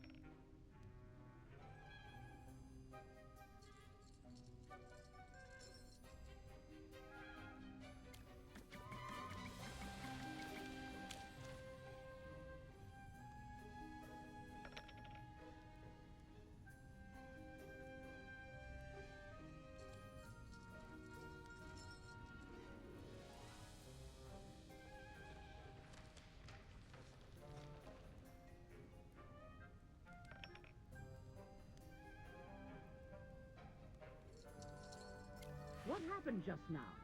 Why did the alarm go off? Oh, nothing serious. A cat snuck in from somewhere and triggered the alarm. A cat? What is it? Shouldn't we double check? What if someone actually slipped in and used the cat as a distraction? No need to worry, Headmistress Durella. The interrogation chambers here are well protected. Let's continue. The longer we delay, the more anxious Her Majesty will be. As I said earlier, I need to speak with Niall. If you insist that much, I suppose I can't be too concerned for a student's health. Not when Her Majesty herself is waiting for your report. That's right, Headmistress Durella. As a light-bearer envoy, I must put the Empire's interests first. Then I have no reason to refuse. I will bring Niall in. Niall, during the restoration exam, what were you responsible for? Pip and I were infusing magic into the portrait. I swear, the headmaster's death had nothing to do with me. Relax. Just tell me what you know. What spell did you use? And why did it cause your mana to vanish all at once? Listen to me, Niall. Even if you used an unapproved method during the exam, that's a lesser crime than murder. Tell the truth. It's in your best interest. I signed a magical pact before the exam to help boost my magical power. A magical pact? What kind? To let my power keep growing on its own. And if I needed a big burst of power, I could borrow it directly from a source. It really worked. My power started increasing day by day, all by itself. That's strange. Unnatural, even.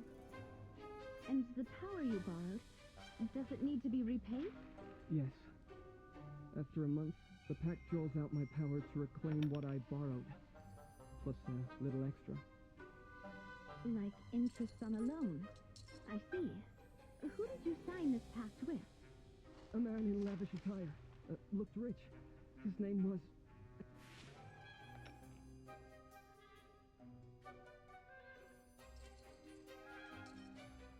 What is it? Tell me his name. I can't say it. Every time I try, it's like my tongue is pulled back down my throat. Try writing it down. There's a pen and paper on the desk. I can't. My hand freezes before I can write it down. Looks like some kind of secrecy spell. Headmistress Durella, can you break it? This type of magic is rather intricate. I'm going to need some time to analyze it then consult with a few colleagues. Then I'll leave that to you. Niall, do you know how many students have signed this pact? No idea. No one talks about it. It's against school regulations and the Mage's Code. I thought no one would find out. Where did you learn about this pact? And how was it signed? I can't say it. Was it someone from the school? A student? A faculty member? No. He has never come to the school. An outsider. Where did the students hang out? Holt Street, right? Did you sign the pact here? You can't say it. And that must be the right answer. A shop there, perhaps. It's my favorite. A shop popular among students, huh? Say I find it. Is there some kind of code word or secret gesture I need to know to make contact? So that's a yes. All right, Headmistress Sorella. Please escort him out. Been listening long enough, haven't you? Quit looking around. I know you're here.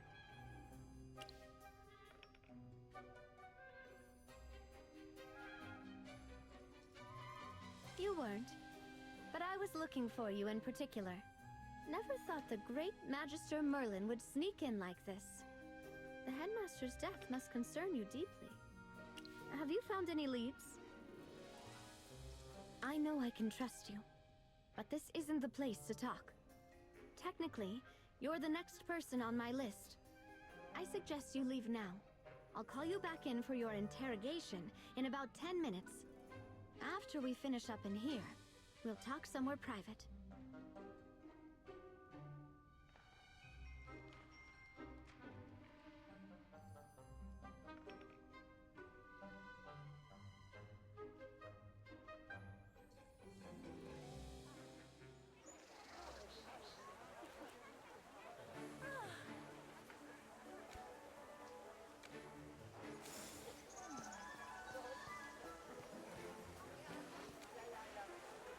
Magister Merlin, it's good to see you again. She did. You know how it is. Headmaster Lemar wasn't just the head of the Serene Lyceum. He was a pillar among the mages. Someone with strong influence in the royal court. His death has sent shockwaves through the court and all the noble houses. The balance of influence is shifting. Everyone close to Lemar is already feeling the pressure. The cause of his death has become the eye of the storm. There are always people, whether for gain or reputation, who would rather the truth stay buried. But Her Majesty defied all objections and insisted that the truth must be uncovered. There are very few people she trusts completely, which is why I'm here to oversee this personally. Before I left, she gave me one final order. Cooperate with you, whatever it takes. I've been tracking your work since I arrived. I know you're someone I can rely on. I hope you can trust me in return. Fair enough. I'll prove myself through actions, not words. As for Headmaster Lemar's death, I have already assigned 2 senior physicians to conduct a full examination of his body. Once their report is complete, we may look for new clues. For now, let's go through the leads we have. I agree. When I asked him about his conversation with the headmaster, his tone shifted. He tried to mask it, but his unease was plain to see. It's possible he knows more than he's letting on. I'll find a way to dig deeper. Her reaction was odd. Why would a magical pact threaten her? Do you think she's worried about losing her new job? Or she has something to hide? So Niall isn't the only one. Could there be more students who signed the pact? Those cases alone would have been enough for Lemar to take notice. Maybe his death is connected to all these. Agreed. Both the headmaster's death and these magic loss cases point right back to the Lyceum. We have to investigate from the inside. Unfortunately, your acting headmistress will not let me investigate inside the Lyceum. The land may lie within the Empire's borders, but the Serene Lyceum itself is an independent institution. That's part of the founding charter between the Royal Court and Mr. Lyceum. I can move freely around the school, but once the acting headmistress gives the word, I can't conduct any official investigations. Plus, the Lyceum guards are blocking the important buildings.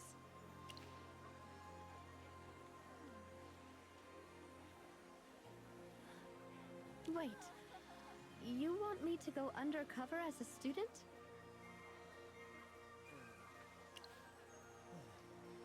But I've heard the Lyceum has some serious security measures for checking students' identities. Ah, I see. You have that covered then. Perfect. Guess I'll leave it to you.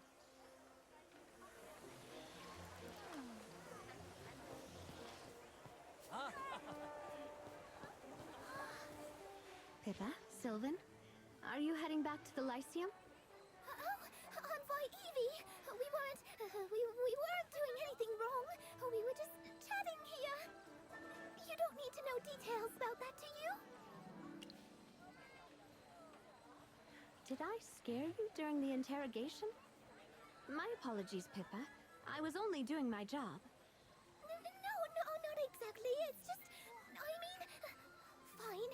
Yes, I'm terrified. The last time I faced an interrogation, I was forced to withdraw from the Astral Academy. I didn't do anything wrong. My magic just went crazy and I accidentally blew up 137 artifacts in the museum. The inspectors thought I was corrupted by dark magic, so they locked me up in a cell. The headmaster was there too. It was a full day of non-stop questions.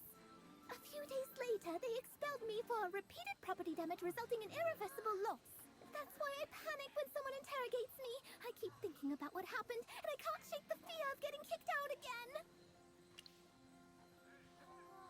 Really? You promise? As long as you had nothing to do with the headmaster's death, you have nothing to fear. Hear that, Pippa? Envoy Evie said you're fine. Come on, relax. They even dragged in Jervin for questioning, remember? If they expelled everyone they interrogated, they would have to kick out this year's top students. But... Don't worry, Pippa. Everything will be fine. Thanks. I feel a lot better now. All right, come on. Let's go find Professor Solis. A little chat with her will definitely calm you down. And we still have to get ready for the next selection exam.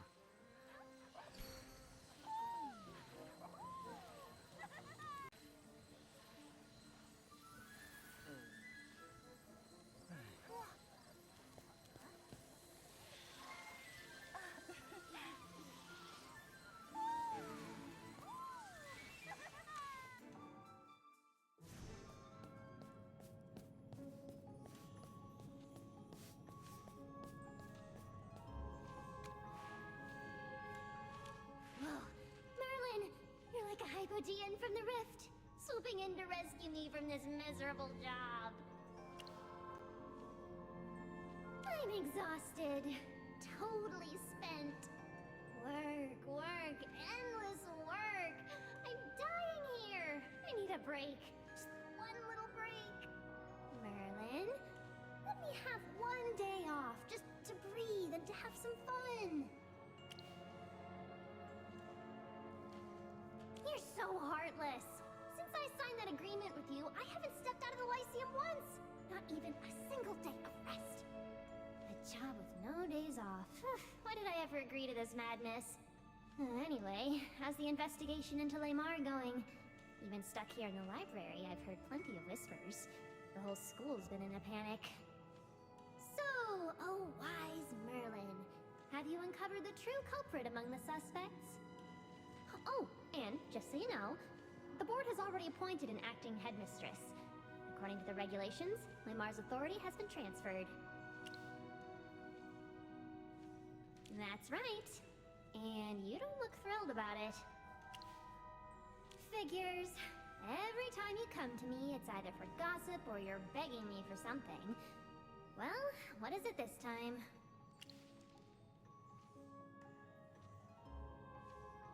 Oh, I see. Another sneaky type like you who needs a student badge. That's easy enough. But what should I make you do for me this time? How about tomorrow I stroll in late, leave early, and just look the other way while I'm here?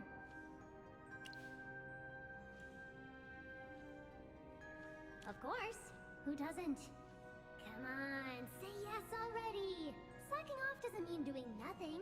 And the Lyceum students are all so well behaved, I hardly ever need to enforce rules anyway.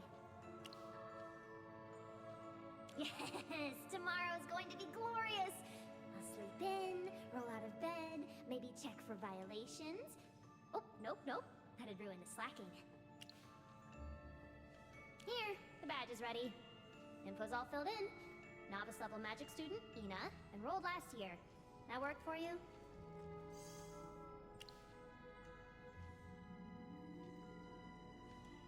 It's only temporary. Doesn't need to be perfect. Now go! Don't interrupt my planning for tomorrow's lazy day.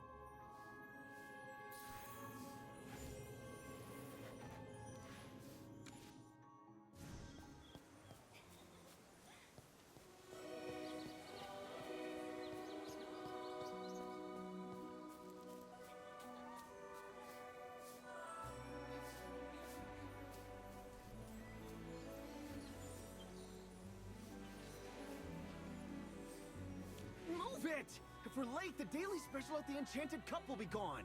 The Enchanted Cup? That's the place on Holt Street, right? Yeah, you gotta try it! Their drinks are unreal! Beyond anything you can imagine! That popular, huh? Their business must be booming. They're packed every day. You know Niall, don't you? The one who got sick during the selection exam. You know Niall. And you even know about his illness. We're both in a divination club, so we're close. The school never made an announcement, but everyone's been talking about it. He used to practically live at the Enchanted Cup. I heard he'd even skip class just to line up for their specials. Enough chatting! We've gotta run, Lore! Maybe there are still a few specials left!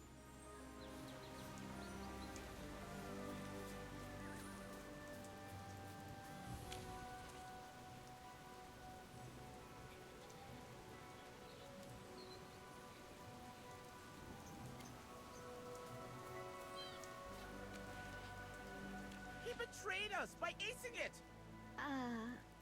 Shouldn't you be happy your friend did well? You don't get it. Last year, all three of us flunked, and we swore we'd improve together.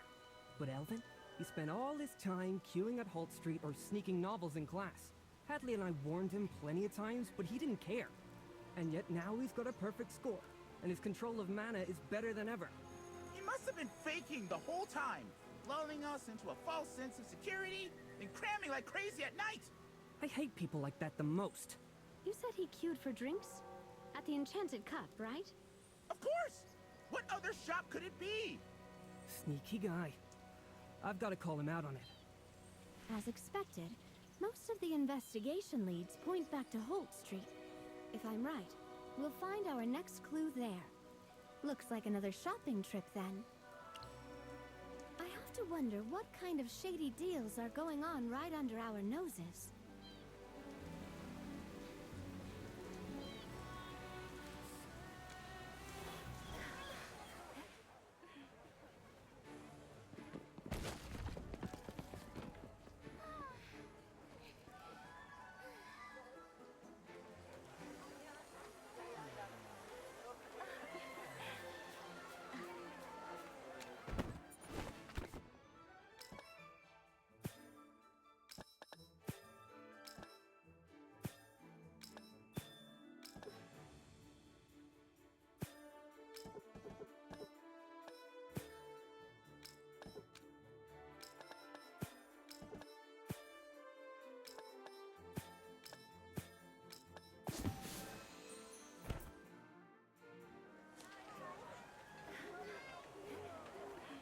There's the Enchanted Cup again.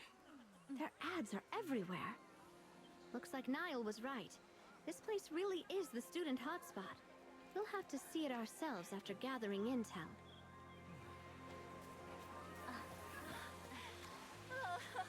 Everyone be extra careful. Get the accounts spotless. No mistakes this time. So, the rumors are true. Someone's coming for an inspection? Yeah, young Master Rowan himself. Rowan? Oh, that's a relief. I was worried it'd be Master Aurelian.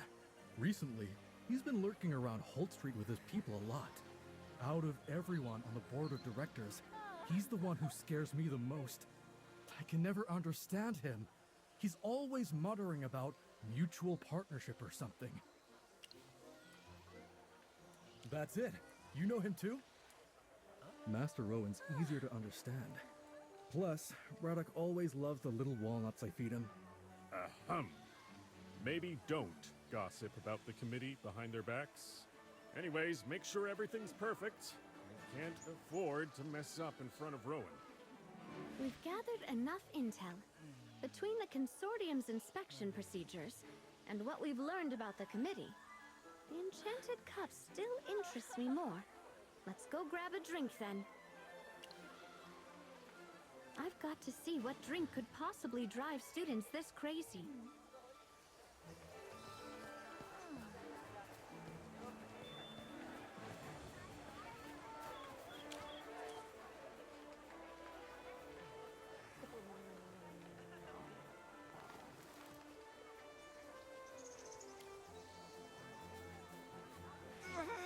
Sold out again? It's 5 days straight! the daily special? I'm a loyal customer. Shouldn't I get priority? You're not pulling some trick, are you? I've heard of this. Hunger marketing. Mr. Parr, we'd never do that. Truly. The special's limited because the ingredients are rare. We simply can't make enough. We're sorry. But I've tried everything else in the menu 100 times. I just want something new. Since you're a regular, how about trying our private mix? Sounds intriguing. What is it? A custom drink. Made just for regulars like you. A custom drink? Really? Yes, though you need a reservation.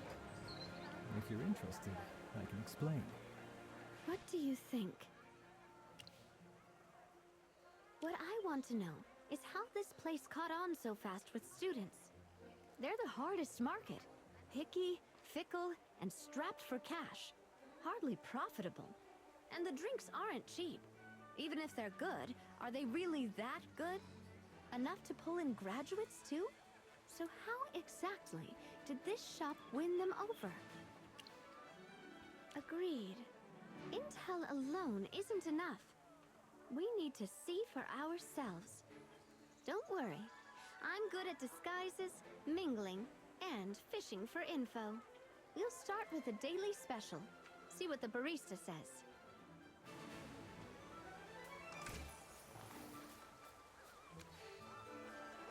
Hello! You're students from the Lyceum, right? First time here? I'm not surprised. We're popular among students. Oh. What do you recommend? Oh, there's so many. Illusion has layered flavors for the adventurous. Magic Garden is warm, sweet, with floral and fruity notes. If you want something refreshing and balanced, Sunrise in the Woods. Or the student favorite, Scarecrow, earthy and rustic. Our friend recommended the daily special. They said it's the best drink here. I'm sorry, the daily special is already sold out. But that's the one I came for. My friend said after drinking it, he felt amazing. Like his mana shot up and spellcasting was easier. Mana boost from a drink? Impossible. Then which drink does it? I'll take that one. Dear customer, you must be joking. No drink can raise mana. Your friend must have remembered wrong.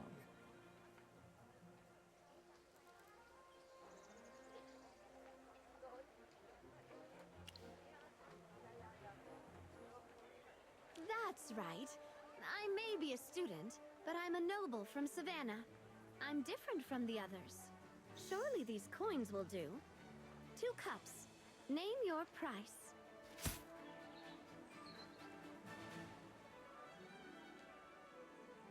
Is this enough? My father is a close aide to His Majesty himself. He always said that politeness is useful, but never necessary. I prefer being courteous. But if we can't buy 2 drinks, even with our status, then politeness ends here.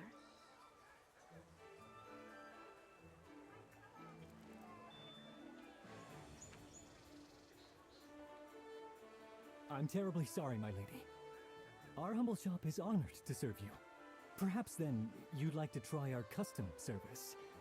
It's pricier, but I'm sure you wouldn't mind. A drink crafted just for me. Perfect. Nobles value uniqueness overall. Ah, but custom drinks require a reservation. I'm terribly sorry. You came unannounced, and our master drink maker isn't here. But if you like, I can book you for tomorrow. We'll craft your personalized drink and reserve the daily special just for you. We don't have time tomorrow. It has to be today. In that case, esteemed guests, I'll send someone to fetch our drink maker right away. Please, wait here a while. If you find waiting boring, the grove at the end of the southern avenue has lovely scenery. Perfect for a walk.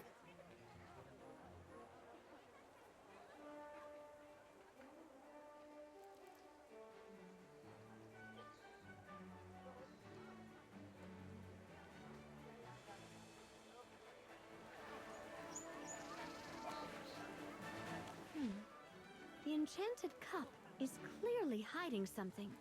The barista mentioned custom-made drinks, but he was so vague about the details. He even brushed us off, saying we'd need an appointment. It's obvious he doesn't want to deal with us.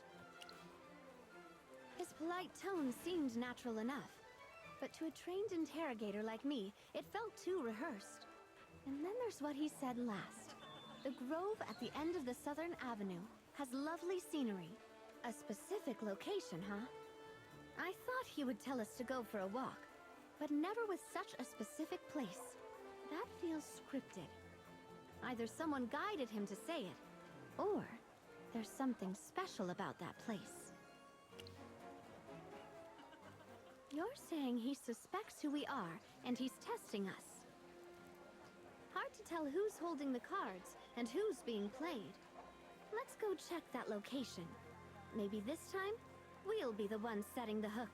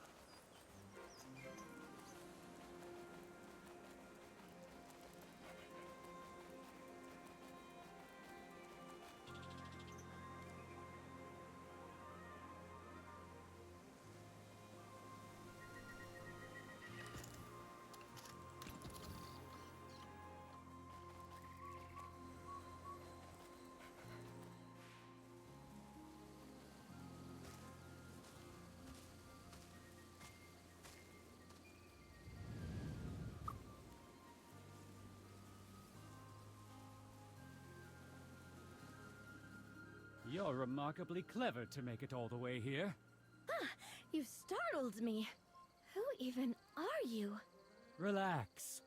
I am exactly who you've been seeking from the Enchanted Cup. Think of me as the facilitator of your ambitions. You know what I'm after? Of course I do. I appreciate talent with promise. Every student here is a potential asset. But you, my dear, are rare stock indeed. Plenty of students come to me looking for custom drinks. Few actually have the wit to find me, let alone qualify as a business partner. You, however, you intrigue me. Business partner? No, I just want to boost my magic like my friend did. Consider this. Last month, a student of your level entered a similar arrangement with me. His magic increased by 66.6%. A tidy number, wouldn't you agree? But you, well, let's just say you could surpass even that, if you are willing. You would become the pride of the Lyceum, a rising star whose brilliance could make even legendary names such as Merlin pause in admiration. Really? I could be that powerful? Confidence, not flattery, drives growth. I am a man of results. I do not promise what cannot be delivered. Investment is all about returns. I never waste time on dull prospects, and you are an exceptional asset. Then, how much would it cost to boost my magic? If it's too expensive, I might not be able to afford it. Money? That's a trivial concern. Mere coins are beneath someone of your potential. I offer free trials. You will not spend a single coin. All I require is a simple contract. A formality, nothing more. A contract? Just signing it will increase my magic? Oh, of course! Can't spill the exact method. That's my top trade secret. But sign, and you gain power while I gain your trust. A win-win partnership. Wouldn't you agree? If that's the case... Fine, I'll try it. Excellent! Prudence and courage in equal measure. Qualities of those who prosper. Together, we shall achieve results you will not regret. Tell me your name and hand me your student badge. Ina. One final confirmation, Ina. Are you sure you wish to enter this magic contract with me? I'm sure. Very good. Then...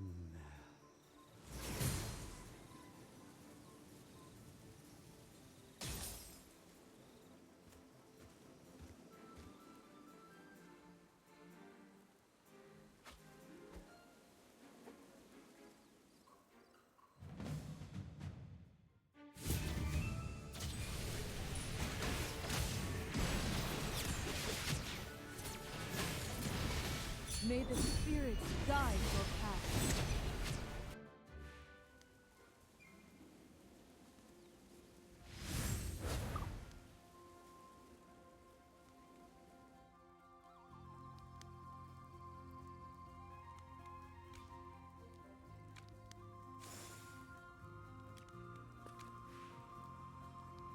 You know that man? In that case, his presence here proves the magic contracts are connected to the Adamant Syndicate. Maybe they're the ones orchestrating all this. We just don't know what they're after yet. What do you think? That Nile kid lost his magic because of the contract. And Franz promised it would give me more. Is there something more behind it? We don't have enough information yet. I'll flag all of this as suspicious and dig deeper.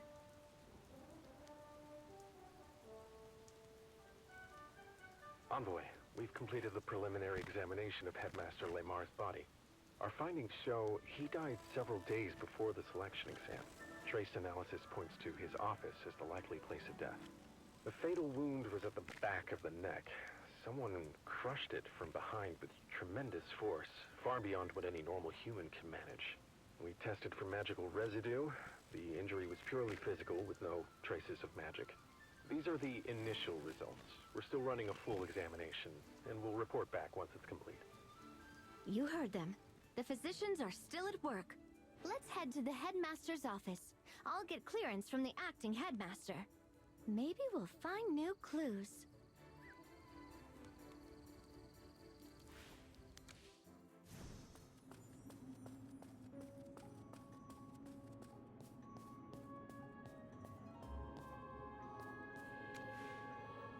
Why are you here? I've been waiting for you. I know this is a sensitive time, but I have a bold request. I'd like to help investigate Headmaster Lemar's death. Anything at all, even the smallest task. I just want to help. You want to assist me? Why? I'm from the Grenvalden family. When Headmaster Lemar was young, he fought alongside my grandfather. They were close. My grades were mediocre when I took the entrance exam. The headmaster personally overrode objections and admitted me into the preparatory class, letting me study here and become who I am today. Since then, within the rules, he's often looked out for me, even tutoring me in subjects I struggled with. He once told me he hoped I'd get the best magical education and become an outstanding mage. fulfilling my grandfather's wish to restore the honor of the Grenvalden family. So now, I feel I have to do something for him. If I just stand by and do nothing, I'll feel miserable and guilty. I know the rules say I shouldn't involve you in this, but I understand how you feel. And as you've probably guessed, I'm not one to blindly follow protocol. I've already asked this student to assist me. That's why I felt I could make this request.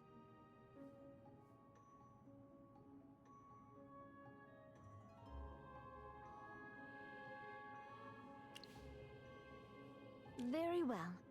You may accompany us into the headmaster's office to collect clues. However, you will be under constant supervision.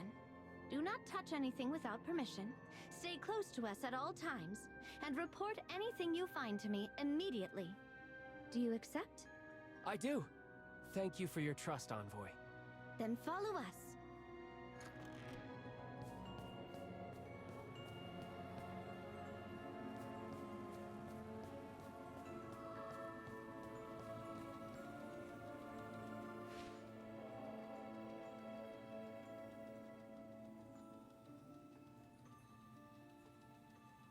What's wrong?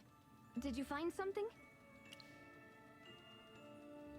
An evil aura? Are you sure about that? That scratch Sylvan found. Could it be from a flying hypo-fiend that got in here? Wait, we can't assume anything yet. We need to finish our search and gather more evidence.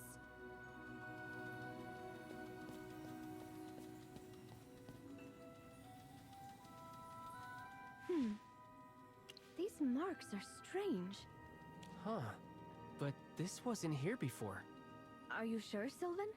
Positive. The last time I was here, the headmaster pulled some reference books from this very shelf. I was watching him, and this mark wasn't there.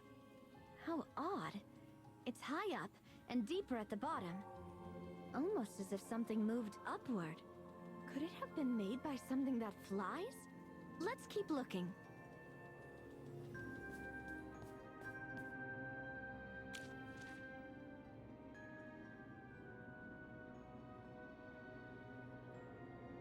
It looks like the headmaster was investigating the case of students losing their magic before he died. But these are only the initial files. There are no detailed follow-up records. Possibly.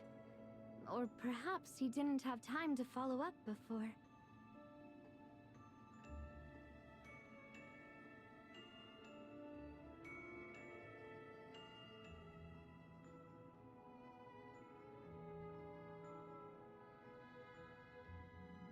You know how the Syndicate operates. If the headmaster traced the magical disappearances back to them, they wouldn't hesitate to stage a tragedy to silence him. But let's not jump to conclusions. We need more evidence. Stop! Without my permission, you are not to touch anything. Sorry, my mistake. Envoy, could you come here for a moment? What did you find? I remember the headmaster once mentioned this hourglass. He called it the Echo Glass. It can record the images of its surroundings for a period of time. The Echo Glass? Then it could hold a record of everyone who came in here just before the headmaster died. This is a powerful artifact. It'll take a significant amount of magic to activate. I don't think I can manage it alone. All right, I'll leave it to you then.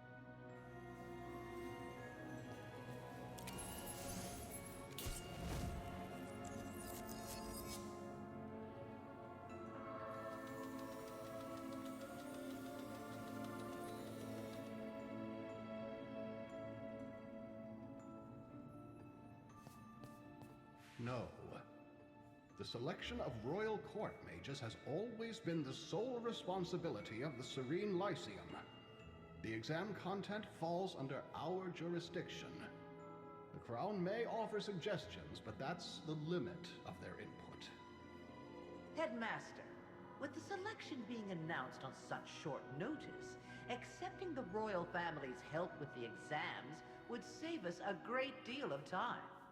Let's not forget, these mages will serve the crown. Involving them now ensures they get the specific talents they need. It would also be seen as a significant gesture of goodwill. Don't you agree? I'll take it under consideration.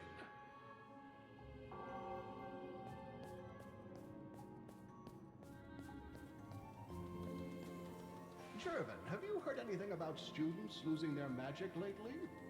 Just rumors. They say some students caught a strange illness that caused all their magic to vanish. Even Professor Solis couldn't cure it.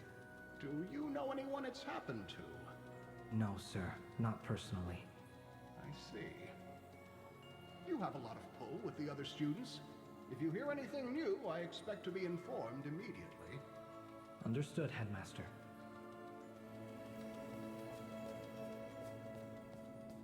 Headmaster Lemar. He's been dead for roughly 3 hours. Strange. He was caught completely off guard. Professor Zoria discovered the body? If the Echo Glass is to be trusted, then the headmaster was still alive when Dorella and Jervin were with him. That would make Zoria the first on the scene. It's suspicious. The timeline suggests someone else must have entered between Jervin and Zoria. Yet the Echo Glass shows nothing. Either someone erased the image, or the killer is one of them. You mean... Jervin, Dorella, Zoria. All 3 are suspects. But Jervin was with him when he was still alive. We don't have all the facts. I won't jump to conclusions. You should go, Sylvan. And you are not to speak a word of what you've seen here to anyone. Is that clear? I understand. Thank you for allowing me to assist. Based on the evidence, I'll be questioning all 3 of them again. I'm sorry, but protocol forbids anyone outside the task force from observing. You have my word. I will share the results as soon as I can.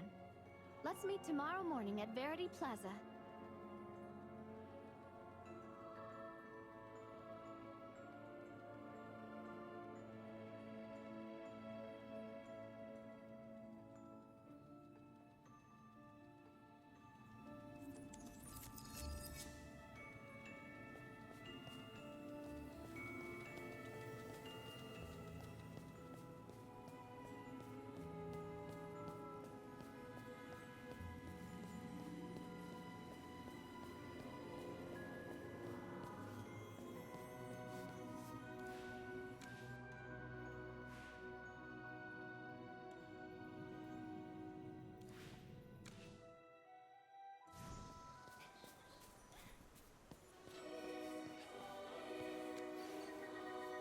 I've spent the night interrogating the 3 of them.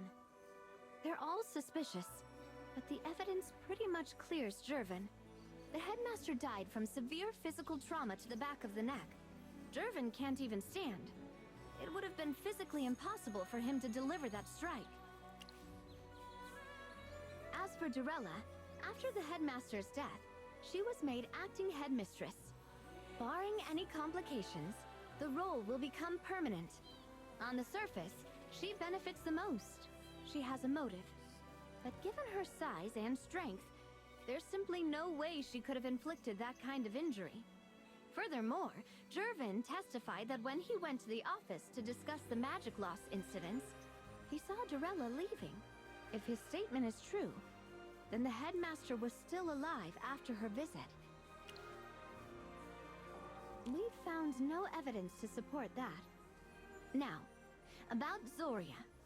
She admitted to using magic to manipulate the headmaster's corpse, but insisted it was to rattle the real killer, to make them panic and slip up. That's hard to believe. Grave-calling magic, especially the control of corpses, is an evil art. The fact that Zoria practices it is deeply suspicious in itself. As a gargoyle, she is tall and possesses superhuman strength. She's fully capable of delivering the killing blow. Exactly. And that is the most troubling part. Our investigation found no grudge, no conflict of interest. Zoria was one of his most trusted colleagues. And yet, She was the first witness. She tampered with the corpse. And she had the means to kill him. All things considered, she's our prime suspect. By Imperial law, she's been detained at the Office of Public Order. The investigation will continue. If new evidence emerges, she could be cleared or proven guilty.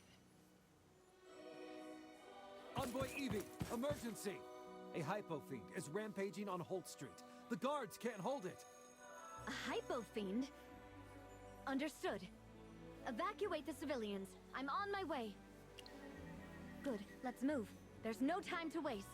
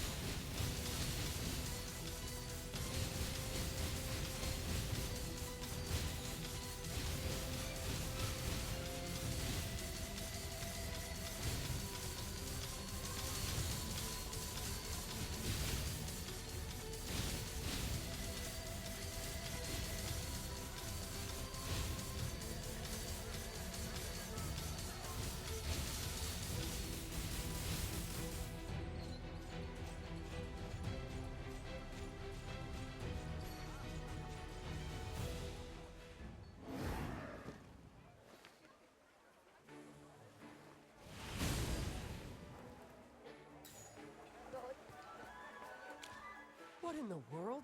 That's a hypo fiend! What's it doing here? I was just picking up some magical supplies. I heard a huge commotion from the shipyard, but I never imagined it was an attack. What should we do with it? Should we report this to the acting headmistress? Wait, what's that on its tentacles? Let me see. Looks like wood shavings? This seems to be Ironheart oak. The headmaster's office. That fresh scrape mark high on the bookshelf. If these wood fragments match the mark in the office, it proves this thing was there. That aura you sensed, it must have been from this creature. It looks familiar somehow. Ah, look! It's just like the hypo fiend from our first selection exam. They look almost identical, and they can both fly. Although this one seems much stronger. Right. Pippa said she got lucky because she didn't have to face one at all. Could this one have escaped from the exam site? It's agile and strikes directly with its tentacles, dealing heavy physical damage. So, you think it could have killed the headmaster? Compared to Zoria, this seems like a far more likely culprit. If this hypo fiend really killed the headmaster, then who's the mastermind? Who set this whole thing up? The Adamant Syndicate? I've heard of them. Supposedly, they control most of the Empire's black market operations. I never thought they'd be bold enough to target the headmaster of the Serene Lyceum. Think about it. If the headmaster had continued his investigation, he would have traced the clues back to Franz. And then, to stop his investigation, the Syndicate might have taken desperate measures. And they certainly have the means to carry out an assassination. But what's their endgame? The headmaster's death was bound to cause an uproar. They had to know we'd investigate. You think they have another motive? That's possible, too. I'll issue an Imperial warrant for Franz's arrest, and assign more investigators to track the Syndicate's movements. Putting all the clues together, it seems likely that the Syndicate sent this flying monster to attack the headmaster and stop his investigation into the magic loss cases. There are still some gaps in the story, but for now, this is the most logical conclusion. I'll have our experts examine that magical artifact in detail. It's possible the Syndicate tampered with it, erasing key fragments to mislead us. The exam monsters are all kept in a special storage facility for training. Checking the storage logs should tell us more about this hypofiend. Understood. I'll send someone to inspect the storage room immediately. They're targeting students from a magical academy, so it must be magic related. But their true purpose is still unclear. Don't worry, I'll continue investigating the magic loss incidents. We still can't completely clear her. She did manipulate the headmaster's corpse. Until we have more evidence, I can't officially declare her innocent. She'll have to remain in the office's holding cells while we gather more evidence and decide on our next steps. That concludes this phase of the investigation. Thank you for your help. I'll begin writing my report now. With this, I believe the selection exam should be able to resume soon.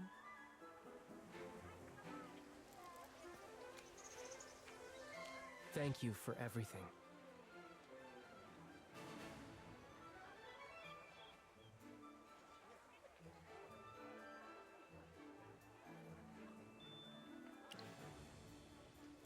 Actually, you helped clear Jervin's name. For that, I'm truly grateful. He's my best friend. I've met many kind people since coming to the Lyceum, but no one's ever supported me the way he has. You might laugh, but he even tutors me in alchemy, a subject I've never been good at. But friendship can't just be one-sided, so I've always wanted to repay him somehow. Jervin is the heir to a powerful house, brilliant and gifted in magic. Aside from his leg injury and the pain that came with it, he's practically perfect. His parents tried everything to heal him. Royal physicians, reclusive masters, even master mages. But nothing worked. The injury was caused by a cruel dark magic curse. Even after a few magisters found a way to lift it, the damage was permanent. He can't walk or even stand. He's been in a wheelchair ever since. After that, he grew quieter. He used to be so lively. Still, he found the strength to move forward and return to the Lyceum, and rose again as one of its brightest stars. Despite everything, he only relies on himself. And as his friend, I've never been able to do much for him. That's why I was so determined to clear his name this time, even if it meant breaking my own code. Yes, Envoy Evie asked me about the last time I spoke with the headmaster. During that talk, he asked me if Jervin's legs could ever be healed, but I didn't mention that part during questioning. Please don't misunderstand. I didn't mean anything by it, I don't know. The headmaster only mentioned it in passing. I suppose I just forgot. Later, when I remembered, I thought it wasn't important enough to bring up. But it's been eating away at me. I was afraid that hiding it might cause trouble. But I was also worried that bringing it up might damage Jervin's reputation. For nobles like him, honor is everything. Even if he's innocent, just being associated with the headmaster's death could ruin him. And right now, his family is choosing their next heir. Any hint of scandal would destroy his chances. Now that the truth is out, even if you do, I won't run from it. Lying was my mistake. If Envoy Evie decides to hold me accountable, I'll accept whatever punishment she deems fit. Either way, I'm grateful to both you and Envoy Evie. Truly, I can finally rest easy.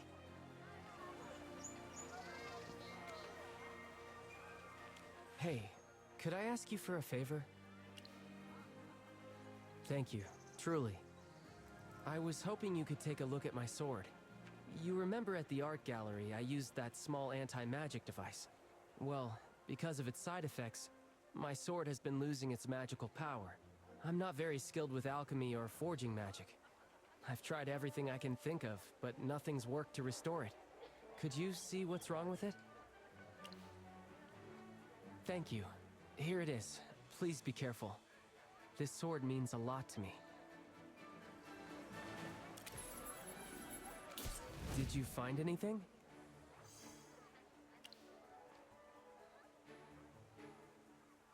Cracks?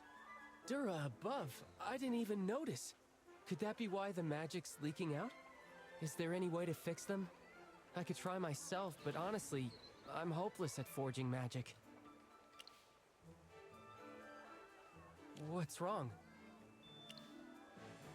Even so, I want to try.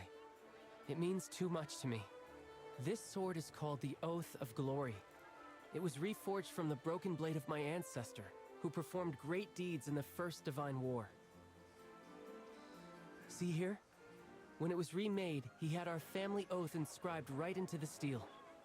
Where the oath points, there glory returns. It's the most precious heirloom of House Grenvalden. More than a weapon, it's the symbol of our honor and knightly spirit. Yes, they say my ancestor, Alistair Grenvalden, was a mage knight without equal. He served alongside the gods themselves and achieved countless feats in the First Divine War. When the Lightbearer Empire was founded, he was granted the title of a count. The Grenvalden name was known across the realm, a proper knightly lineage. But that was then. Now, our house has fallen on hard times. We've lost our lands, our title, most of our fortune. All that's left is the name. I am. Before he passed, my father passed the Oath of Glory to me. He believed that as long as this symbol of our honor survived, our house could rise again someday. It's been nearly a century since a Grenvalden earned the crown's favor. All I have left is an empty title, baronet in name only. If I can't turn things around, in a generation or two, our family's glory will fade into nothing. The official reason? My magic talent was always stronger than my swordplay. You see how it is. Court mages have the crown's favor these days. I thought maybe, through the path of magic, I could attract royal attention faster. With a bit of luck, I could actually achieve it. Restore my family's honor. It's a bit calculating, isn't it? A far cry from the noble ideals my ancestors fought for. Yes, that's why I can't just stand by and watch it fall apart in my hands. Even if it's a long shot, I have to try to fix it. Thank you so much. What will we need? Then maybe we should start by checking out the nearby shops. I know a merchant who deals in high-quality magical components. Come on, I'll show you the way.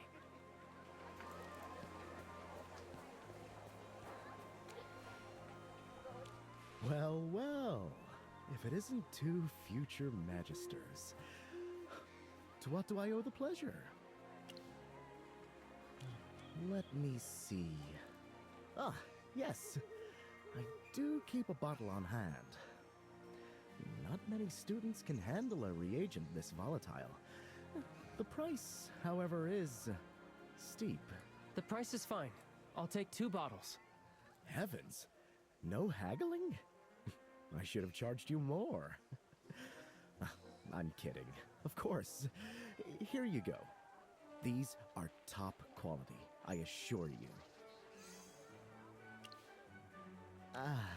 Apologies, but that one's too hazardous to keep in the shop. I'd have to special order it. You'd be looking at about 20 working days. That's too long. Anywhere else we can get it? Well, if you're confident in your skills, you could try extracting some from a razor claw assassin. Ugh, nasty creatures. What? You're using that for a magic experiment? I'm afraid the Empire has that one under strict lock and key. Without a trade license, I can't sell it. Sorry, I'm afraid I can't help there. The Fire Vein ore is a dead end for now. But the Razor Claw Assassin, I did hear a rumor that one was spotted in the nearby woods. Maybe we'll get lucky.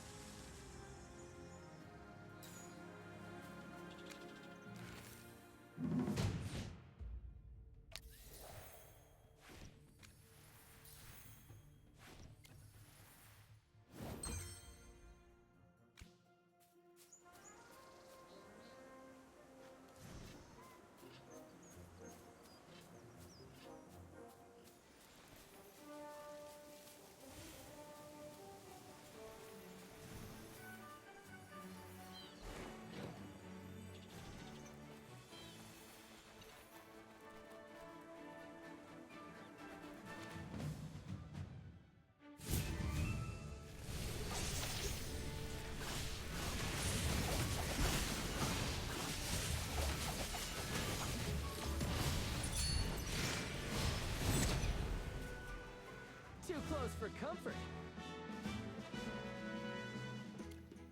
Perfect. With the corrosive solution, we just need fire vein ore. Maybe a professor would know? I know Professor Fernando, the one in charge of the alchemy lab. He might know where to get that ore. He should be in the alchemy classroom now, preparing for his lecture. Let's go.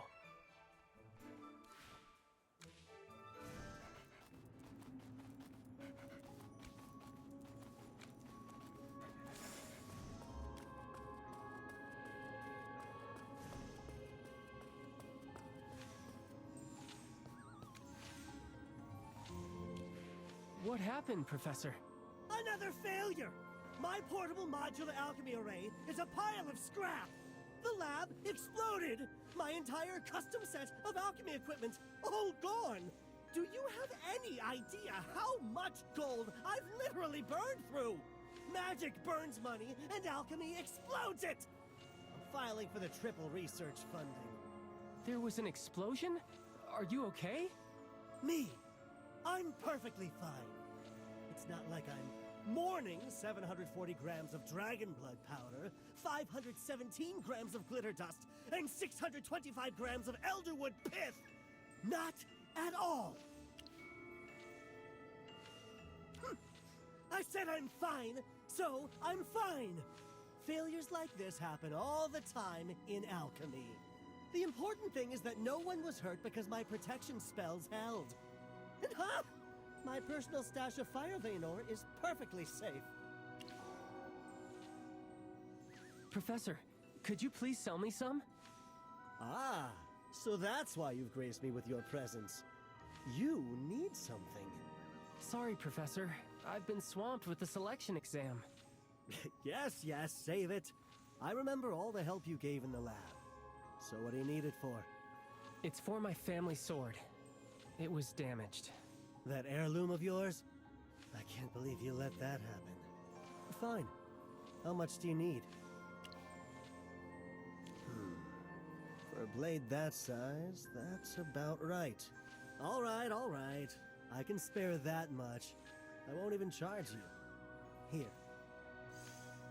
This is too generous. Aren't you in a hurry to fix that sword? Consider it your advanced alchemy assignment. Now, take your course materials and go. Thank you, Professor. Oh, don't look at me like that. Off with you both. Shoo! Some of us have funding requests to exaggerate. And if you botch the enchanting and lose an eyebrow, you know where to find me.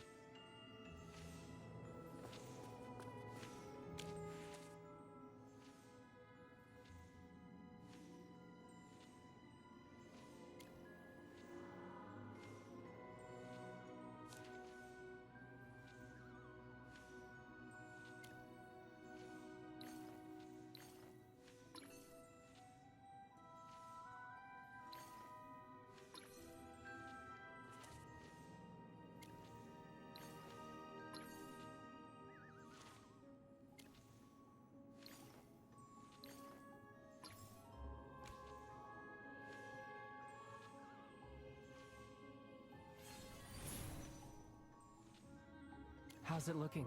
Can it be fixed? That's strange. The blade itself is perfectly restored. Why wouldn't the magic return with it? Its source? This sword was reforged from an old broken blade. It wasn't made from any special magical materials. Are you saying that because it wasn't forged with enchanted materials, its power has to come from somewhere else? And now that external source is fading? Oh, don't tease me. I barely understand half of this. If you hadn't mentioned it, I'd never have guessed. So you've already figured it out, haven't you? What's the sword's true source of magic? Please, just tell me. Don't keep me in suspense.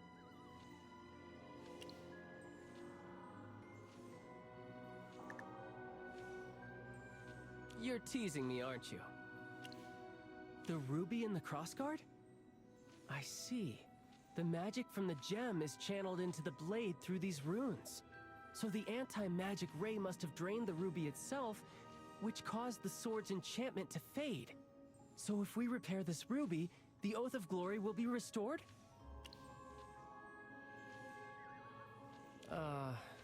The anti-magic ray was more powerful than I realized. I was reckless to use it like that. The problem is, an ordinary magic gem won't be able to handle the high-level enchantment on this blade. We'll need a high-grade one capable of storing a massive amount of magical energy. I don't have anything like that right now, but maybe we'll find one on Holt Street. With luck.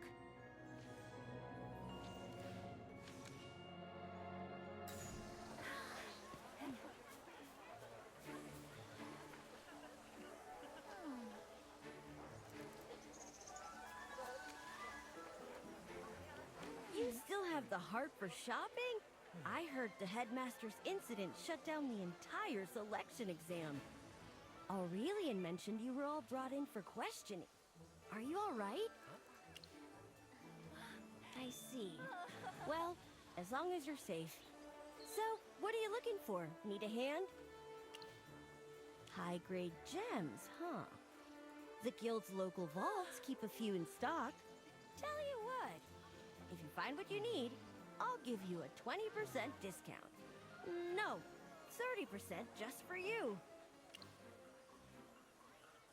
Even lower? At that point, I'd be losing money after storage and transport fees. Anyway, here, take a look. See if any of these meet your needs.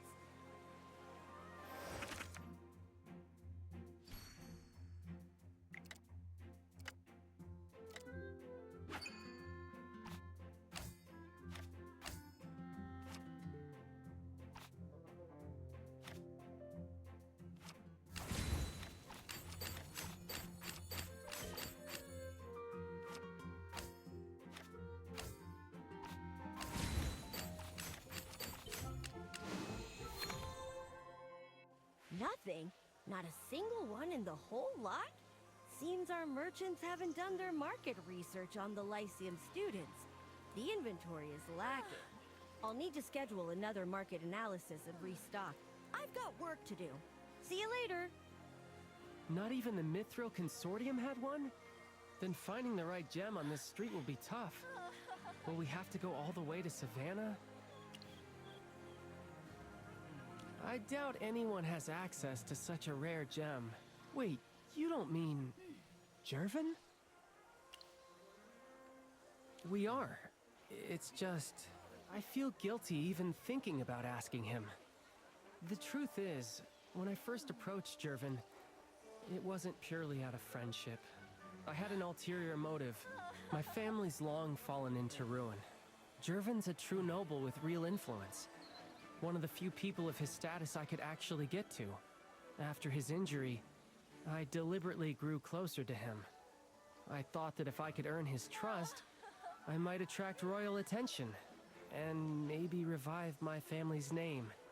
It's been so long since anyone even remembered the Grenvalden house. At first, yes, but over time that changed. The more we talked, the more I realized he was genuinely worth knowing. He never looked down on me, never used his title to belittle others. Everyone knows he's kind, composed, and noble. He can be a bit commanding at times, but he's a true friend. He never once doubted my motives. He's helped me countless times without asking for anything in return. Yes, I'm ashamed of how I first saw him. I've been trying to make it up to him ever since, to protect him however I can. Of course not. He'd never allow that. He's too proud. Maybe I should just apologize to him directly. But I don't even know how to start. I'm not afraid I was wrong, just afraid of losing his friendship. You think so? Maybe you're right. Maybe I'm just overthinking it. Yes, I should just talk to him. I saw his butler Leman on the street earlier. If he's around, Jervin must be nearby. Let's go find him.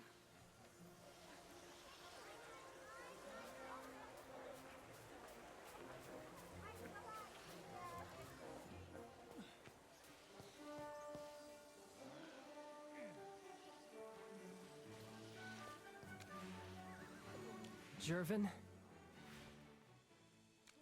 You look like you've got something on your mind. If you need help, just say the word. I came to apologize.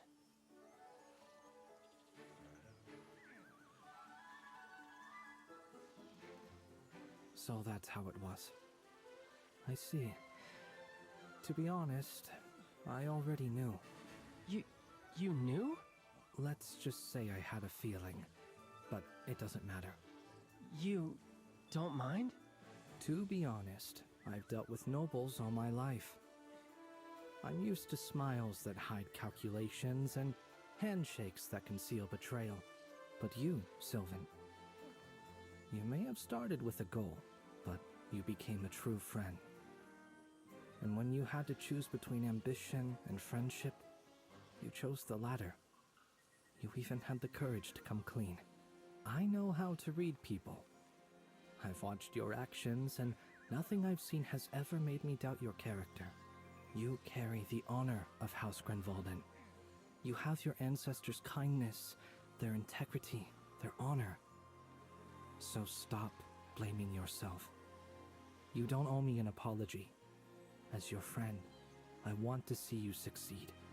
To see you restore your family's glory. I don't even know what to say.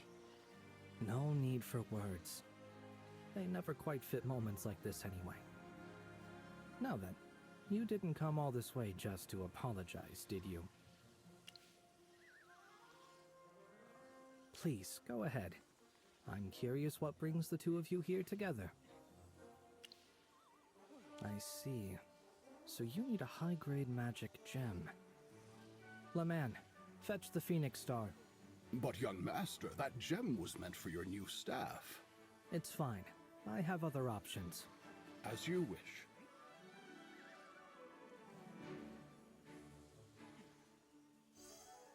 Take it, Sylvan. The Phoenix Star. There's no ruby more powerful. It should restore your blade perfectly. Go on, take it.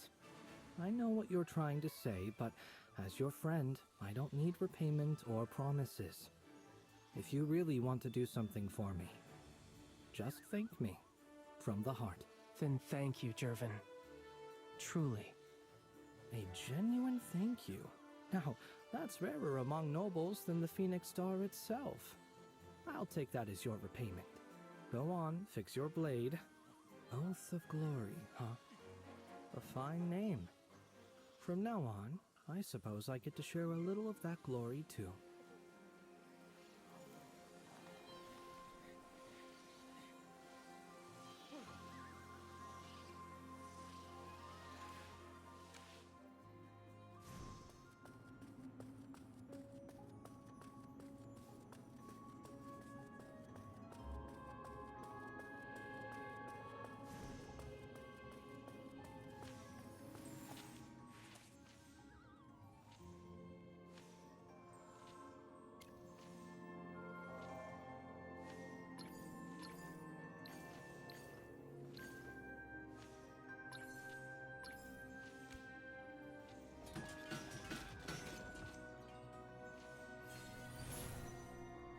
It's restored! It actually worked! The magic's flowing through it again! Thank you so much. I wanted to repay you somehow, but nothing I own could compare. So all I can offer is a promise. And I swear I'll keep it, no matter what. I, Sylvan Grenvalden, swear upon the Oath of Glory. From this place to the edge of the world, from this moment until the stars fall, should you ever need me, this sword will rise for you. Bound by blood and bone, stronger than steel, this oath shall never fade.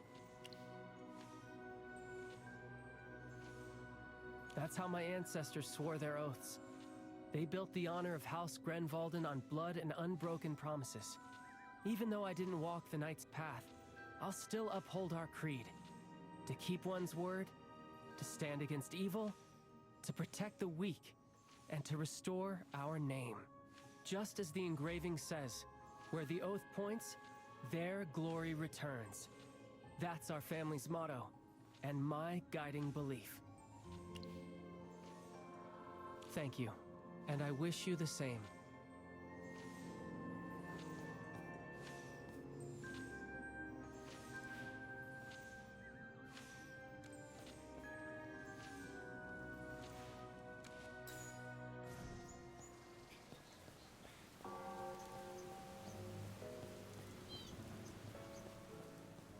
Quiet! Students, quiet down. I am acting headmistress Dorella. You all know me. I have an important announcement. Thanks to Envoy Evie, the staff, and the Academy Board, we've uncovered the truth behind Headmaster Lamar's death. Madame Dorella, what exactly happened? Silence! Details will be given to your instructors and passed along through them. No further questions. But with a killer on the loose, how can you guarantee our safety? This was an isolated incident. The Lyceum is more than capable of protecting its students.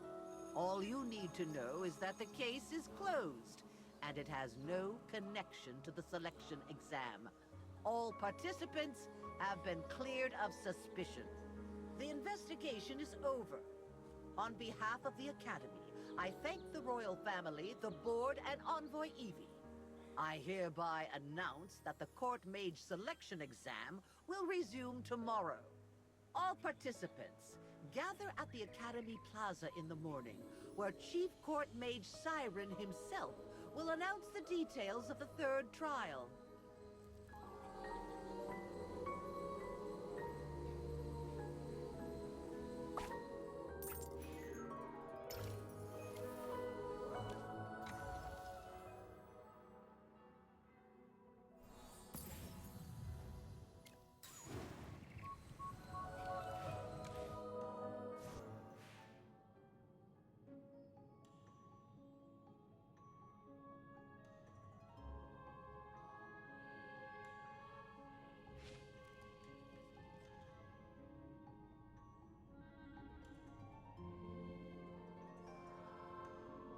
Relax. There are no enemies here. Can you hear me? It's me, Zoria. No spell. This is my true body. The gargoyle you're used to is just a vessel I use. This is what I really look like. If I wish, I can use almost anything as a vessel.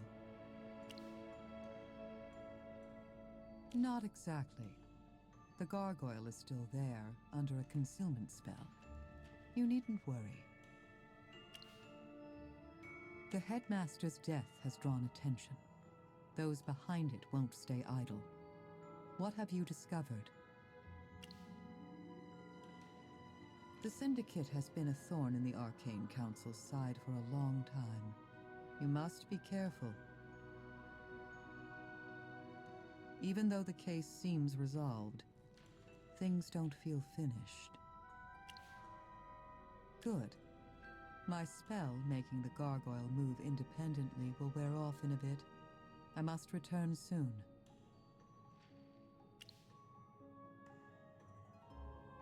And reveal the Arcane Council's existence? No. Since the Council's founding, only Merlin has ever revealed their identity. The rest of us remain hidden, even from each other. Only the first seat possesses the Council's member roster, its authenticity bound by a divine pact. Even among the seats themselves, no one knows who the others truly are. As its leader, you know this better than anyone. Our secrecy is our greatest shield. The Arcane Council is the last line of defense against dark magic and hypogean forces. Our identities are secrets people would kill for. I would rather remain imprisoned than risk exposure. Enough. As our leader, you understand sacrifice better than anyone. During the Second Divine War, you gave up everything to protect this world. You only survived by falling into deep slumber, losing most of your power. You should be grateful you're alive at all. Compared to your sacrifices, what I'm going through right now is nothing. The exam must proceed as planned. We need to uncover the true plot behind it, whether the Syndicate or Siren is pulling the strings. Then I take my leave. Everything rests with you now.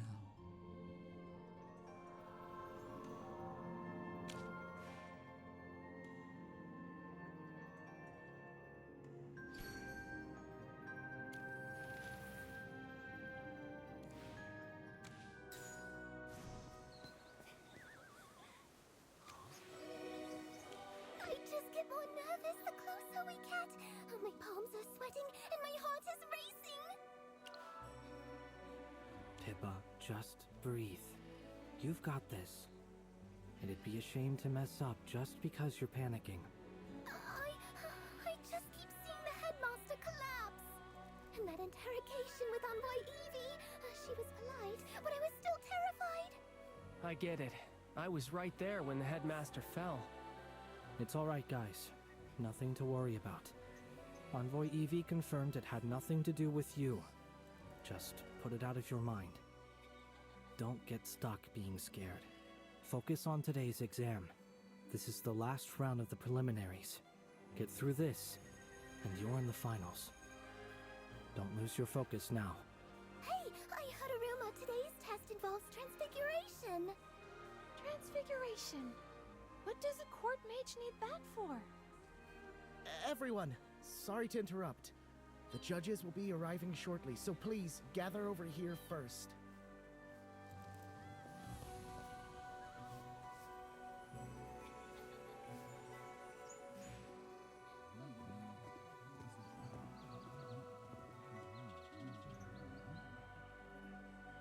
Good.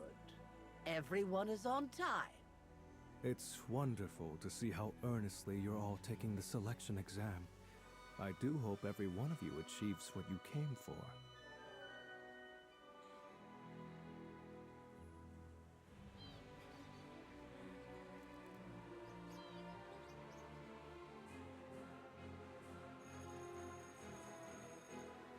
As you know, court mages stand at the Empire's very core. We serve the royal family directly, privy to matters most could never dream of hearing. So, naturally, we must possess sharp perception, a talent for gathering and interpreting information, and sufficient counter-surveillance skills. Today's task is quite straightforward. Collect 5 different information fragments scattered throughout the exam area, then assemble and interpret their meaning. Those who successfully gather all 5 will advance to the final selection round. Magister Siren, will interpreting the fragments correctly affect our results? Ah, excellent question. Indeed it will. Even if you gather all of them, failing to interpret them properly means you cannot enter the final round. After all, the knowledge you uncover will form the final question of the exam. Here's a little tip. You may use any method you like to obtain the fragments. Feel free to rely on your magic, your wit, or even a little persuasive charm, if the situation calls for it. Are you saying we should compete against each other? Competition isn't forbidden. In fact, it can be quite educational. How one chooses to reach their goals reveals far more about them than success itself ever could. Now then, I've said enough. When you're ready, proceed in groups to the Sky Realm Forest. That's where today's exam will take place.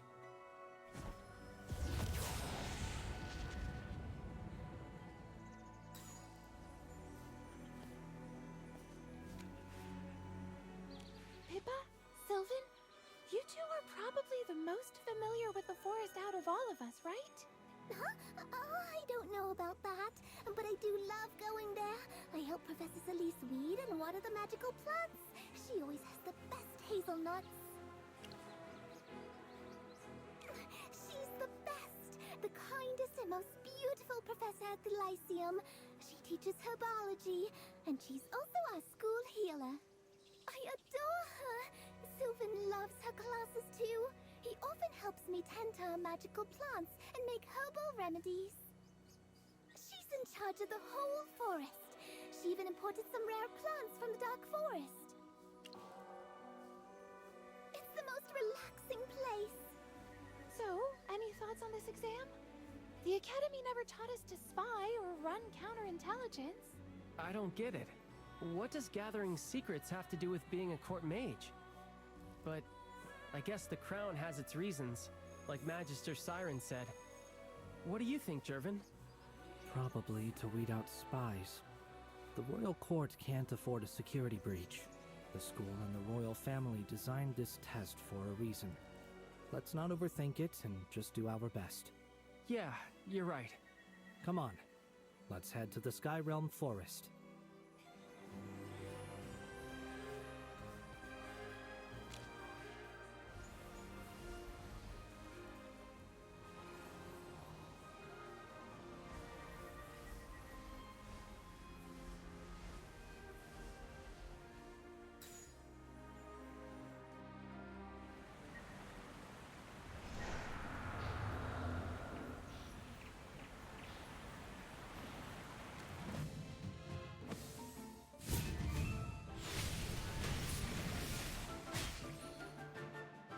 This is akin to priceless art.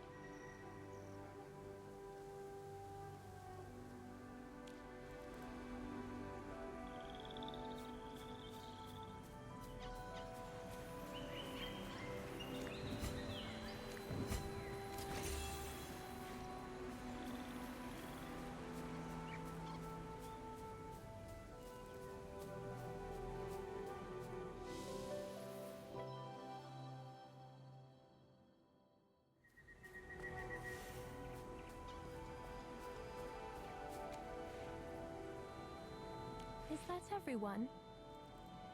Professor, are you judging the exam today? Oh no, not this time.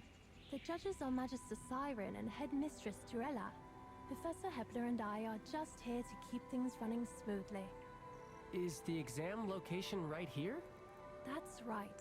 The entire forest is part of the exam grounds. We've even set up a little surprise for you all out there. You'll see what I mean soon enough. If you have questions later, come find me after the exam. I'll be happy to explain everything then. For now, I'm afraid I can't spoil the surprise. All right, before we begin, there's a small magical aptitude test. Think of it as a warm-up. Pass this, and you'll move on to the real thing. Don't worry, it's nothing too demanding. We just need to confirm that everyone's basic magic is stable and ready. You've all worked so hard to get here. This is simply to make sure you can show your best selves. Professor Hepler will explain the details. He's waiting just ahead. Everyone, keep it down. I've got news to share. What's up? Did you find something? I don't know the full details of the exam, but a friend told me it favors acting alone rather than in teams. Wait, really? Yeah, my friend who serves the prince overheard him say this test was designed for individuals. He sent me a message last night, and I figured I should share it. At least that way it's fair. Why give away your advantage? you'd benefit more by keeping quiet. We've all worked too hard to get here. Winning because of inside information doesn't feel right. I'm confident in my magic. I don't need this kind of edge. And besides, it goes against everything my family stands for. That's so like you, Jervin. Thanks, Jervin. Well, if that's the case, let's split up. May the best mage stand out. Good luck, everyone.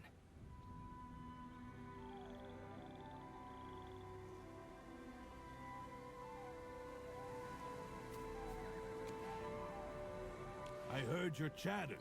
You're right, this test will use transfiguration. I'm going to teach you an advanced technique that might help you during the test. But before I show you this new transfiguration technique, I need to see where you're at skill-wise. A good candidate needs both learning ability and adaptability. Follow me.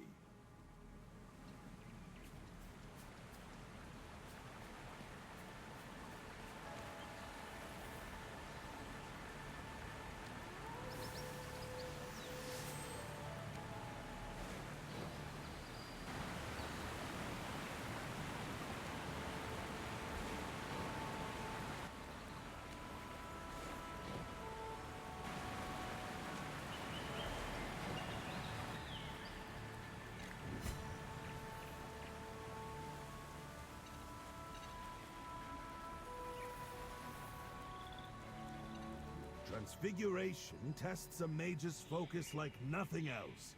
Many graduates still shudder at the mention of it. But I have to say, your skills are already well beyond your classmates. Impressive. So I'll teach you something special. Ancestral Sense. Master this, and it's like gaining a second pair of ears. Or a third eye. Ancestral Sense lets you tap into deeper magical energies. Simply put, a form of necromantic perception within Transfiguration that lets you sense echoes of the past. It's like stepping from bright sunlight into a shadowy graveyard. Your senses sharpen and you'll awaken special abilities.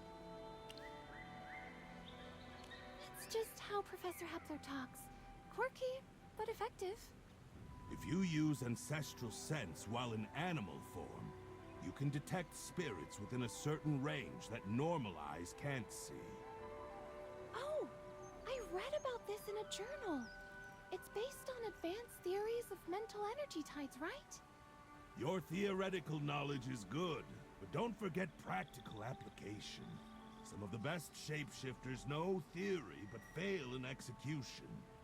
True mastery means making magic instinctive, like a chameleon changing colors, or a lizard becoming an owl bear. Professor Hepler's transfiguration is second nature to him. All right, let's see it in action. Up ahead, shift to your wolf form, then activate the Ancestral Sense. Let's see what you can find.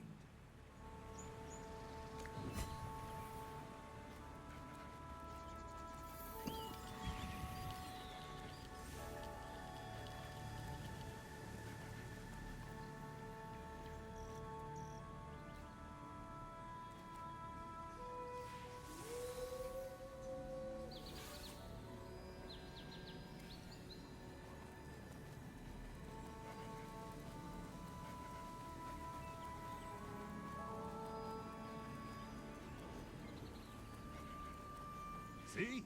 That bridge was invisible before. Now it's clear as day. You've got a third eye now, a second pair of ears, another nose. Don't worry. You'll get used to Professor Hepler. His style grows on you. Most secrets work the same way. They're hidden until revealed by the right method. Take these ruins. They look ordinary, but with Ancestral Sense, they'll show you all their secrets. Go on. Use the spell to study the ruins and solve their mystery.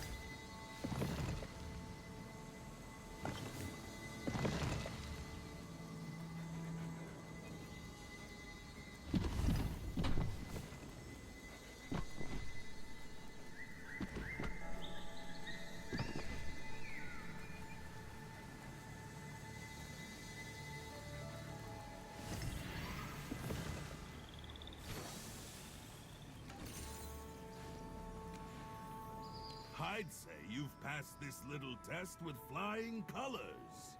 Professor, can we go take the main exam now? Hold on. I've got a few more things to say. You're among our best students. Whatever happens in this selection, I'll be proud of you.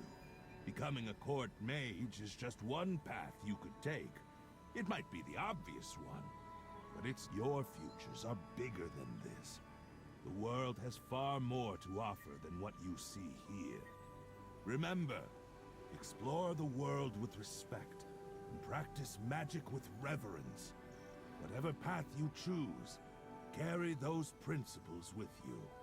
I can see I've lost you both. You look about as lively as two slugs in salt. I won't keep you any longer. Go on, get moving.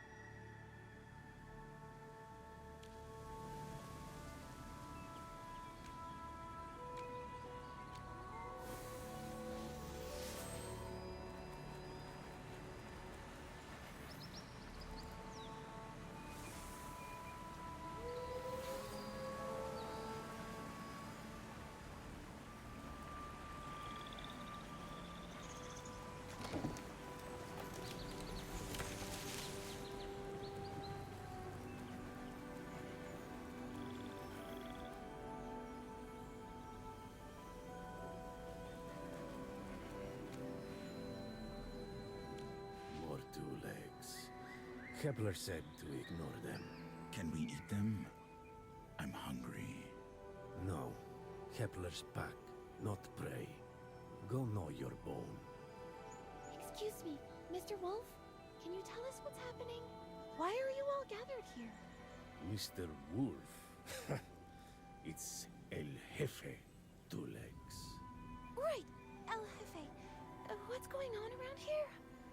Those 2 legs down there, feasting. Took our meadow. Loud as thunder. Smells worse. I can't even nap.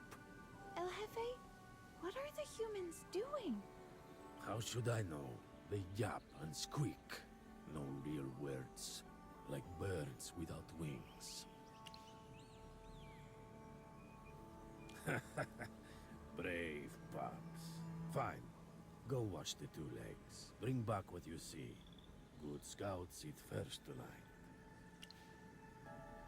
And keep low.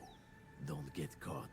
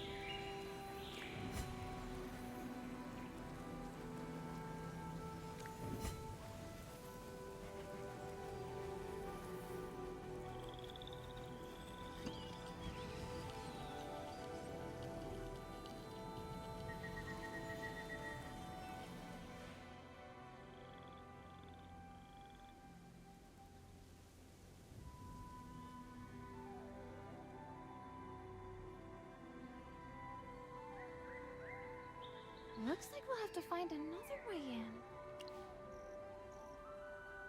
The staff count is probably fixed. We'd stick out. Maybe we could pretend to be volunteers. Let's change into our uniforms and try going in.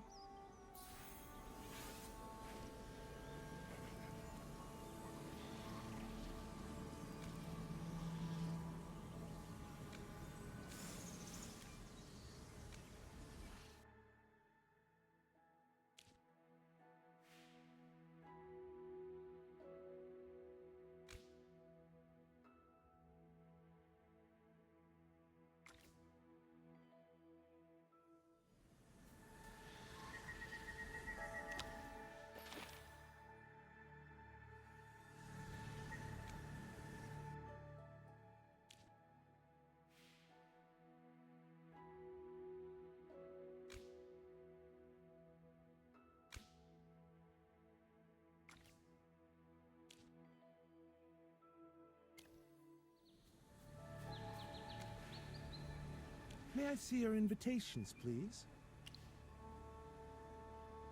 Oh, please show us your volunteer IDs. What? On the acting headmistress's orders, all volunteers must carry a school-issued pass for this event. Your passes, please.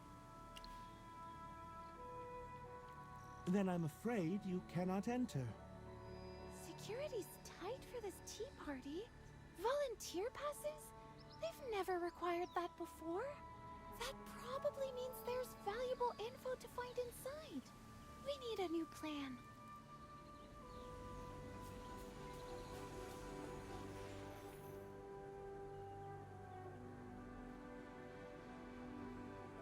Do you have any ideas? That's it. We can turn into hamsters, small enough to sneak in with the food. Hiding under a serving plate would work perfectly. Turning into hamsters. Honestly, that sounds kind of fun.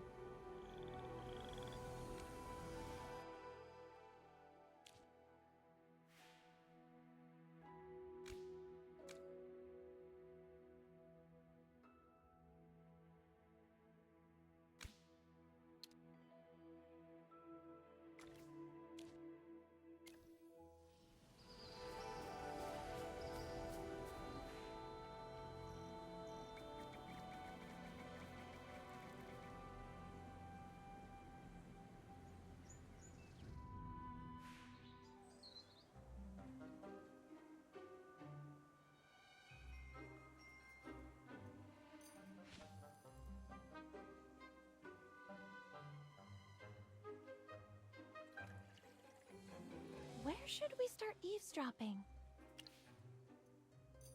Perfect! Magister Siren is sitting right here.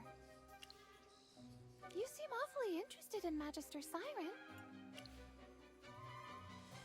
Really? But he looks so elegant and noble. Did he do something wrong? Okay, we need to get closer. Oh! We can climb across that tower of waffles.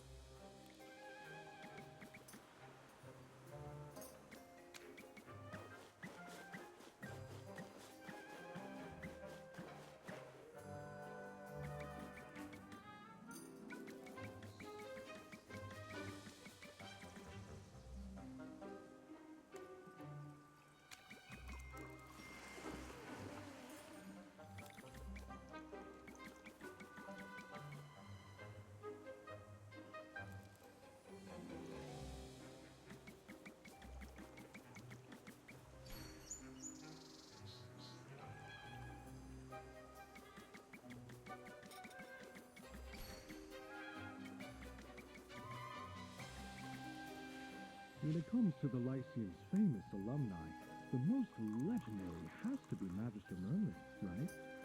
I heard he became head of the Secret Arcane Council after graduation. Merlin. Now there's a name that carries weight. Such a renowned magister. Though, amusingly, no one's glimpsed him in 20 years. Makes one wonder what he's been up to, doesn't it? True. He's still listed as a distinguished visiting professor, but he hasn't taught a class in ages. I've only been teaching for 5 years, so I have never met him. But I did get to visit Magister Merlin's hidden magic tower. Oh? Merlin has a tower at the Serene Lyceum? Yes! It's usually invisible and only appears on special days. When it's accessible, students can get permission from the headmaster to visit the first floor. Just the first floor? Yes, the upper levels are sealed by a magical barrier. How fascinating. Could an outsider like me visit? I'm not sure. You'd have to ask the headmaster. Or, I suppose, acting headmistress Durella now.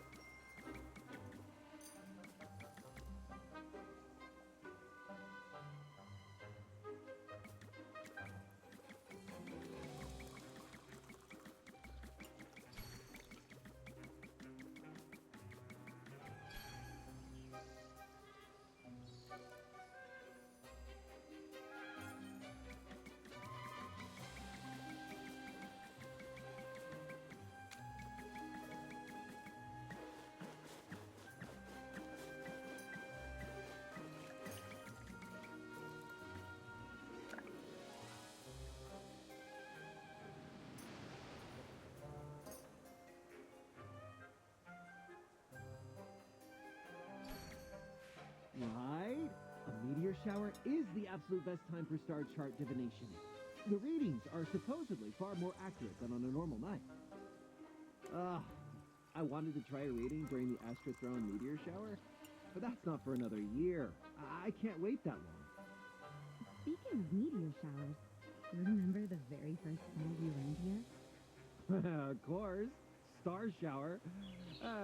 Pretty, but not very practical. Well, it makes a lovely backdrop for a marriage proposal.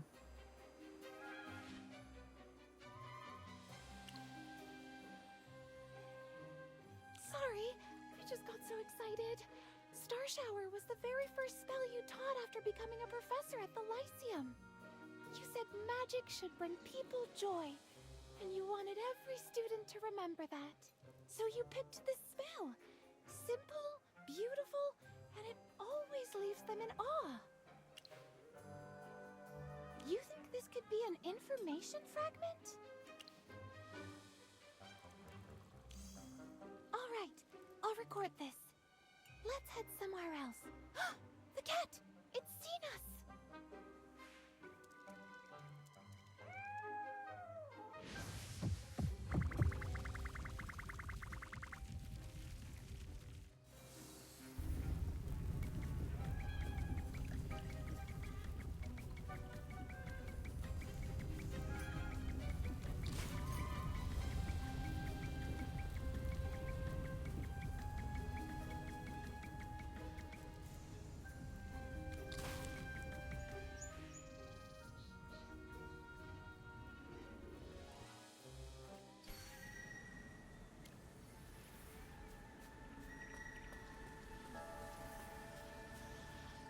So, Merlin's Tower and the Star Shower spell. If my hunch is right, these are definitely two of the fragments we're looking for. But that's only two. Magister Siren said we need 5 fragments to piece this whole puzzle together. Looks like we still need to track down 3 more. You know, Jervin had a point. This exam really seems designed for people working alone. Maybe we should split up to gather intel. How about we meet near where Professor Solis is before the exam ends to share what we found? Don't worry, I will. And let's not waste any more time.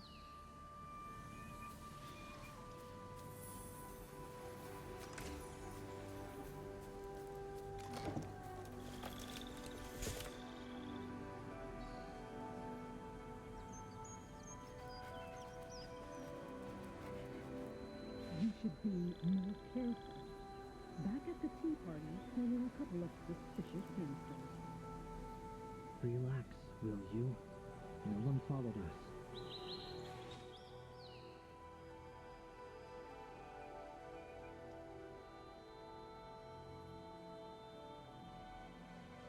Ladies and gentlemen, welcome to the final act. How do you like my new little pet?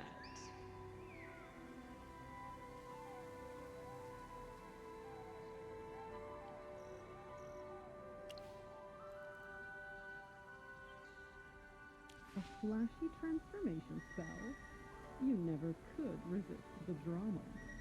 If anyone remembers the spell's restrictions, you'll be exposed instantly.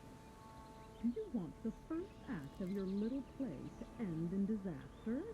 With so many students using transformation magic, I'm safe for now. But I'll be careful. Now, madam, what's this about? Ah, I see. You like the spotlight. You think being the main character means you can do whatever you please? Don't forget, I brought you that gift back from the rift. I can just as easily take it away. That gift. You didn't give it to someone else, did you? Developed a taste for it, have you? Let me be perfectly clear. Stop using transformation magic. I won't let this performance fail because of your stupidity. Wait, someone's coming. We need to go.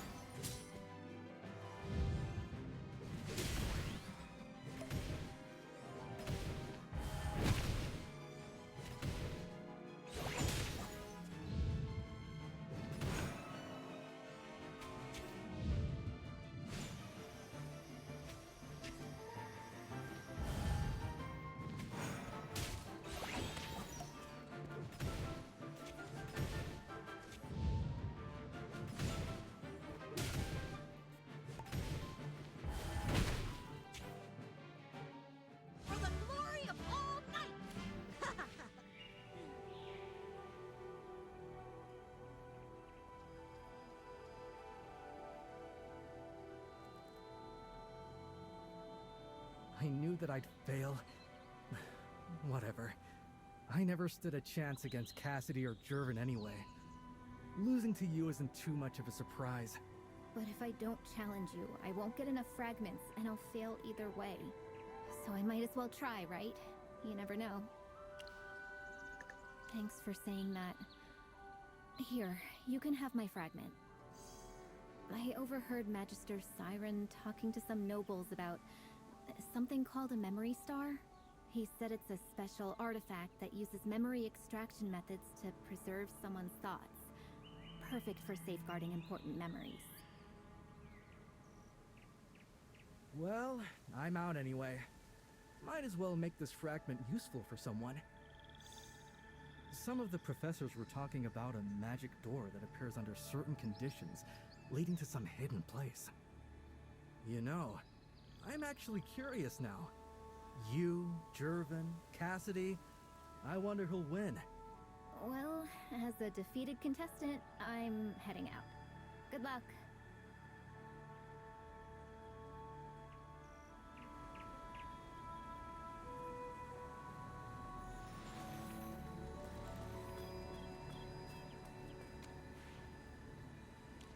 Is that you?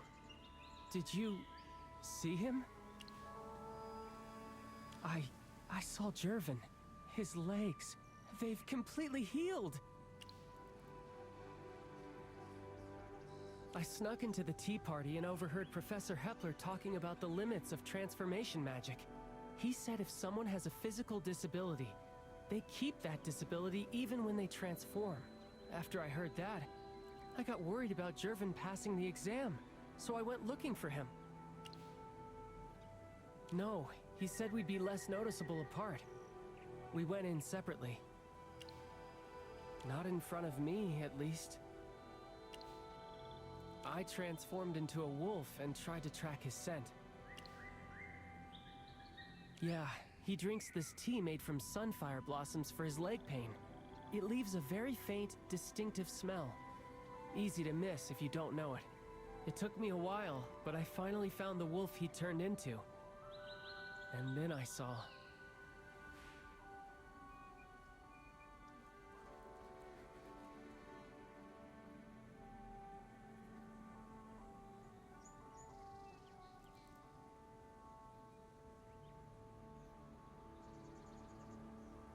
I saw him moving around perfectly fine, and I was thrilled. I was about to run over and ask him when his legs got healed, and who the amazing healer was, but then it hit me.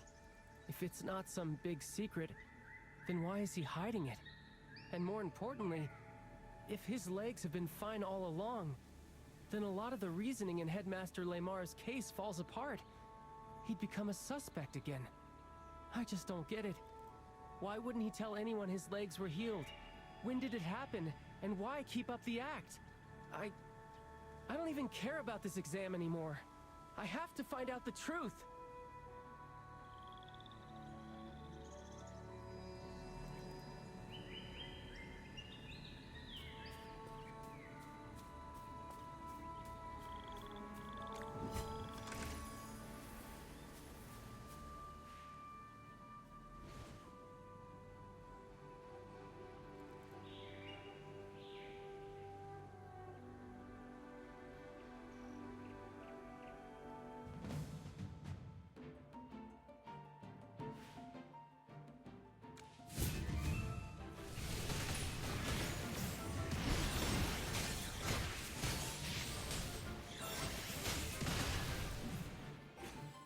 I have prevailed.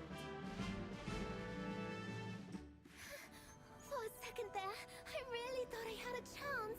You're just incredible. I gave it everything I had, and it still wasn't enough. Professor Celise is going to be so disappointed in me.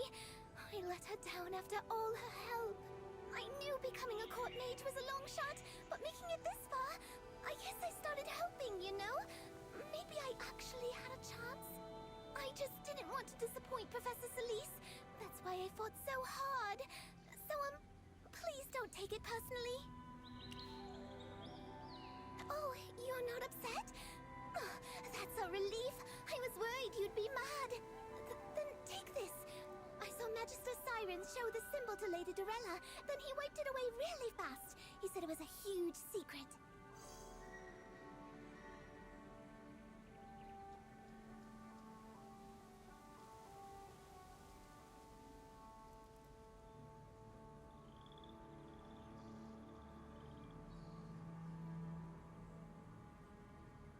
I have no idea what the symbol means, but you probably do. Feel free to talk to me anytime. I'm out of the running now anyway.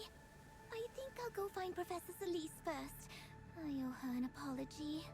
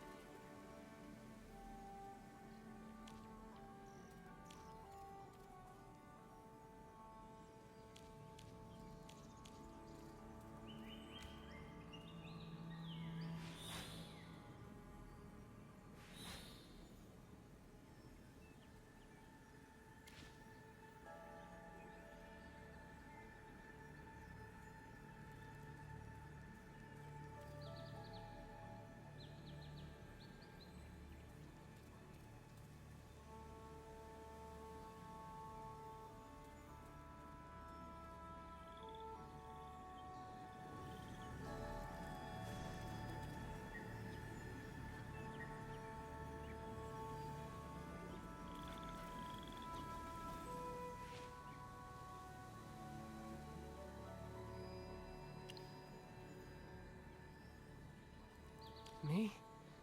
I just had a fight with Jervin. I don't know. Did I mess up? Was it wrong to ask about his legs? Should I not have tried to give him the fragment? He didn't answer, but yes, I saw it. The black wolf he turned into was completely healthy. No limp, nothing. Yes, I saw it myself. I tried to. When I caught up to him, I wanted to hand over the one I found. No. Because his recovery was his secret, and I revealed it to you without his consent. According to my family's code, that's a betrayal of a friend. But with the headmaster's death, I had to say something. I meant it as an apology. I don't even know why I did it. Maybe I just made everything worse. He was really angry. Why would you give me your fragment? It's my apology. I know you wanted to keep your recovery a secret, but I was so shocked, I told our new friend without thinking. Your legs. Why didn't you tell me? We could have... What, Sylvan? Did you think I couldn't gather the fragments myself? That's not it. I know you're more than capable. I just thought it might help. make things easier for the final match tomorrow. I want you to succeed. I want you to become a court mage. Succeed? Help me? Don't make me laugh. Don't be so naive, Sylvan. You can't help me. You have no right to pity me. I don't need your help. And your weak apology is meaningless. Now that he knows I can walk, I'm sure he'll piece the rest together soon enough. Piece what together, Jervin? Don't tell me you... Sylvan, the ever-righteous son of a knight. If you still call yourself my friend, then stop getting in my way. Stop using friendship as an excuse. Take your sympathy and your weakness somewhere else.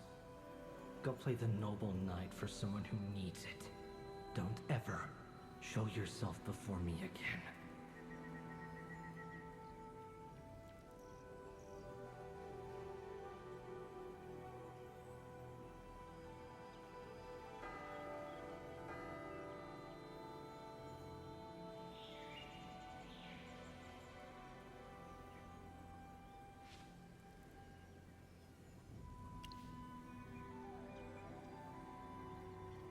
The Arcane Council?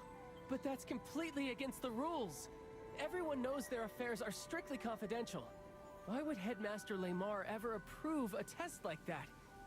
Is that why he was killed?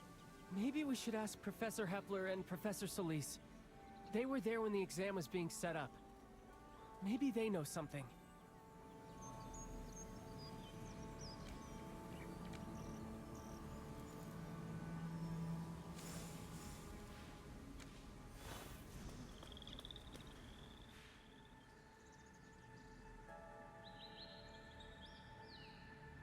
I didn't make it! I didn't even reach the final round! Everyone's going to laugh at you. They'll say you were wrong to recommend me. People will question your judgment for picking me. I know I'm not good enough, but I never wanted to embarrass you. Is that what you think? Well, I see it differently. You have a unique and wonderful magical gift, Pippa. You're creative and imaginative. You just need a little more faith in yourself. This was an incredibly difficult exam, and you made it to the 3rd round. Only 9 students in the entire academy managed that. You should be proud. Maybe I just got lucky. Luck's part of talent too, Pippa. Don't underestimate it. But more importantly, your magic is special. It's wilder and harder to control than most. But that's often how it works. The greatest power is usually the hardest to master. You need to trust your gift. I truly believe you will become a remarkable Magister one day. Magister? I've never dreamed that big. No professor has ever believed in me like you do. You really think I could?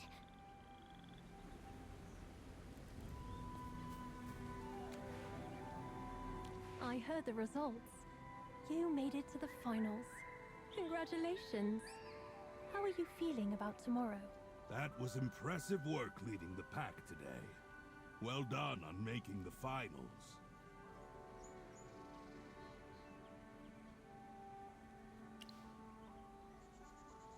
I'm not sure, but the Chief Court Mage had to approve everything. Magister Siren did visit the venue. He made a few last-minute adjustments to the questions to better suit the environment. The headmaster also stopped by to check on our preparations. It was just a few days before the selection started. He asked all about the venue and the tea party setup. He actually loved the idea of students using transformation magic to infiltrate the party. But then he suddenly got very angry. He kept asking us, "Are you absolutely sure no one tampered with the questions?"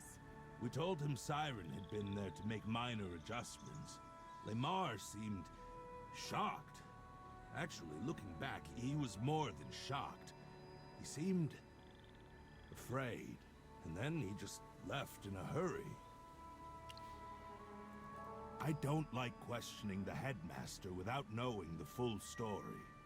Unless something is clearly wrong, it's not my place. The next time we saw him, he was perfectly calm. I asked him about it privately, and he said everything was fine with the selection. Since he'd confirmed it himself, we saw no reason to question it further. Wait, do you think there's something wrong? Is the headmaster's death connected to all this?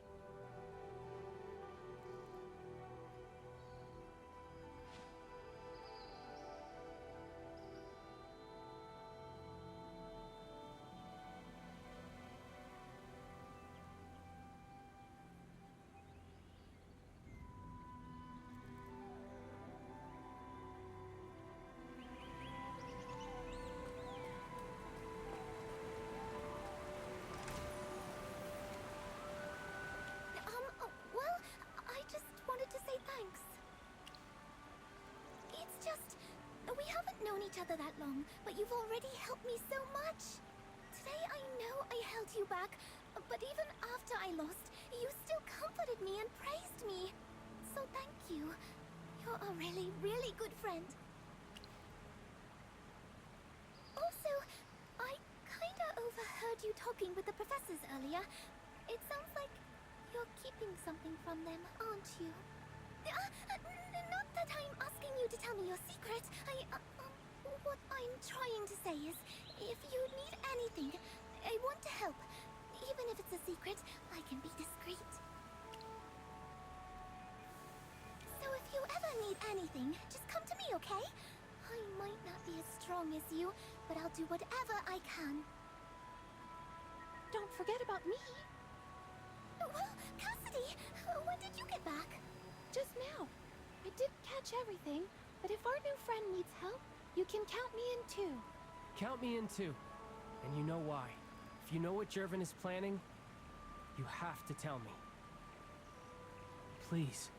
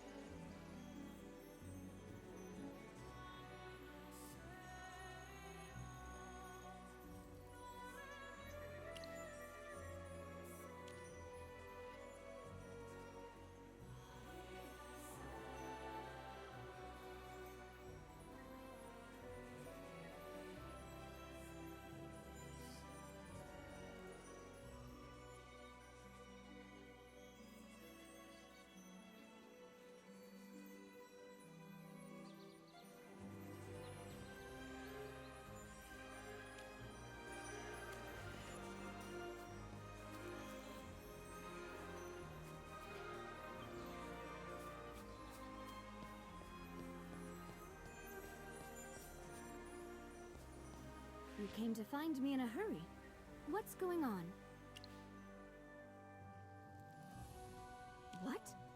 That's a serious accusation. Tell me everything you know.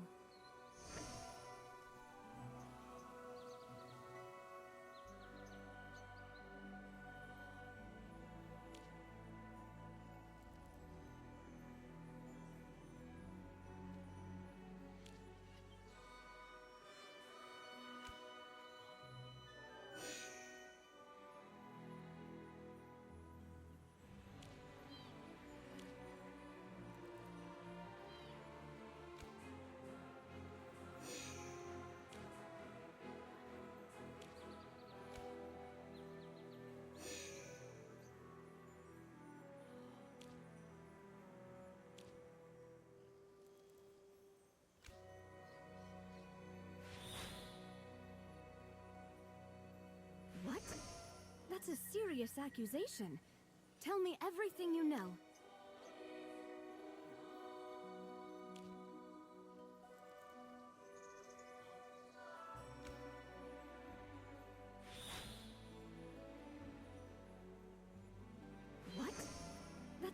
serious accusation. Tell me everything you know.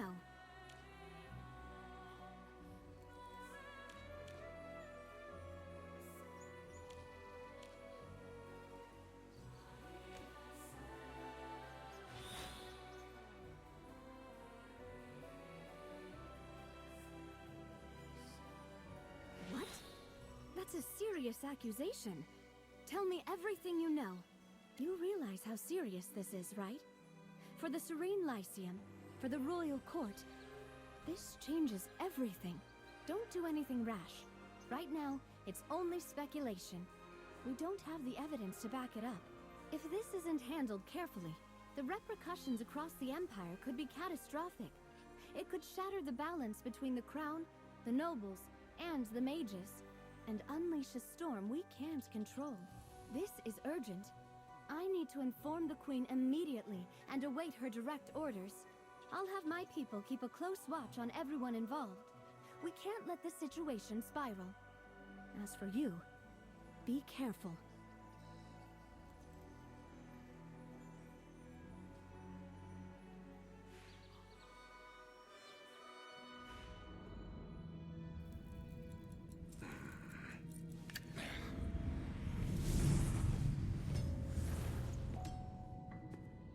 An emergency meeting? Make it quick. My time is valuable. Seems you have a poor grasp of what valuable means. Gentlemen, try not to bicker like schoolboys. Everyone, the exam has taken an unexpected turn. We need a solution. That sounds like your problem. I only care about business. Business hasn't been great recently, with Merlin at the Lyceum. So that's what's got you so enamored.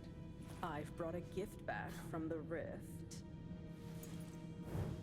A twisted power that retains reason. With that, where's my reward?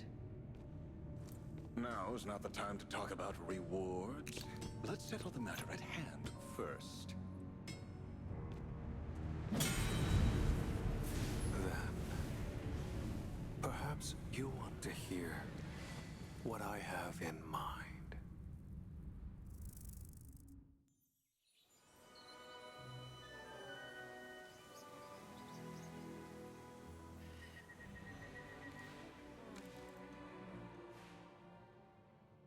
Merlin, you contacted me. What did you find? So whether it was about a magical contract or the selection exam, the headmaster's death leads straight back to the Adamant Syndicate. But I never imagined the chief court mage himself was involved. A man the royal family trusts implicitly. His ties to the Syndicate must run even deeper than we thought. The Adamant Syndicate, Jervin, Siren. They've likely been in collusion for some time. Once their plan succeeded, Jervin would take a seat among the court mages. Siren would gain access to the Arcane Council's classified archives, and through them, the Syndicate would learn everything we've been protecting. Unless we have solid proof, we can't rush to accuse Jervin or Siren. They're firmly entrenched in the nobility and the court. Neither of us could topple them lightly. We have the broad strokes, but we're still missing details. Our enemies are hiding in the shadows, watching our every move. If they succeed, our secrets will be exposed, and every one of us will become a target. Don't underestimate them. The Syndicate doesn't give up easily. But no matter what, our secrets cannot fall into their hands. If it comes down to it, destroying that memory star thereafter is better than letting it fall into their hands. I trust you'll make the right call. First seat.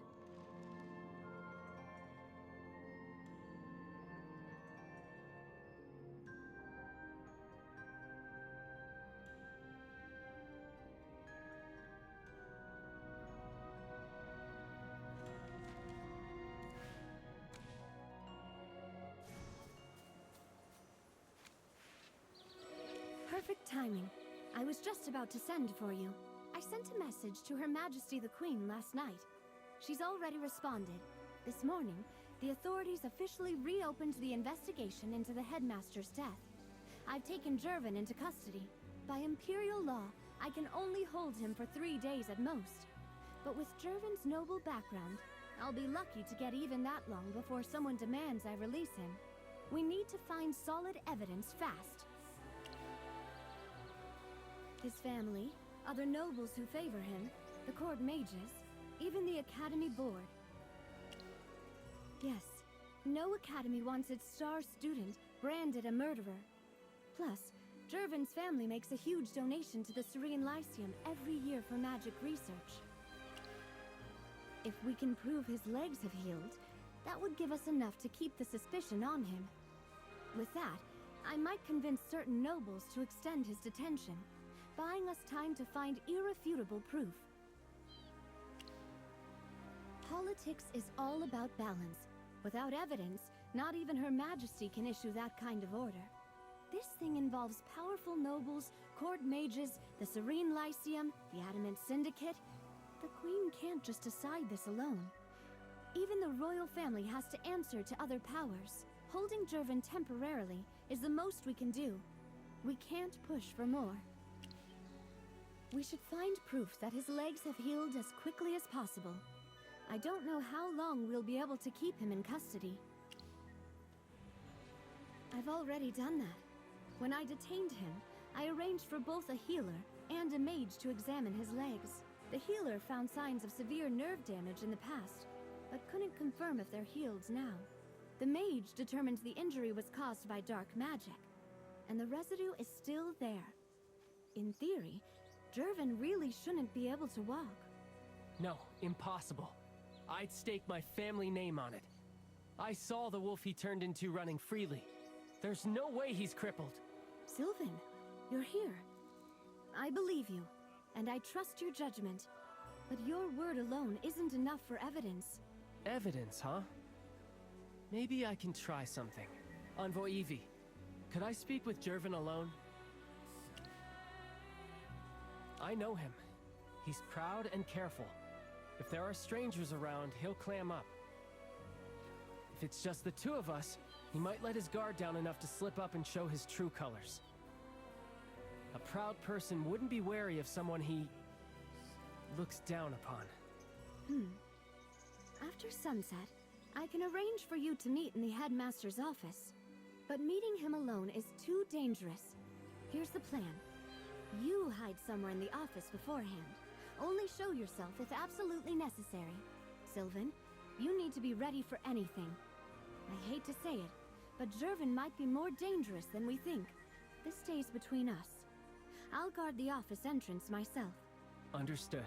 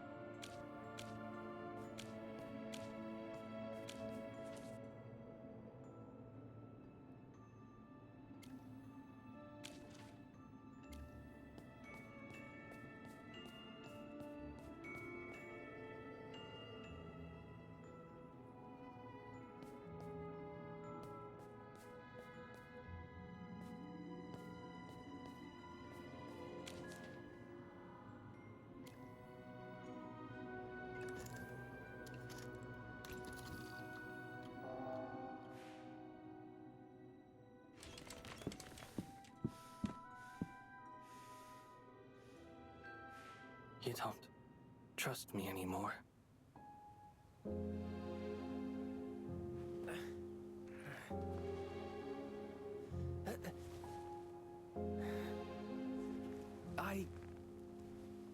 I did once.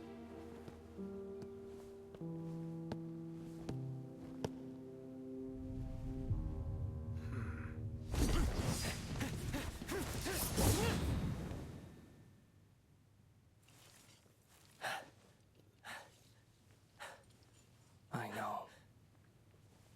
You won't hurt me.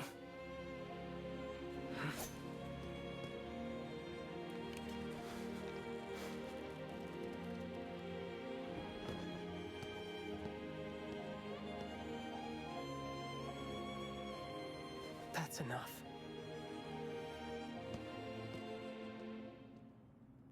I take it the talk didn't go well. Jervin, it's time to go back to the holding cell. You're still under detention. For now. But you can't keep me much longer, Envoy Evie. That's not your decision to make. No. And it's not yours, either. Envoy Evie, as Chief Court Mage, I must insist you release young Jervin. As one of the top contenders in the selection exam, he's already made it to the finals, and I dare say he has every chance of becoming the next Court Mage, serving the royal family directly. Now, detaining him without solid evidence? That would be a breach of Imperial law, and, let's be honest, not the kind of impression you'd want to leave, would it? Who gave that order? Oh, no one's issuing orders. Merely the advice of a humble servant of the Empire. And a gentle reminder of what the law demands. As Magister Siren said, you lack evidence for your accusations. The Lyceum Board is deeply concerned about this matter. I'm here, representing them, asking for Jervin's immediate release. I've also received a personal letter from Marquis Guard, Jervin's grandfather. The Marquis requests that you follow the law rather than personal whims. So you're forcing my hand. Force is such an ugly word, don't you think? Let's say it's a friendly suggestion with the Empire's best interests at heart. And do trust me, Her Majesty would hardly hold it against you. Siren, mind your tongue. Her Majesty has nothing to do with it. Ah, is that so? Then I must have been misinformed. My mistake entirely. Now, as for Jervin's detention... It seems I have no choice. Jervin, you're free to go. I told you, Envoy Evie. Some things are beyond your control. Master Siren, Headmistress Durella, shall we?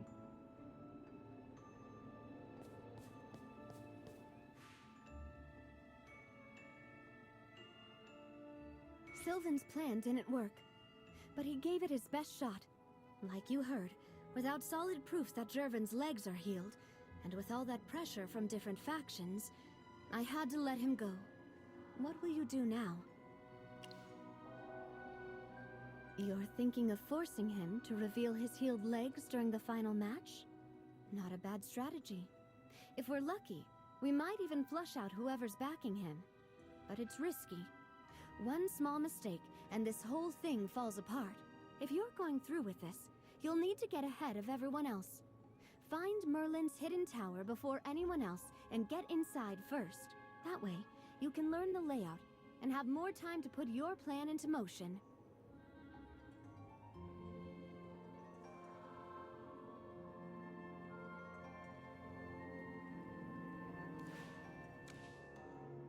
Well, look who it is!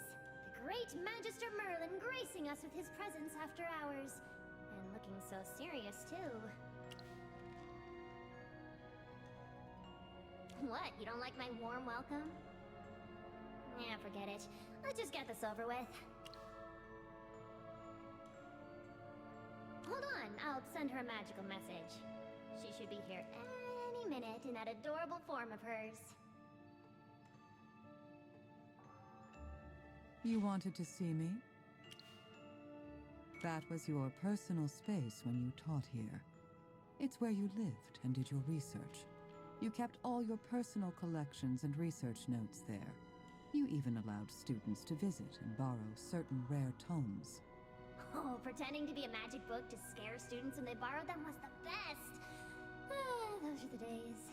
Then, one day, you abruptly revoked all access, hid the tower, and left the academy. Nobody's seen it since. You forgot that too? Even I know this one. You built your tower on Starfall Lake. You know that useless-looking bridge north of the Lyceum dock? That used to be the only way to get to your tower. Your tower was created with unique spatial magic. It's completely sealed off from the outside world.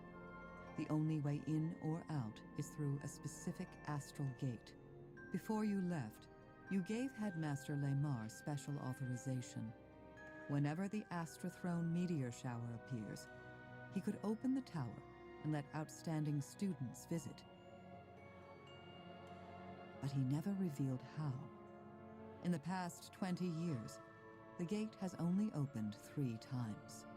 I don't know why he agreed to use your tower for the selection exam, but I suppose Siren must have given him an offer he couldn't refuse. You only ever let the headmaster take students to the first floor. It'll likely be the same this time.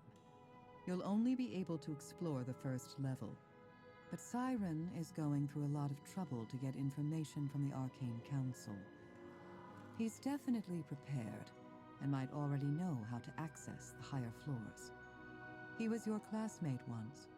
He knows you and your tower all too well. Be careful.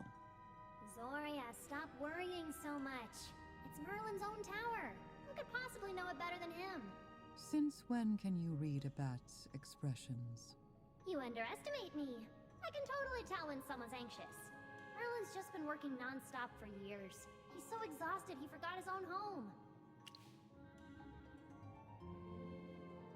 Countess, save the jokes for after this is over. Even as an adorable bat, you're still as stiff as a stone. Why am I not surprised? Merlin, that's all the information I can give. You and I both know the true purpose of this selection exam, but we can't let that truth show. The event must go on under the royal families and the Academy's watch. I don't want you walking into this alone. If there are people you trust, let them help.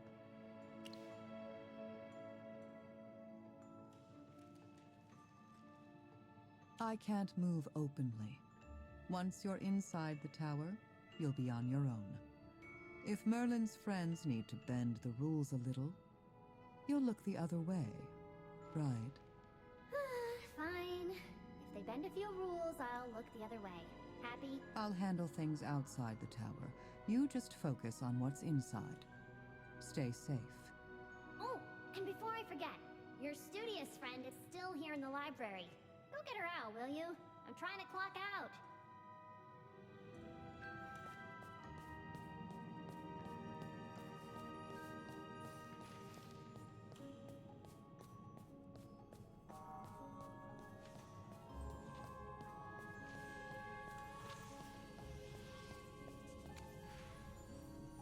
I found quite a bit about Merlin's magic tower. Look, here's what I discovered. I found some notes from past graduates saying that for the last 20 years, Merlin's tower only opened during Astrathrone meteor showers. But when I check the star calendar, the next meteor shower won't appear until next year. That can't be right, though. The final round of the selection exam is supposed to be inside that tower, and there's no way they're delaying the finals until next year. I'm confused. Did we misunderstand the fragment? You're right. We should take a look in person. Maybe there are clues there, or seeing the place might trigger your memory? Oh, sorry. I didn't mean to bring up your memory loss. We need to reach the tower before Jervin does. Let's go!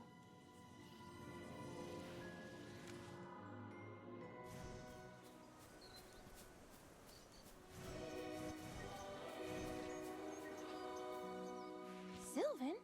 What are you doing here? Ah, perfect timing. I was hoping I'd find you guys. After I left the headmaster's office, I stayed hidden outside the building like we planned. I saw Siren and Durella show up and take Jervin away. I tailed them. Durella left. I overheard her saying something about meeting a friend in the shopping district. So I kept following Jervin and Siren all the way here. But I lost them in these woods. I've been searching, but there's no sign of them anywhere. Do you think they noticed you? I was careful, but Siren is the chief court mage. He probably has anti-tracking magic. They're probably trying to get into Merlin's tower first. Wait, you figured out how to get in? We've got some ideas, but we need to see the place ourselves. You coming? Absolutely. I already reached out to Pippa. She can join us whenever we need her. Great! The more help, the better. Let's go check out that bridge up ahead first.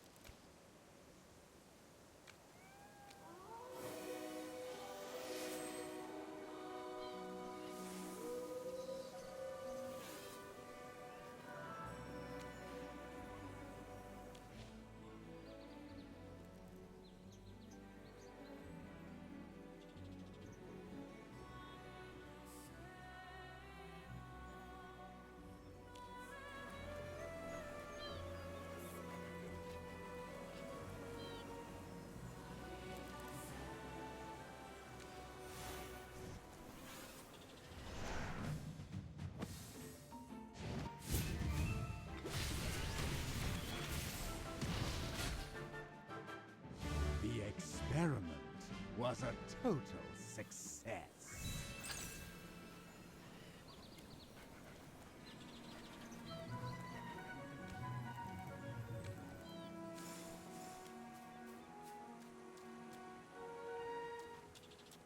But Jervin and Siren aren't here. Did they already figure out how to get inside? Doesn't look like it. The records say there's supposed to be some kind of magical display when Merlin's tower opens, but we haven't seen anything unusual. There's nothing here aside from this old astrolabe. No mechanisms or anything. Do you think this astrolabe could be connected to the tower somehow? Yeah, the constellations are barely visible. Maybe there's something special about it? Are we supposed to wait for a specific constellation?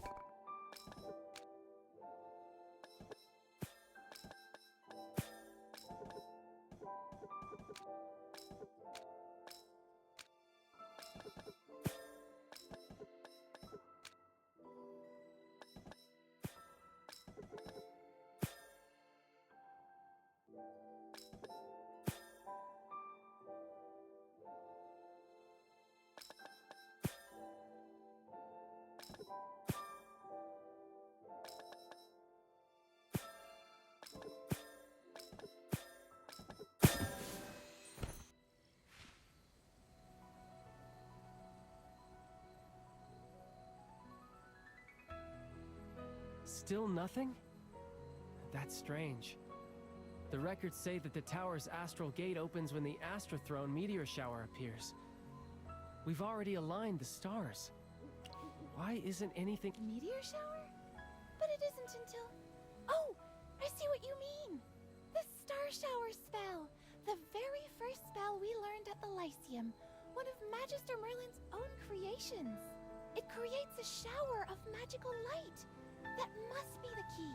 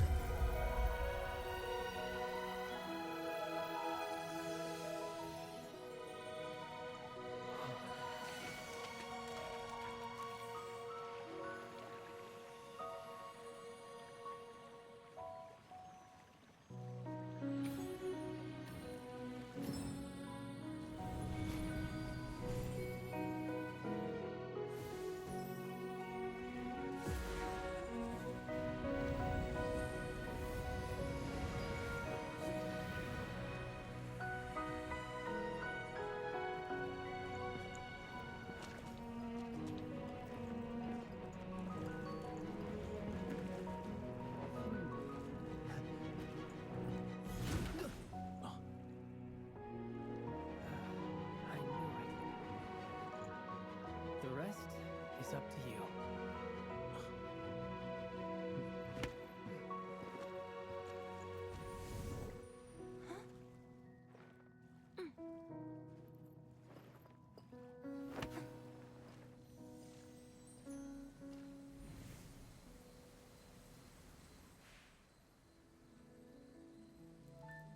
Relax. I'll tear open a spatial rift and send you straight to the upper levels of that tower. This spot should work. It's the perfect distance. Quite the hidden fortress, isn't it?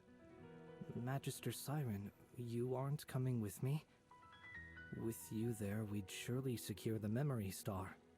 Ah, how I'd love to visit my old friend again. So many interesting memories. Pity, really. That fool Amar was too stubborn. He insisted the tower opens only to those who reach the finals. I employed every ounce of persuasion, yet he wouldn't yield. He even bound himself from entering. On this single matter, he was as obstinate as a plow mule, nowhere near as clever as he fancies himself to be.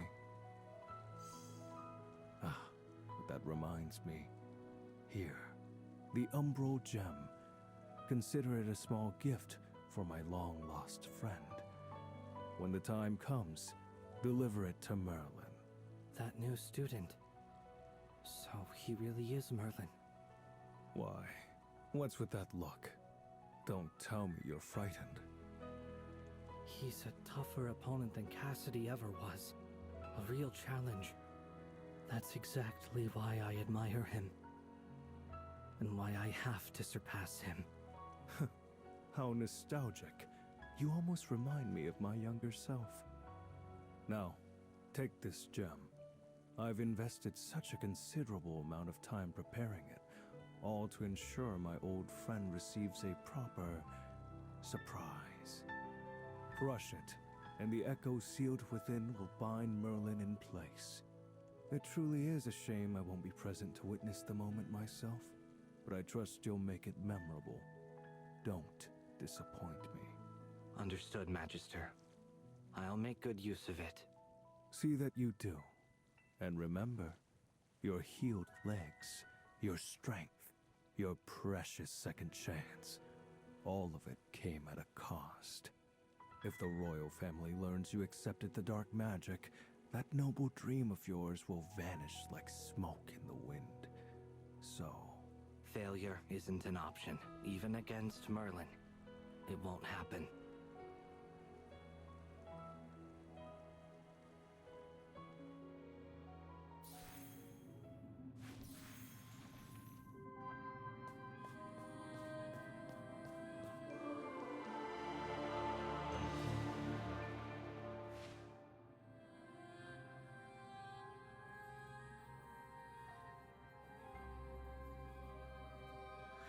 Believe it. Jura, above.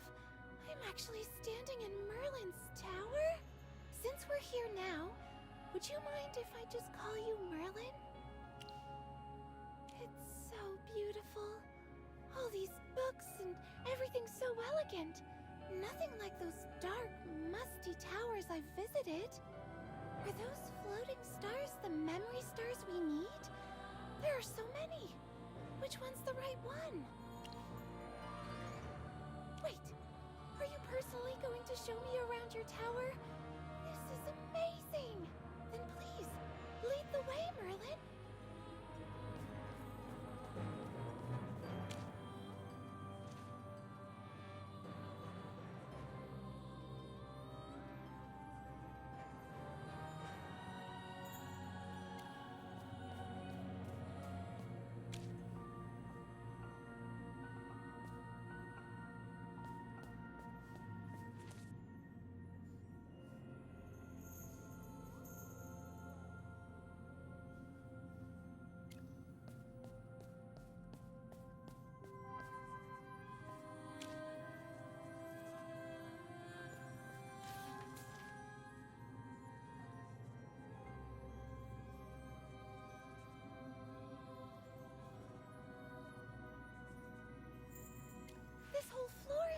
with your teaching materials. There's just so much here. What should we do now? Do we really have to check them all one by one? Right. There doesn't seem to be any alternative. After this is over, you should ask the librarian for organizing tips. The school library has one of the largest collections in the Empire, and everything's perfectly organized. They must know all the tricks. I heard your tower has many upper floors. You used to let students visit the first level.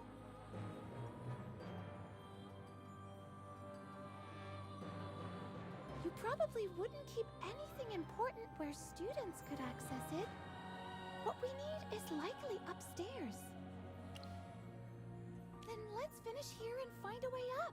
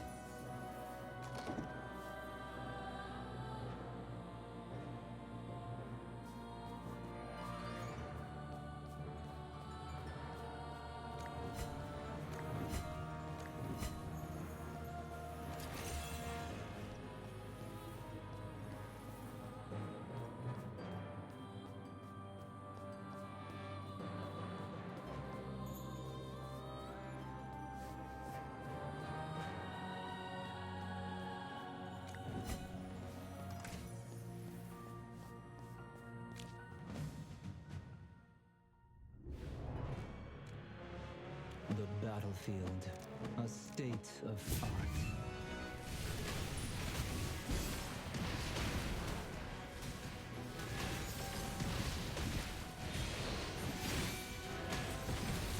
May the spirits guide your path.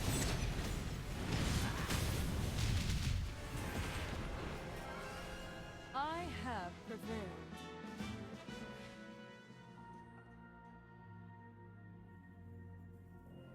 Merlin! You actually stored monsters inside memory stars. Amazing! They've been sealed away for so long, but they're still alive. What an ingenious approach! Your magical mastery is truly beyond compare. Still, isn't that a bit dangerous? If we're checking each memory star one by one, some might break free. Then we'd better stay ready for a fight.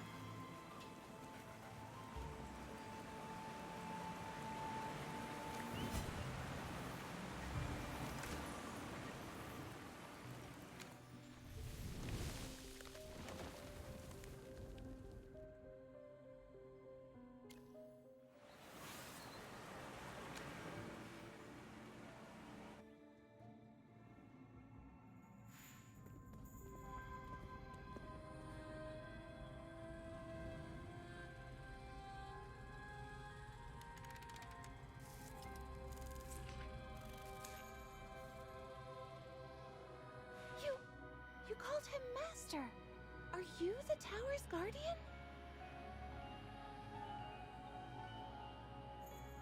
Quite observant, miss. I am a magically constructed automaton hamster. Welcome. Master, it's a pleasure to see you again. You are the owner of this magic tower. Naturally, that makes you my master.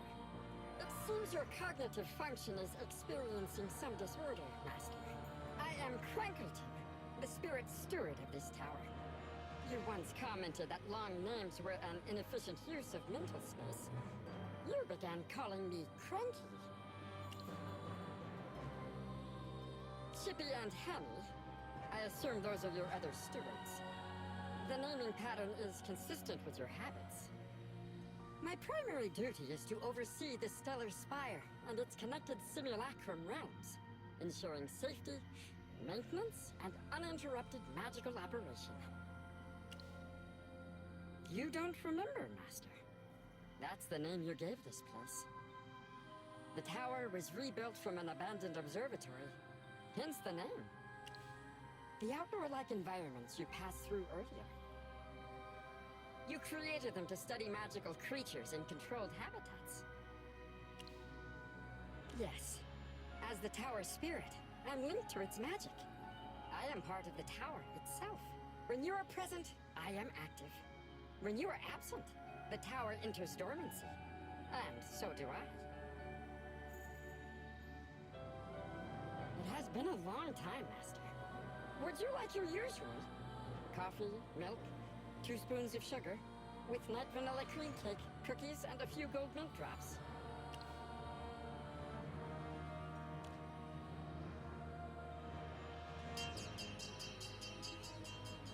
Alert! Alert! Alert! Unknown intruder attempting to breach the mechanism protecting the stellar chamber.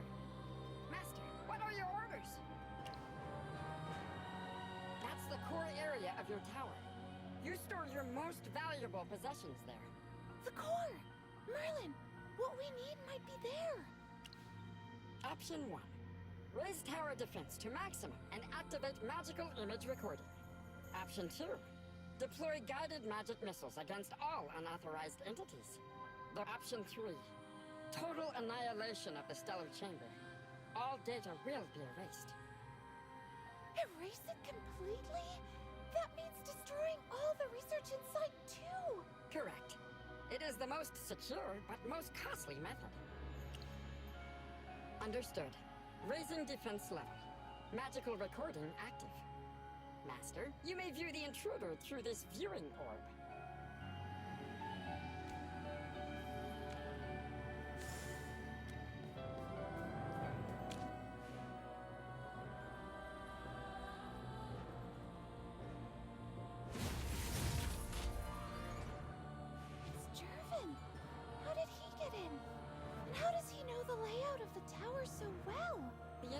Entered through spatial magic.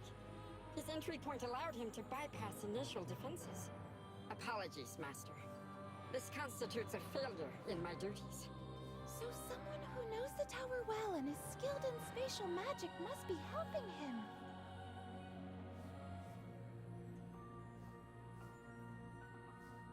Merlin, what's the plan? Should we contact Envoy Evie to apprehend him? But isn't that too dangerous? There's no need to worry. As the tower's owner, Master Merlin can seal all the exits. The intruder won't escape easily.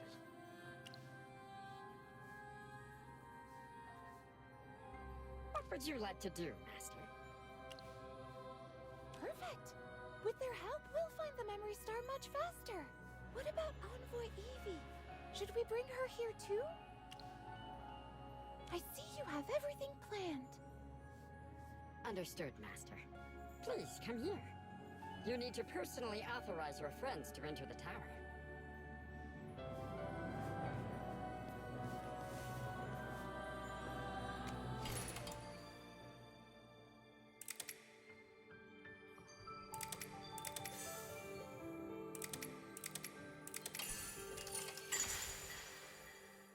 There, all done.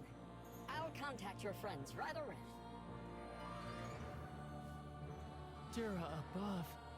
So this is Merlin's hidden tower. I can't believe it. How did you even find a way to let us in? You don't usually joke like that. Respected guests, this is no joke. May I present the master of the Stellar Spire, Magister Merlin. You're actually Merlin? The hero who fought the Hypogeans? The legendary Magister himself? I can't believe this. I know how you feel. I was just as shocked when I first found out. But it's true. This really is the famous Magister Merlin. Though Merlin is quite humble. So let's all just treat him normally. So, what exactly are we doing? Sylvan said I should be ready to help, but I'm still kinda lost here. So Siren's with the Adamant Syndicate, Jervin's helping him, and we've got to stop him from stealing Magister Merlin's secrets? It's only been a day. How did everything change so fast? This isn't the time for questions, Pippa. Once this is over, I'll explain everything. Jervin was my friend, but somewhere along the way he lost his path. That's exactly why I have to stop him before he makes things worse. Let's help Merlin and put an end to Siren's plans. Yeah!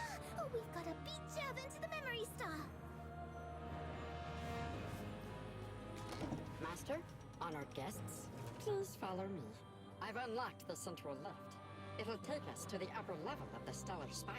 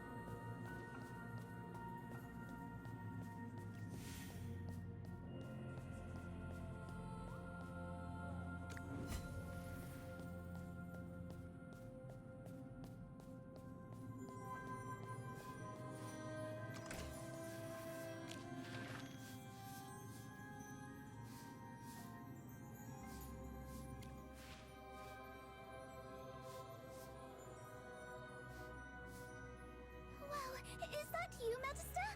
Wait, is that Siren? He looks so young here! Did Siren study at the Lyceum with you? That's right. Master said Siren had remarkable talent, and worked harder than anyone. He was the Master's greatest rival at school. Master said he had the ambition, the skill, and the brains to match. That he'd become someone important in the magical world.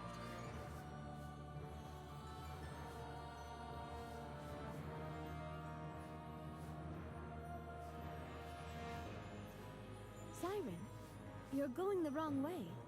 The closing ceremony is in Solstice Hall. My greetings, Envoy Evie. Don't tell me Her Majesty sent you just to admire the view. Let's be direct. The tower's owner invited me here. Besides the view, I'm also here to deal with anyone who damages it. As one of the exam judges, you should be in the hall awaiting the results. If you're lost, I can escort you. Ah, The master of this tower is nothing if not meticulous. The view is beautiful, but it's all so terribly familiar. Then I can hardly refuse your invitation. Lead on, envoy.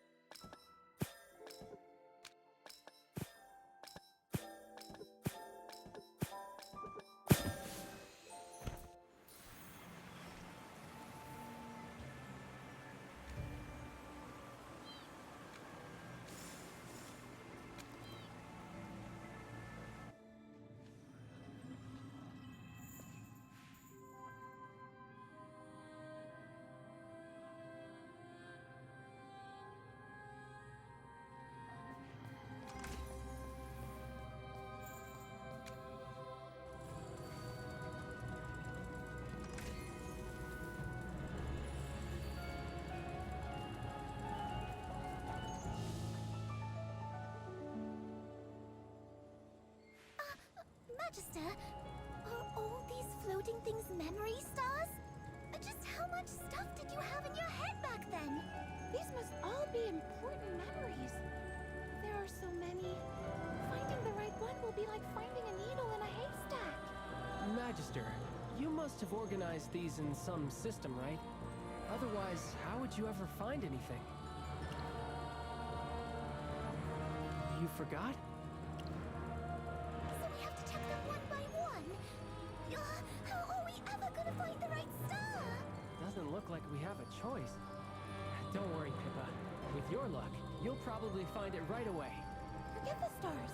Where's Jervin? He beat the Hypo Fiend guarding this place, so why is no one here? You think he's setting up an ambush?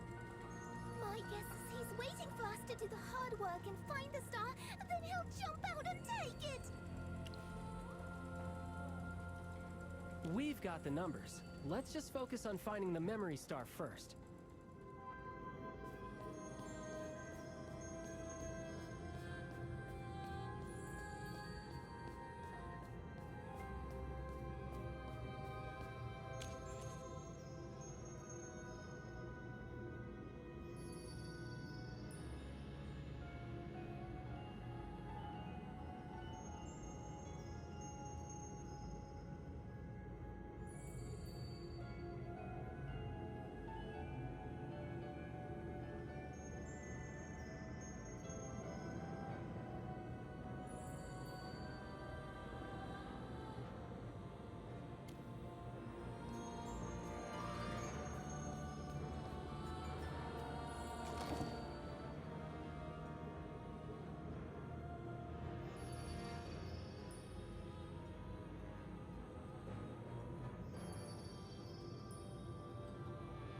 Merlin, this is one of your memories from the Second Divine War.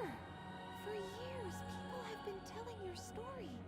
There are endless biographies and poems about you, all praising your wisdom, courage, conviction, and victory. But I've never read a single book, poem, or even heard a rumor that mentioned your doubts or fears. I never imagined that you, like ordinary people, could feel afraid and struggle with the thought of sacrificing yourself.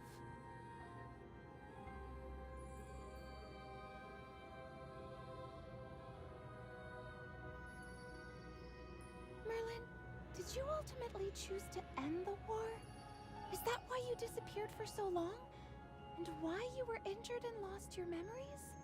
Do you regret it? I knew you'd say that, but it still makes me sad thinking about what you gave up. If you could do it over, would you make the same choice? So even if you didn't want to, as Merlin, you had to face these things? I see. No matter how many times, you would always choose to sacrifice yourself for this world. People say you shouldn't meet your heroes, but you're different. The more I learn about you, the more I respect you. I still don't know what I would do if I faced that choice. But Merlin, I hope I can walk the same path as you one day. Oh, sorry. I got carried away and said too much. I should get back to helping you find the memory star.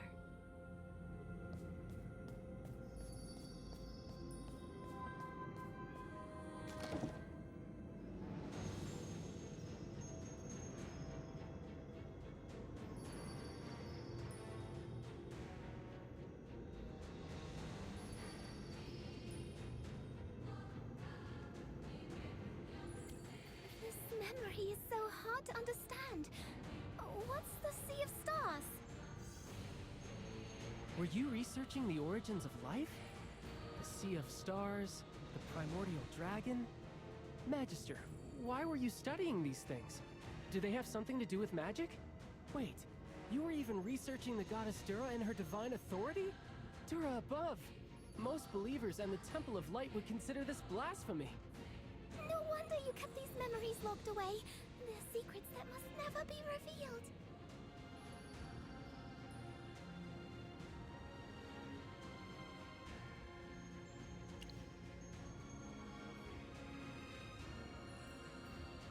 Don't worry. We won't tell a soul. The rest of the memory stars are floating up high. I can't reach any of them. I'll try a levitation spell.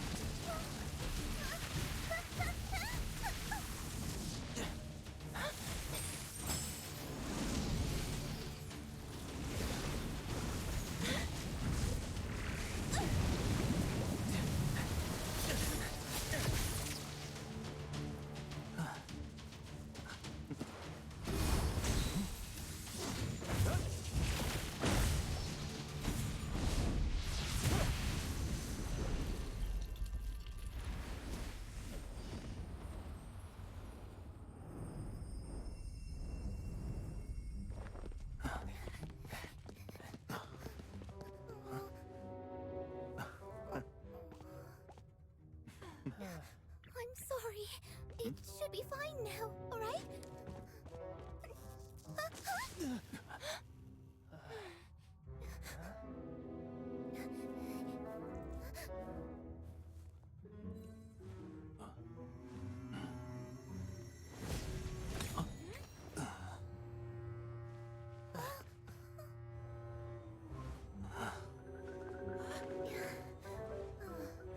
That must be it.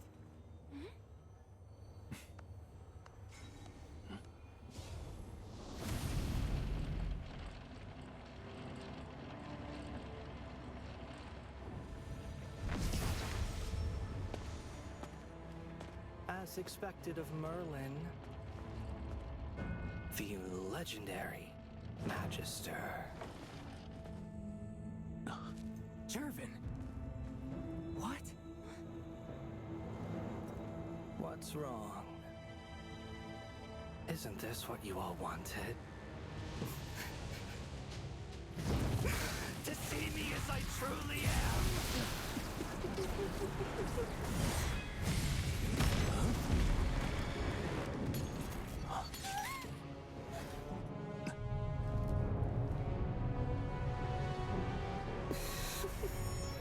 Are you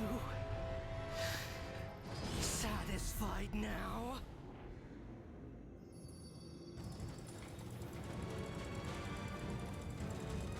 The memory star I wanted. You really did find it. Hand it over, or I'll take it by force. Need a moment to decide. Jervin? Your legs. They really are healed. You've suspected me for some time, haven't you? All those tests, those probing questions. Well, here's your answer, clear as day. Aren't you satisfied now? Why would you sink so low? Don't you care about yourself or your family's honor? Oh, I care plenty about myself. That's why when the Adamant Syndicate offered me a way to heal my legs, I agreed without a second thought. As for my family, what have they ever given me? A marquis, heir to the Hastings line, a man of rank and power in the court. How could he be someone who can't even walk without a wheelchair? Doesn't Marquis Gervais have any other heirs? How disgraceful! If I had been whole, those whispers would never have reached my ears. My family was watching me, testing me. They wanted to see if I could live up to the Hastings name. They weighed my worth, judged me, and looked for a place to set me down like a cracked piece of porcelain. But I'm not porcelain. I healed myself! If you had just talked to someone, your friends. Friends? What good would that do? Could they make me the next Marquis? But the Adamant Syndicate was different. They promised to restore my legs, to give me everything a Marquis should possess. All I have to do is take the memory star from your hands. Don't even think about it! Tevin, this is the real Magister Merlin. You can't possibly win! The Adamant Syndicate is just using you as a pawn. Once they get what they want, they'll throw you away. It's too late for that, Sylvan. You know me. Once I choose a path, I don't turn back. And I can't now.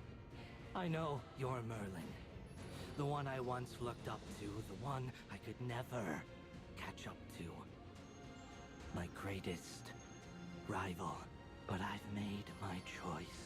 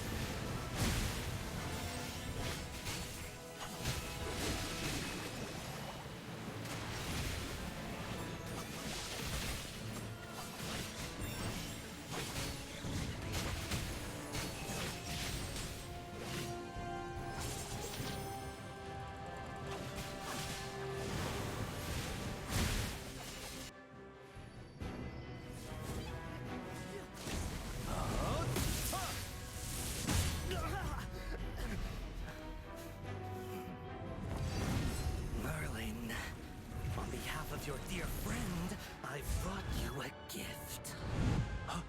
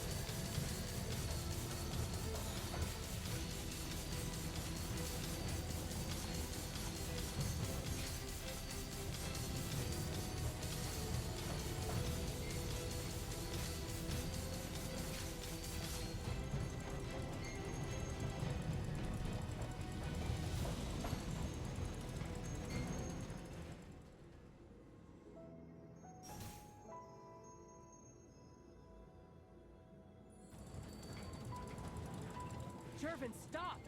You set all of this in motion, and now you don't have the stomach to see it through? See it through. To my failure. Again. Why? Why can't I ever win?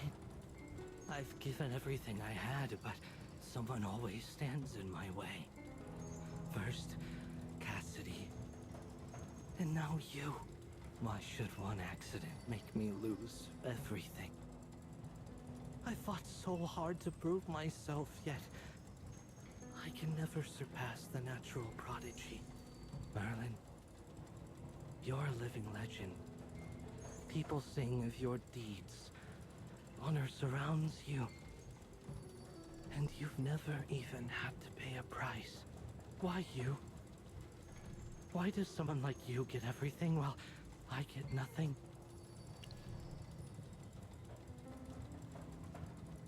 What did you say?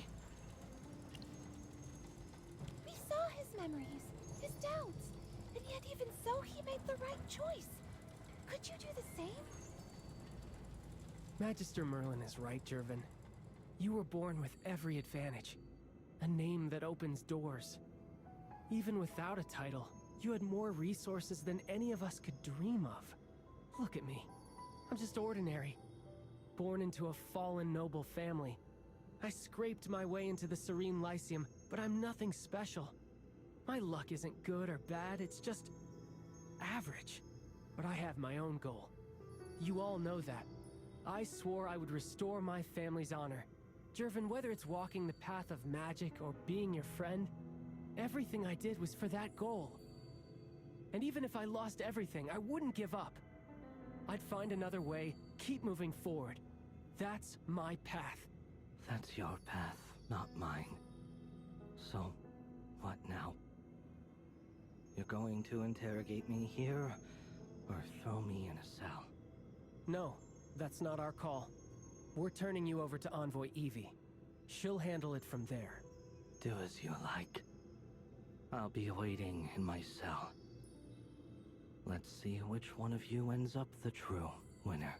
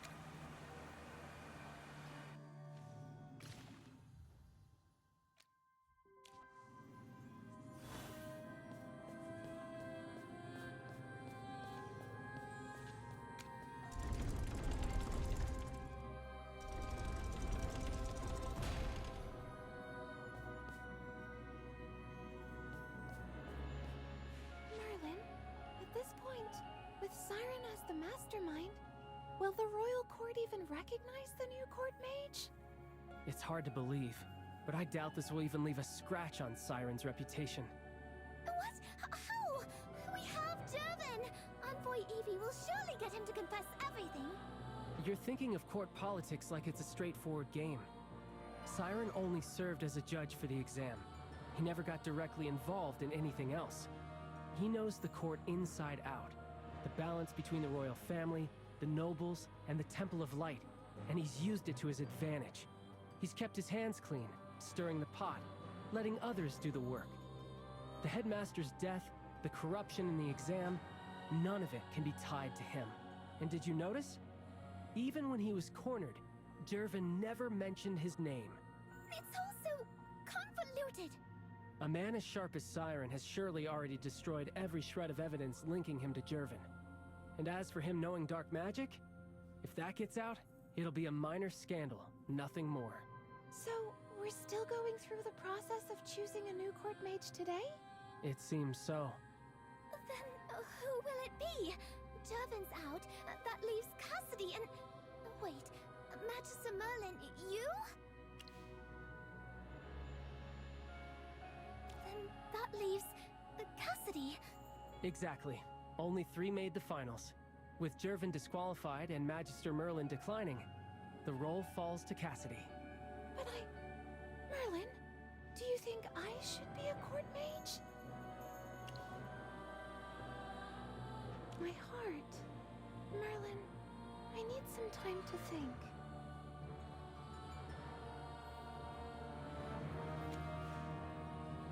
I want to become a court mage. Magister Merlin, you know me. I'm bad with people. I don't understand court politics. And to be honest, I'm still pretty clueless about what a court mage even does. But I want to become one.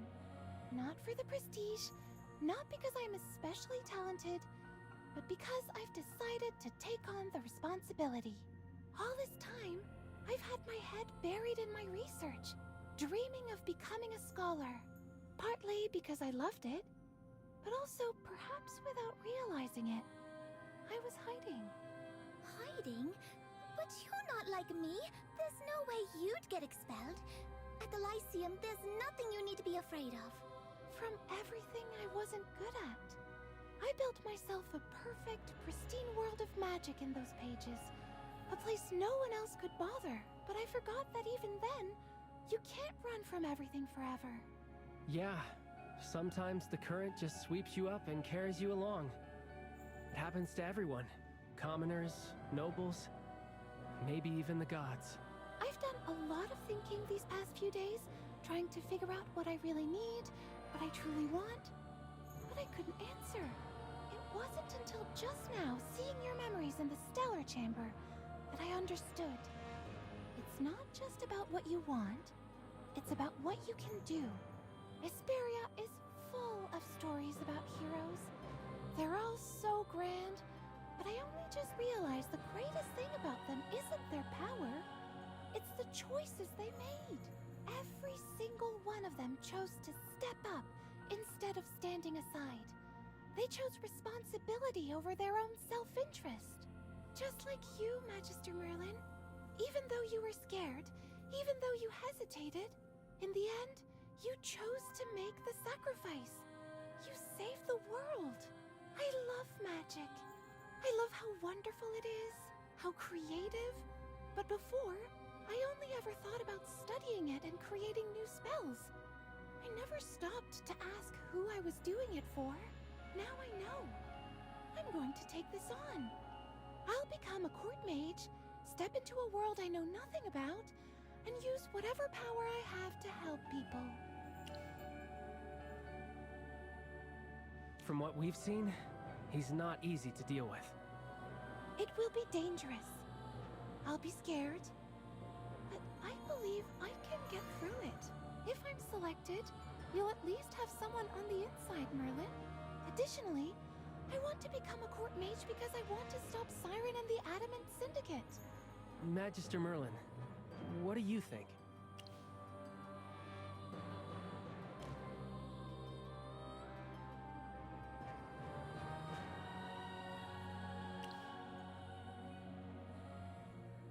But if we don't turn in the Memory Star, Cassidy technically fails the final exam.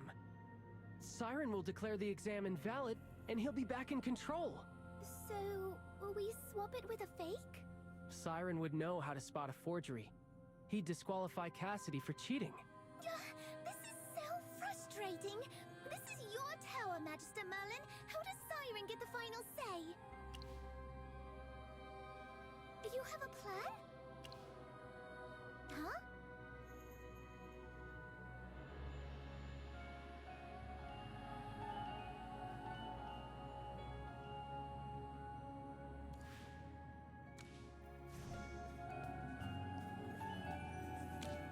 Is that the device for creating memory stars? I get it. You're going to make a new one just for the selection judges. This is brilliant! And he can't even complain about it. It's your property, Merlin. You get to decide what's in it.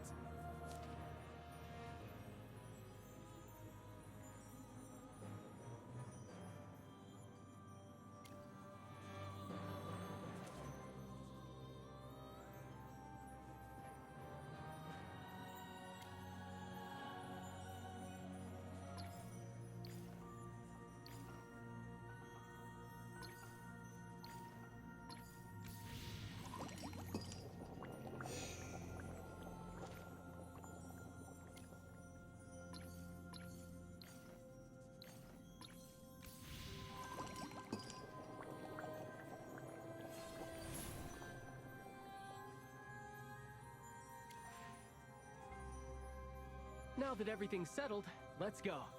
Everyone should be waiting in Solstice Hall. Cassidy, don't be nervous. Pippa, you're shaking more than I am.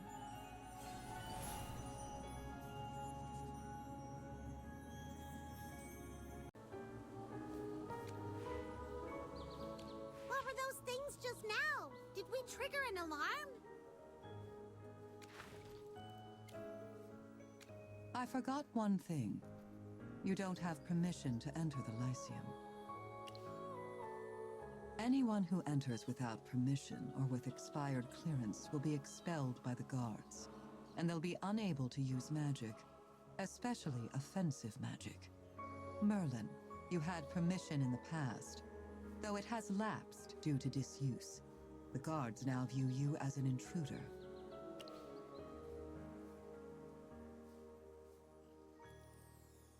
I've given you a one-day permission slip. But in order to continue your investigation and preserve your cover as a student, you'll need a genuine student badge. Go to the Lyceum Library and talk to the librarian there. I cannot accompany you, and your familiars cannot go with you either. What is that? Familiar summoning is an advanced arcane art.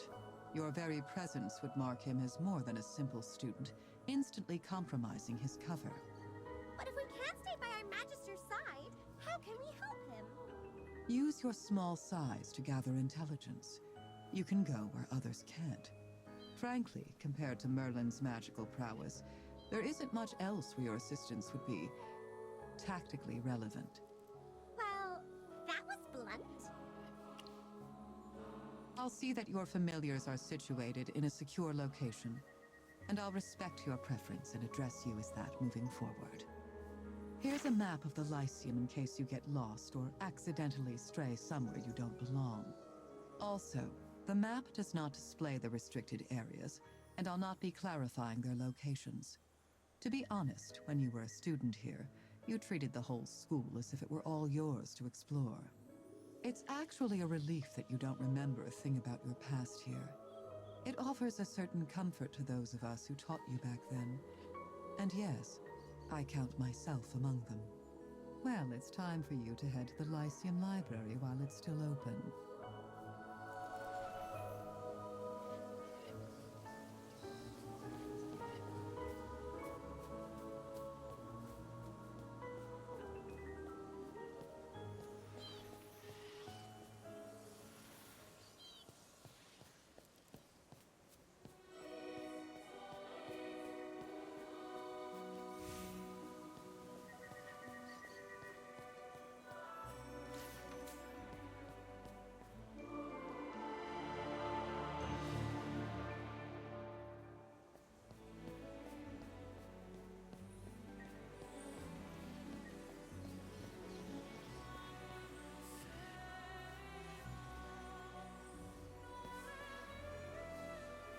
The door cannot be opened from this side.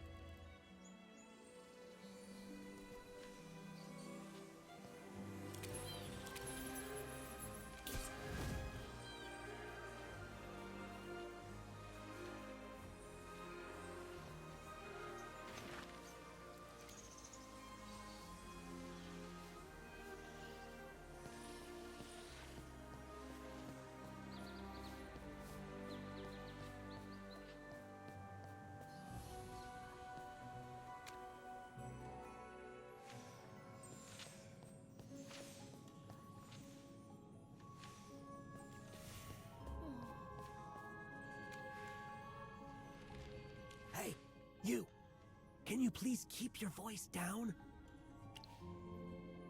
No, but you just need to be quieter. Like how I'm speaking. Oh, you must be a new student. You haven't been punished yet, have you? It's written all over your innocent face. Lyceum rules state that you can't make loud noises or disrupt others in the library. And you absolutely can't hang around after closing. If you break the rules, well, let's just say you don't want to be hit with a silent charm, be forced to write a 100-page essay, or be chased out of the library by an angry, self-sweeping broom. A librarian? All the books here sort themselves, and you just make a little magic pack to check one out. I've never seen anyone actually working here. You must be mistaken. The Lyceum guards, of course. If the guards can't handle it, a professor on duty will come. That came out louder than I intended.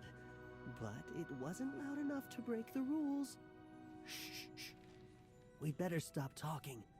It's almost closing time and I have to go. See you around.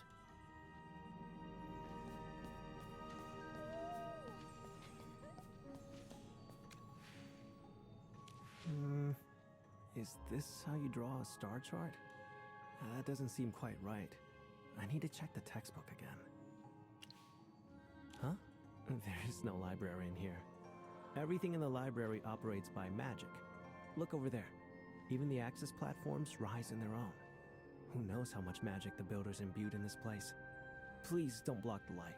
I'm doing research for my thesis. If only there were a kind of magic that could write my paper for me from just a prompt.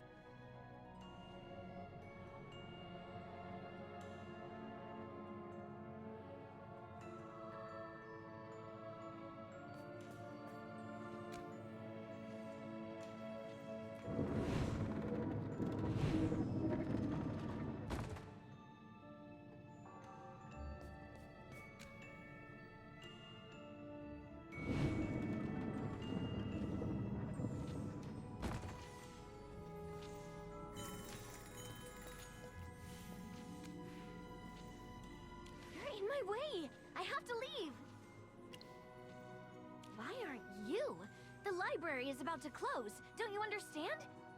Anyone would be scared of staying here after closing time. Ghosts are nothing. No entering the library after closing hours is an actual school rule. And trust me, breaking school rules? That's a real horror. I don't have time for you. Get out of my way!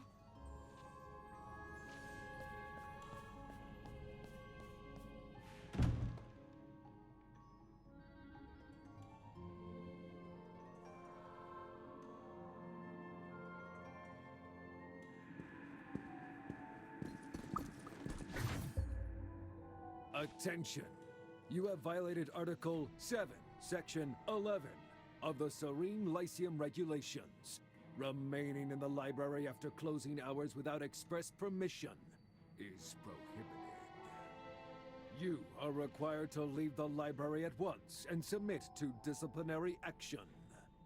Select one of the following disciplinary measures. 1.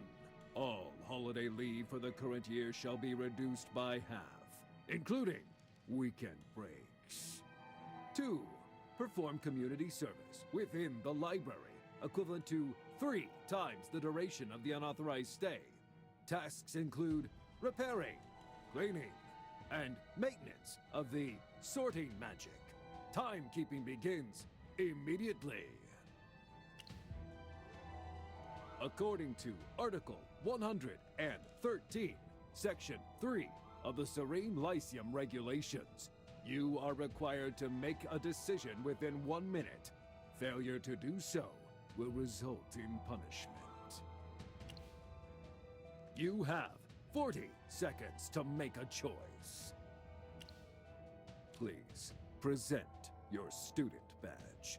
The penalty will take effect once the violation has been recorded. Warning! Major violation detected!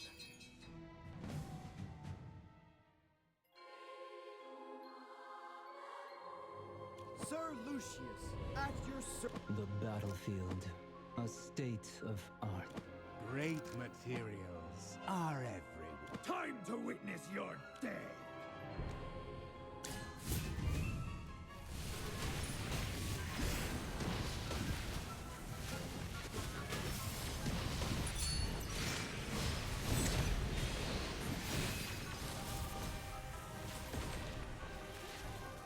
I have prevailed.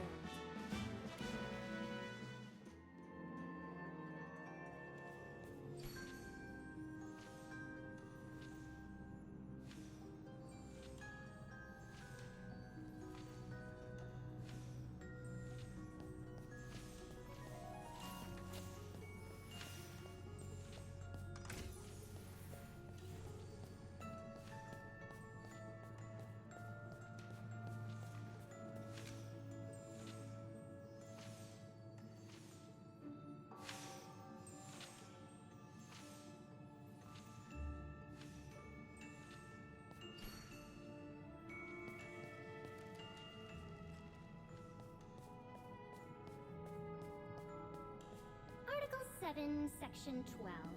After closing hours, running, sitting, or lying down on the staircases is strictly prohibited.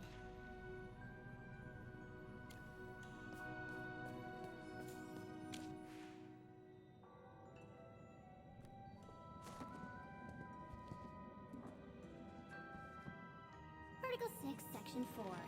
It is strictly forbidden to discard books or leave them lying around.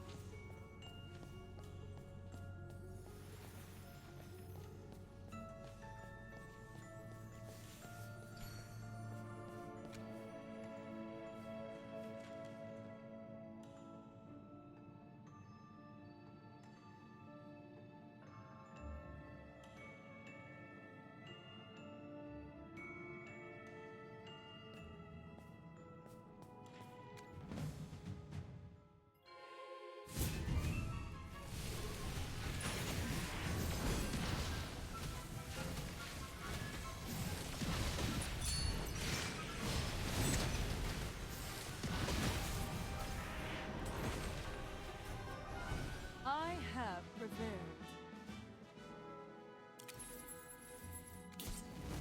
Article 6, Section 1. All Lyceum students must bow upon encountering the school regulations book.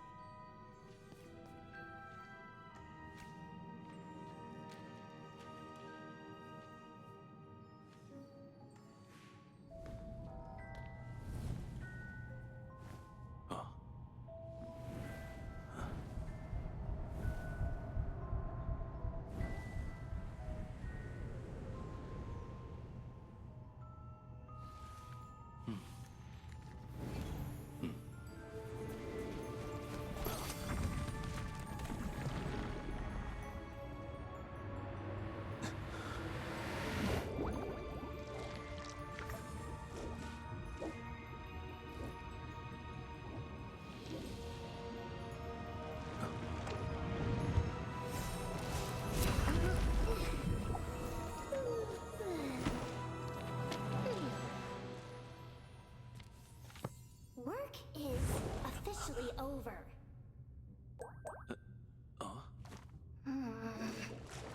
Hey! Library's closed. Out you go.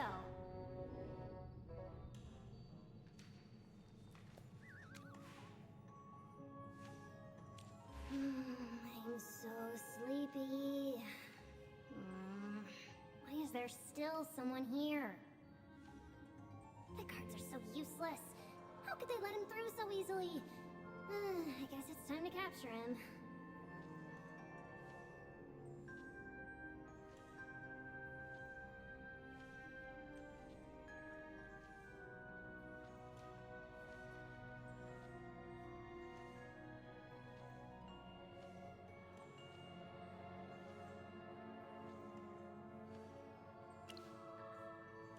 I should be asking you that. Oh wait! It's you! You're finally back! How's the agreement we signed going? Do you have any good news for me? That's a strange question. Why wouldn't I know you? Merlin, once you've signed on the dotted line, there's no turning back. Although I do have some regrets. Let me guess. You've lost your memory. I know you mortals love your self-introductions, so here's mine. I am Contest the Rule Fiend. As for the rest, well, it'd take years to explain who I am. Too troublesome. To put it simply, we signed a cooperation agreement. You help me get revenge, and in return, I'll help draft the Lyceum's official rules and assist you in all your silly endeavors.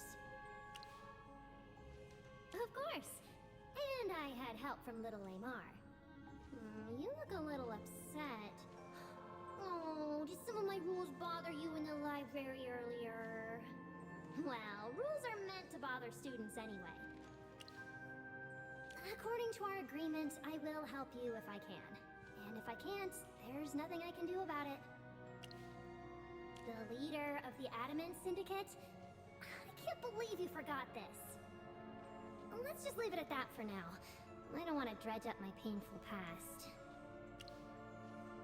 To be brief, you can submit a request to me. As long as I record it in my book, I can ensure this rule is successfully enforced. However, it only applies within the school. I'm sure your next question is, why are the rules limited only within the Serene Lyceum?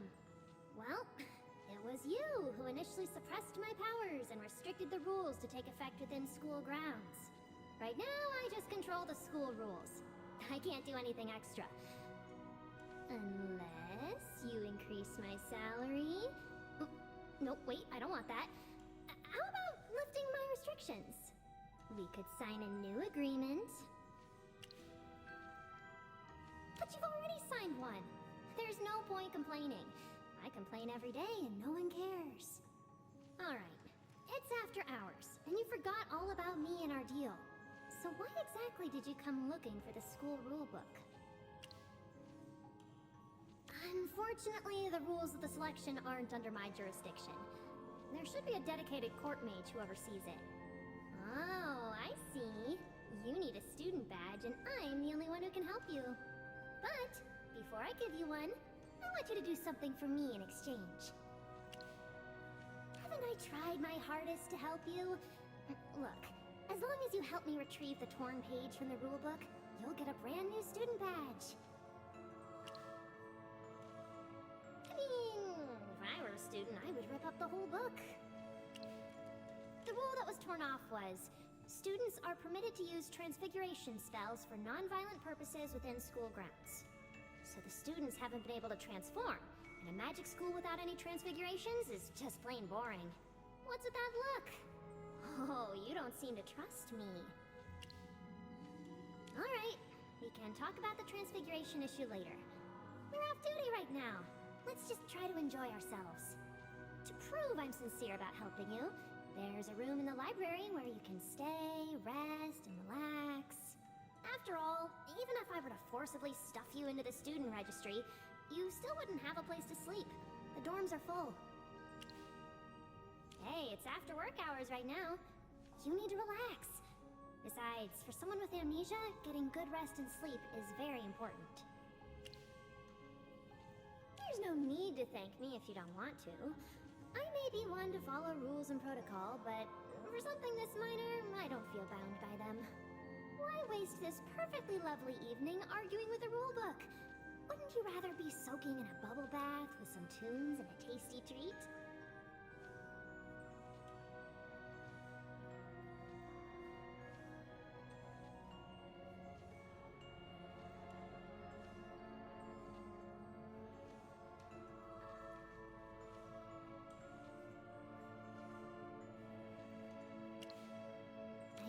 what's ticking in that clever brain of yours.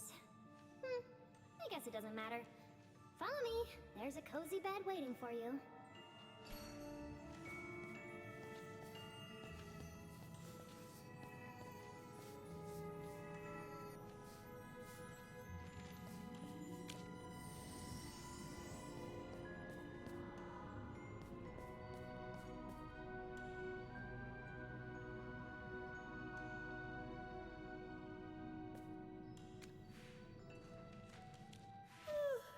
You can say whatever you want.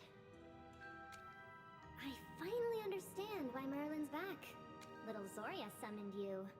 No wonder that even after losing your memories, you still knew how to get a student badge from me. First of all, don't call me Little Zoria. Second, don't refer to him as Merlin on school grounds. That is his name now. Write it into your book. My agreement only allows me to assist Merlin, not you. But I wouldn't mind adding a new clause to the contract, if you're willing to offer something in return. Absolutely not. Quite the opposite. I'm obligated to supervise her behavior. I guess that's the extent of our relationship. Our agreement states that I may only reveal myself to certain people. Only little Zoria, little Lamar, and you are able to see me. It's certainly fun to enforce school rules and punish students, but it's not the same without someone to talk to or play chess with. Now that little Lamar is gone, who will play chess with me from now on? You should respectfully refer to him as Headmaster Lamar. Am I not following your mortal rules of address? Considering my age, you're all children to me. I don't think it's a problem. There were no announcements or orders from the headmaster lately, and little Zoria here seemed particularly ill-tempered. I guessed the rest. We played 3,518 times together, and he never won once. Though, to be fair, I did write the rules of chess. Don't trust her too much, Merlin. It doesn't matter to me whether you trust me or not. As long as our agreement is still in effect, I have to help you. Come to think of it, doesn't this count as overtime? According to the school's employee contract, I should be entitled to compensatory leave.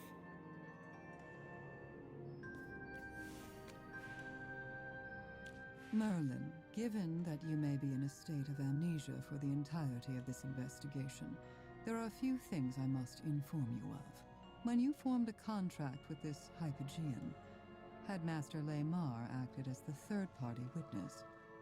He staked the honor of the Lyceum on his faith in you and in your choice. If you look at it from a different perspective, that means he trusted me too. Shush.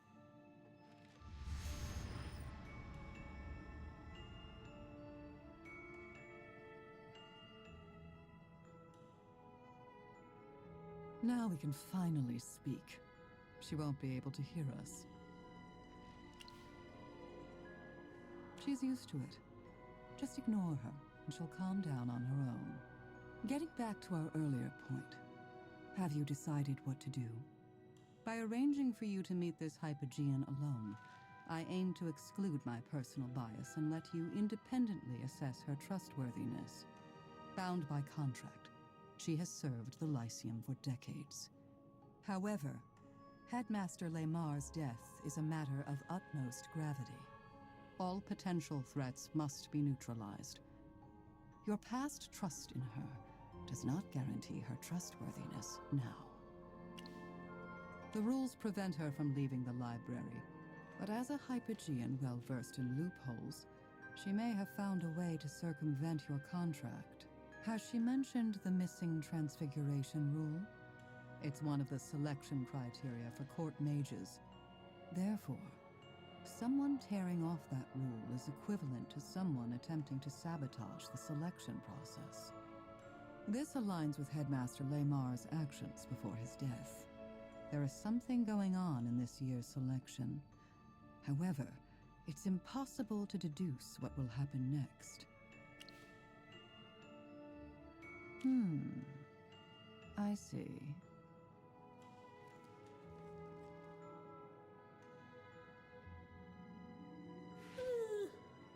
So, are you guys going to help the missing transfiguration rule. You've asked all your questions and taken every precaution. I personally don't care who becomes the court mage, but having a rule missing is like reading your favorite story and finding the last page torn out. You can't imagine the pain of having an incomplete set of rules. It's unbearable. It's up to Merlin to decide. I won't help you.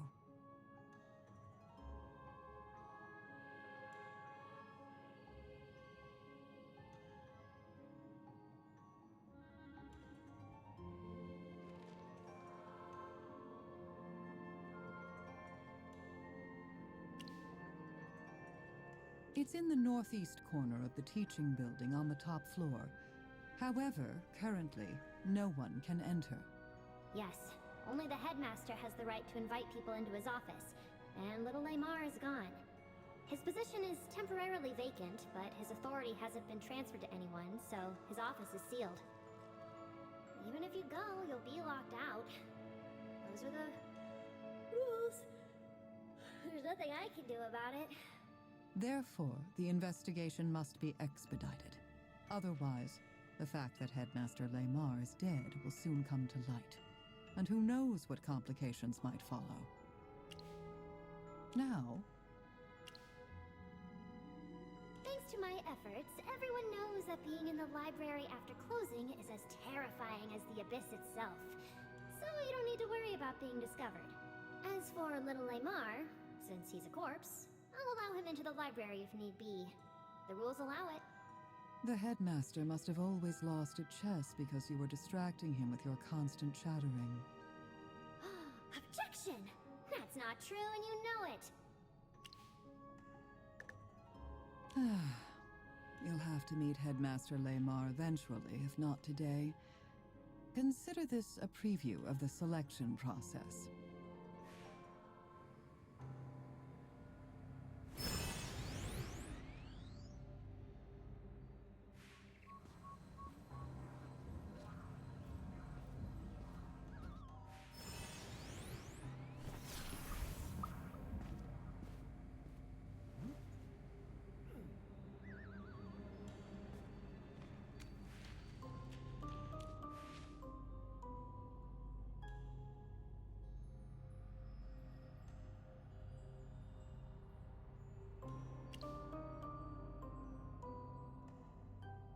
This was the fastest and easiest way to show you.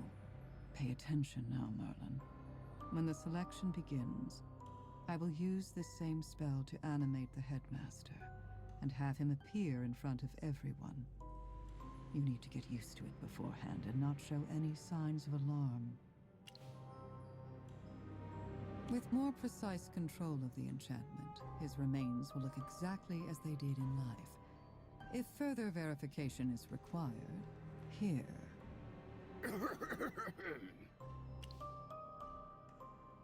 Oh, what's the matter, my dear child? Did you get lost in the library? As the saying goes, no matter how intricate the maze, one needs only keep to the right to escape. Yet within the Lyceum, that wisdom fails. This is a place of magic, beyond the bounds of reason or imagination. Oh, you look surprised, child. Relax. Being a student here will be very fulfilling. Well, if you can survive your first semester, that is.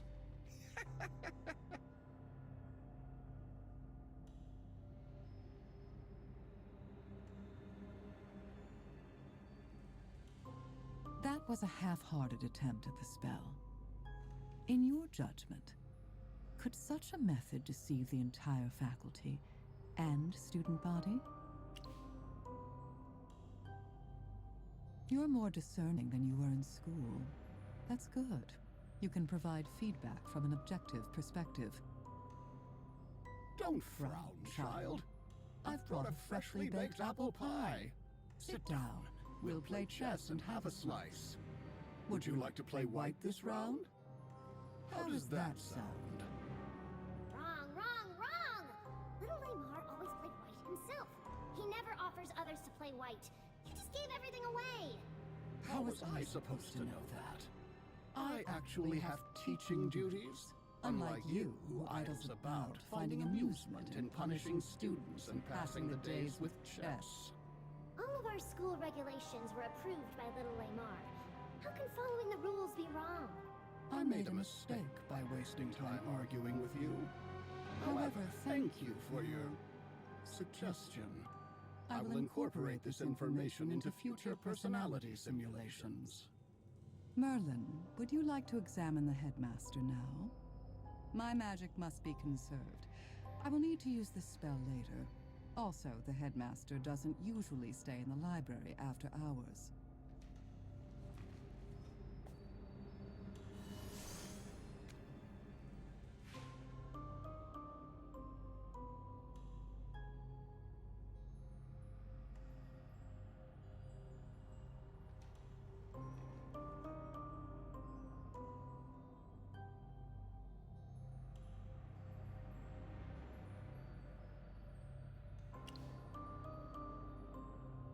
Likewise. I'm also unable to discover any further clues, and require the assistance of a professional. For example, me. You know about rules, not medicine. Correct. I know nothing about medicine. But our little Merlin needs a student badge for his fake identity. Otherwise, if someone asks who he is, he won't even know what to say. Without a student badge, how can he investigate? How can he consult a professional? So please, help me retrieve the Transfiguration rules so we can keep this investigation going. It's only fair. Finally on board, are we? Okay, so, listen up. The person who tore out the rules has white hair and wears a Lyceum uniform. It's almost impossible to rule anyone out. Do you have any other information? I was napping when the rule was torn out. Also, you restricted me from showing myself to others, remember? Then there's no other choice. Merlin, you'll have to pose as a first year for now. The Serene Lyceum often admits a few students outside the regular admission cycle, so no one will suspect a thing. That's right. That rule was one that little Lamar came to me to revise. He wanted to let more children of those uppity lords slip in through the back door. For the sake of funding for our institution, Headmaster Lamar had to make many compromises and concessions. Strip away all the fancy robes and spells, and it all comes down to two little words. Money and power. You mortals are all the same. Headmaster or not, little Lamar was still just a man. As for what kind of person the headmaster truly was, you can confirm that with your own eyes and ears. The entirety of the Lyceum will be your source. Since we've confirmed the goal is to recover the Transfiguration rule first, I'll also provide you with assistance. That sounds reasonable. I will make inquiries among my colleagues while you investigate the students. Use this opportunity to integrate yourself into the Lyceum. Hopefully, by then, we will both have uncovered some answers. That's all for now.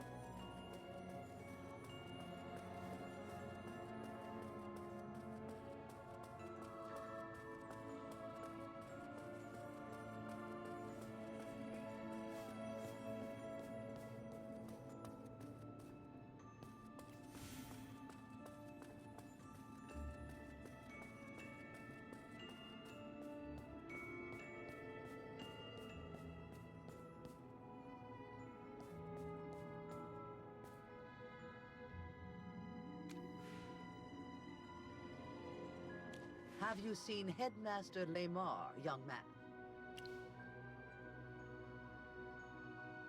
Oh, you must be a new student. I'm Deputy Headmistress Durella. I love students who love learning. I hope you're one of them. Did you just come out of the headmaster's office? Ah, so you didn't see him either.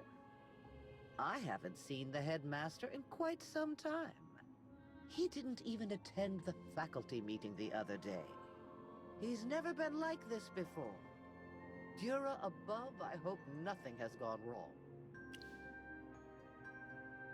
Don't tell me the ever-playful Lamar has ditched his duties again to go have fun somewhere.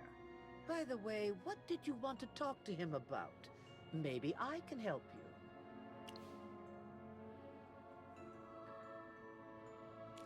Ah, so you're a special admission student, and one with grand aspirations.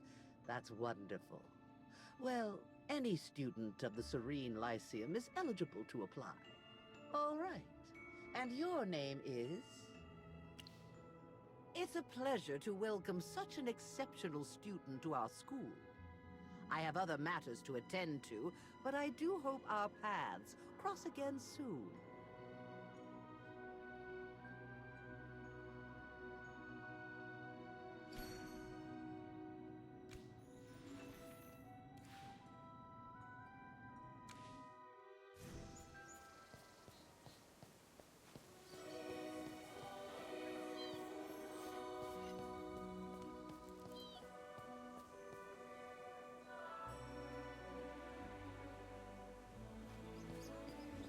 Hey, have you all heard?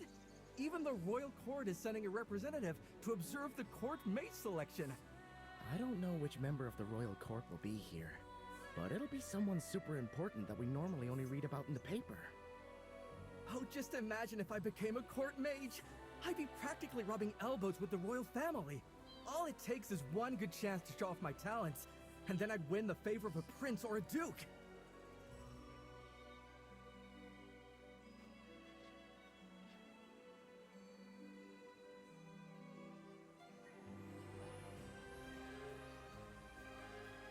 Becoming a court mage is basically a shortcut to success. but unfortunately, there are too many competitors. Our chances aren't good. Thanks to the selection, the area around the school has gone a lot busier. A bunch of new stores have popped up on Holt Street, all running promotions to ride the wave of excitement. The Mithril Consortium is the Lyceum's biggest investor. They've poured a fortune into our school. The court maid selection is a major event, and for them, it's the perfect chance to turn a profit. Also, have you noticed how many students have been getting in through special admissions lately?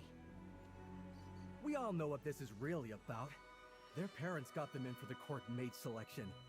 Here we are sweating over our spell books, while some noble's favorite probably has the spot already. Enough complaining. We've already signed up, so we might as well make the most of this time to practice and spar. If we perform well enough, we might even get to appear before members of the royal court.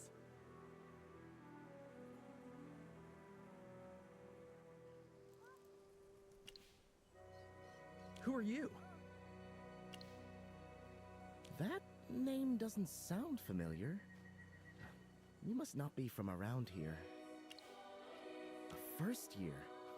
Well, since you're new, you have to follow our rules. It's time for a magic duel. Don't worry, we always take good care of first years. Go ahead, show us what you can do.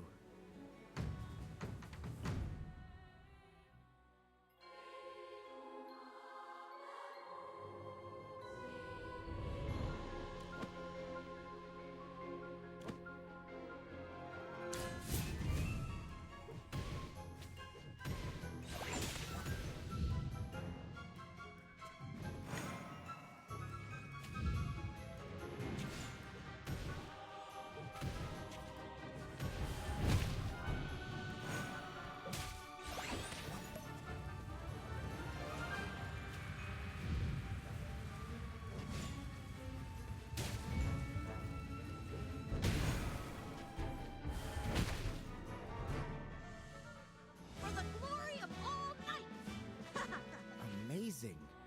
Are you sure you're a first year? You've never had any magic training? I don't believe it. You've got genuine talent. Unlike those students who got in through special admissions. Apparently, the headmaster and school board reserve most of the special admission spots for the children of nobles and princes. They can skip the entrance exams entirely. I even heard about someone who got in without knowing the simplest spell. Headmaster Lemar is actually a pretty interesting old man. Despite his role in the school, he is anything but conventional. He has a mischievous streak, yet he knows how to guide his students. I'll never forget the time I was studying for an exam when he suddenly called to me. Yes, I'm pointing at you. Is your schedule full today? If you have time, I'd like you to play cards with me. Headmaster, I still have some things I need to review. I don't think so. Your mind isn't truly on your studies, or that Lyceum laugh log wouldn't be peeking out from under your textbook. By the way, you have me to thank for 73 of its finest jokes. What? Look, studying for too long will give you a headache. You need to learn to relax. How about a game in the garden? Yeah, our headmaster is probably the goofiest grown-up in the whole school. But don't worry, he's definitely one of the easiest professors to get along with. Do you know Professor Zoria? Don't get me wrong, I'm not saying she's bad. Her classes are second only to the headmasters in popularity, and I love her analytical teaching style. It's just that, well, she's a gargoyle. Her personality is as cold as stone. Some students say that when they've tried asking her questions outside of class, she goes so still and quiet. Like she doesn't even hear them. And she also has a habit of appearing when you least expect it. Half the student body has gotten heart attacks thanks to her popping out of nowhere. Several times. You won't believe it, but I've been studying here for 3 years, and I've never seen her smile. To be fair, I don't think she's a bad professor. I saw it myself. She secretly gave a student who couldn't afford magic books everything he needed for the whole year, even throwing in thick exercise books that everyone hates. The student was both moved and scared at the same time. They said he didn't sleep well for 3 days. I'm still scared of her, though. Mostly because I don't want her catching me slacking off again.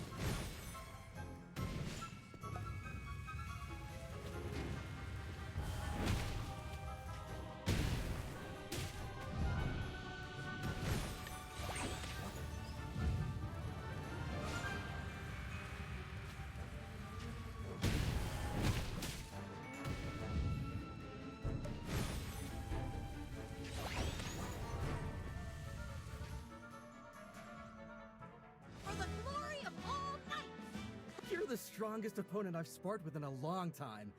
Are you also planning to enter the court mage selection?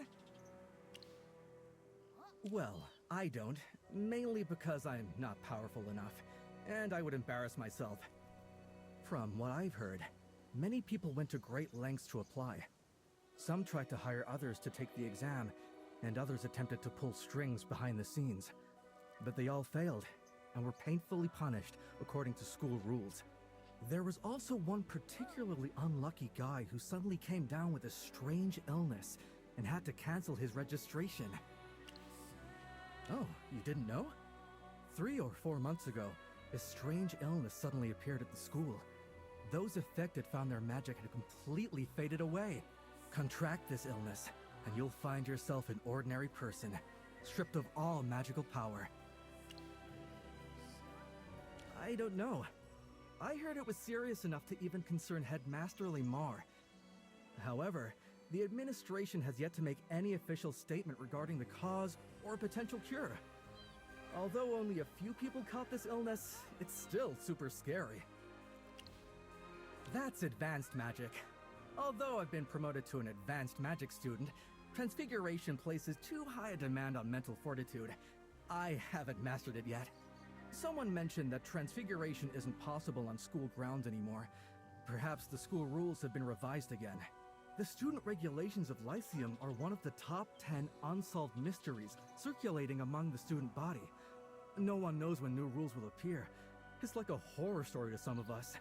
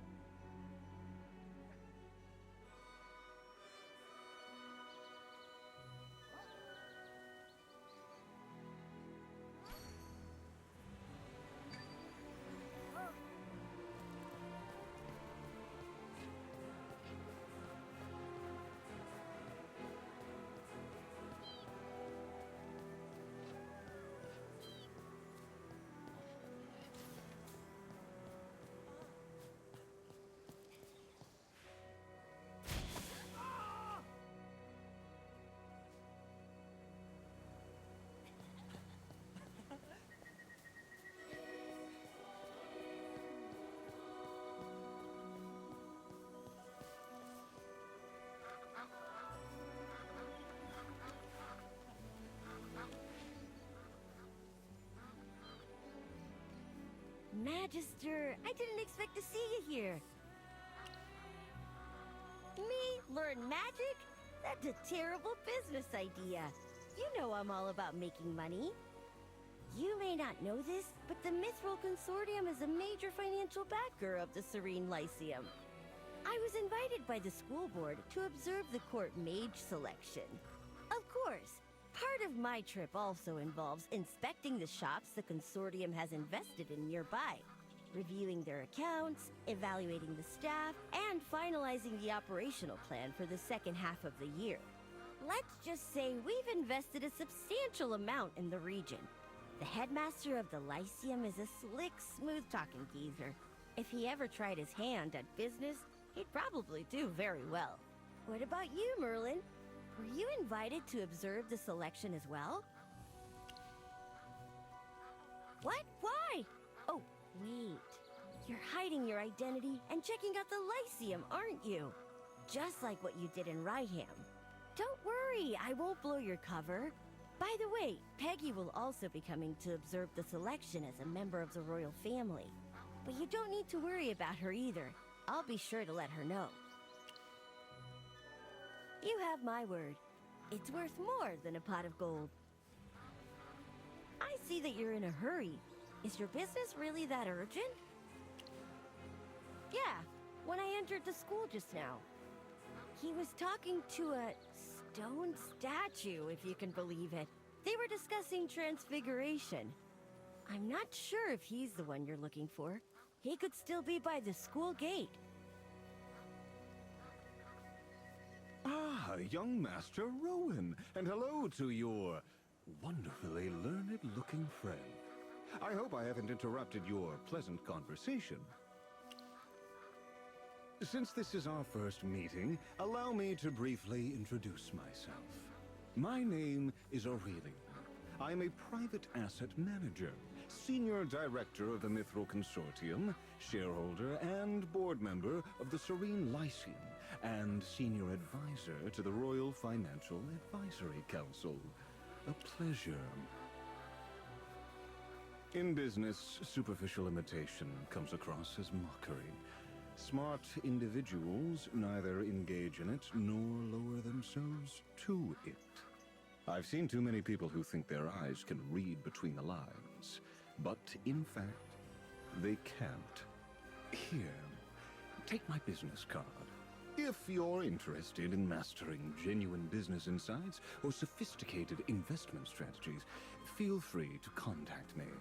I have a taste for investing in potential assets. The returns never disappoint. Aurelian, my friend is just a student. He's not a merchant looking for his next opportunity.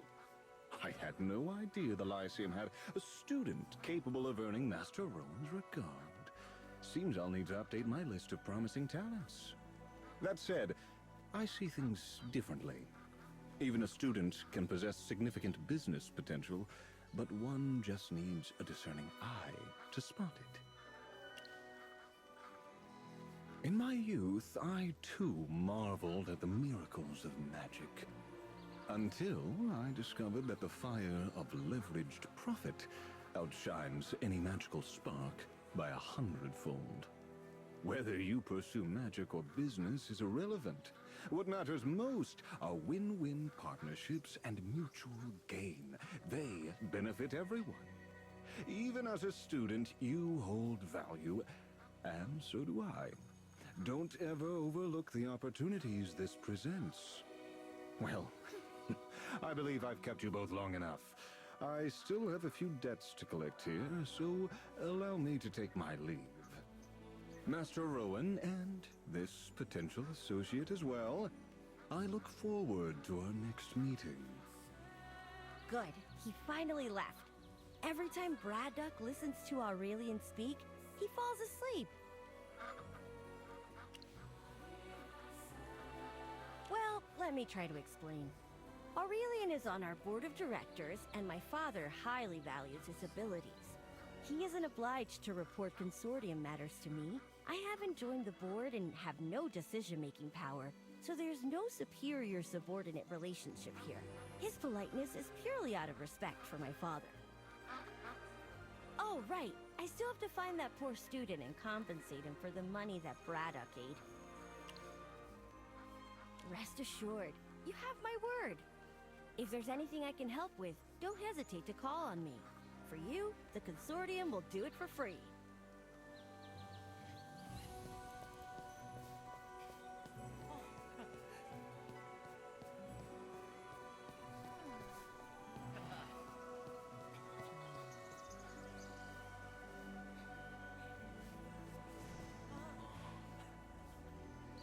Headmaster Lemar has been a bit unstable lately.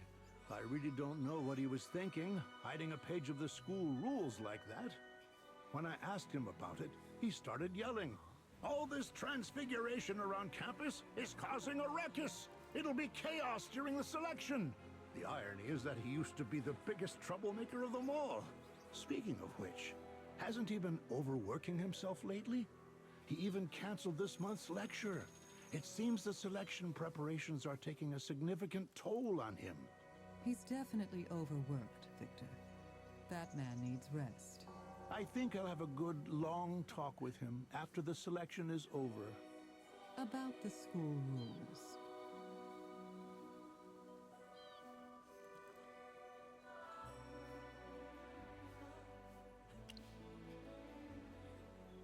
Excuse me, who are you? Were you eavesdropping just now? Don't be flustered, Victor. This is a new student admitted through special admissions this year. And I must say, his command of magic is truly impressive.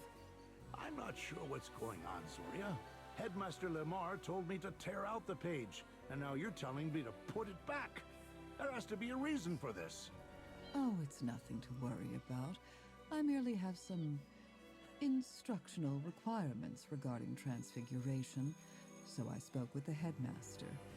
He has kindly agreed to reinstate that specific page of the school rules. He is simply handling a few errands on my behalf.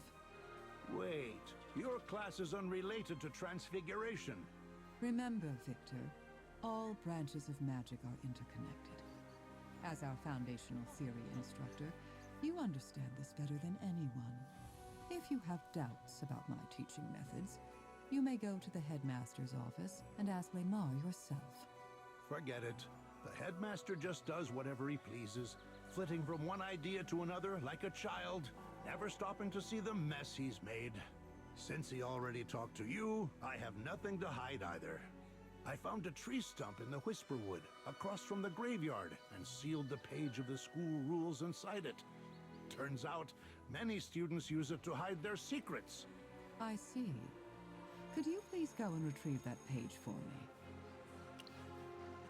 All right. After you've recovered the school regulation, please ensure it is returned to its proper place. Now, if you'll excuse me, I must begin preparing for tomorrow's lessons. Wait, Zoria, we can go to the teaching building together. I also have to prepare lessons.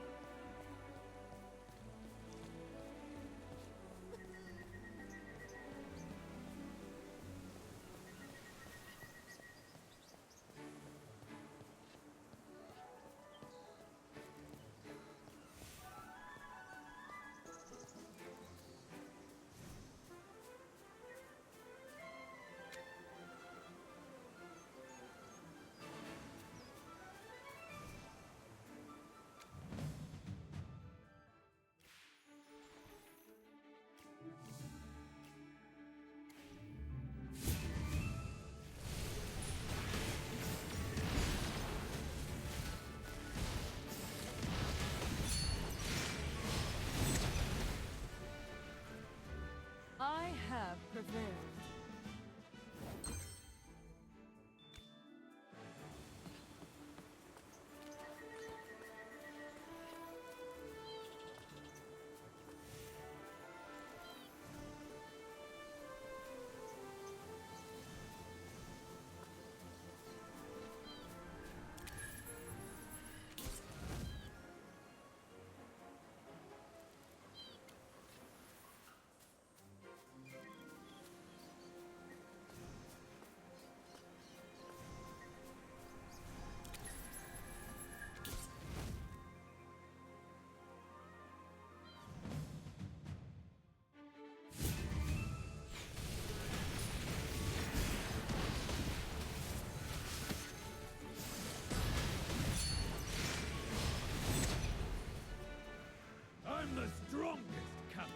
ever.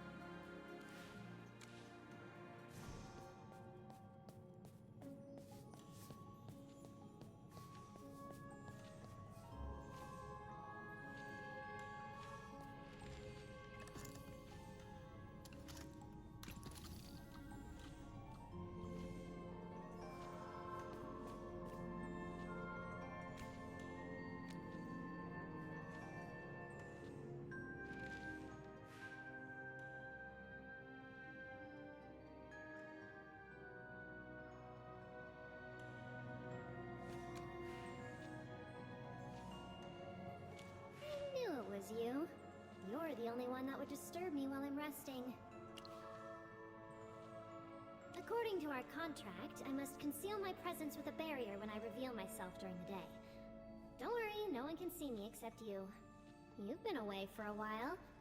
Have you found the missing rule? Really? Well, I'll never call you a slacker. Look at this lovely rule. You truly live up to your title, Merlin. Here's your student badge, as promised. Your personal information has been magically recorded on it. Excellent grades in all subjects, transferred to the Serene Lyceum this year. Everything should be in order. You should know that this badge is very important, so don't lose it. Merlin, of course. I'm joking! The name you gave me is on the badge. Since you were so kind as to return that page of school rules, please accept this copy of Transfiguration for Dummies as a small token of my gratitude. Yeah, it'll teach you how to change into a wolf or a hamster. Imagine little Merlin the hamster zooming around on his wheel like a tiny furry mage on a quest. That's just precious. To do things that are inconvenient or impossible in human form, of course. A wolf's sense of smell is much stronger than a human's, and hamsters can easily get into many places you can't enter. Why do you think I didn't give you an advanced book on Transfiguration? Am I doubting your skills? Absolutely not. I have complete confidence in your abilities. However, that brilliant head of yours has completely forgotten the fundamental rules of Transfiguration. So you need to start with the basics again. Step by step, you'll rebuild that knowledge.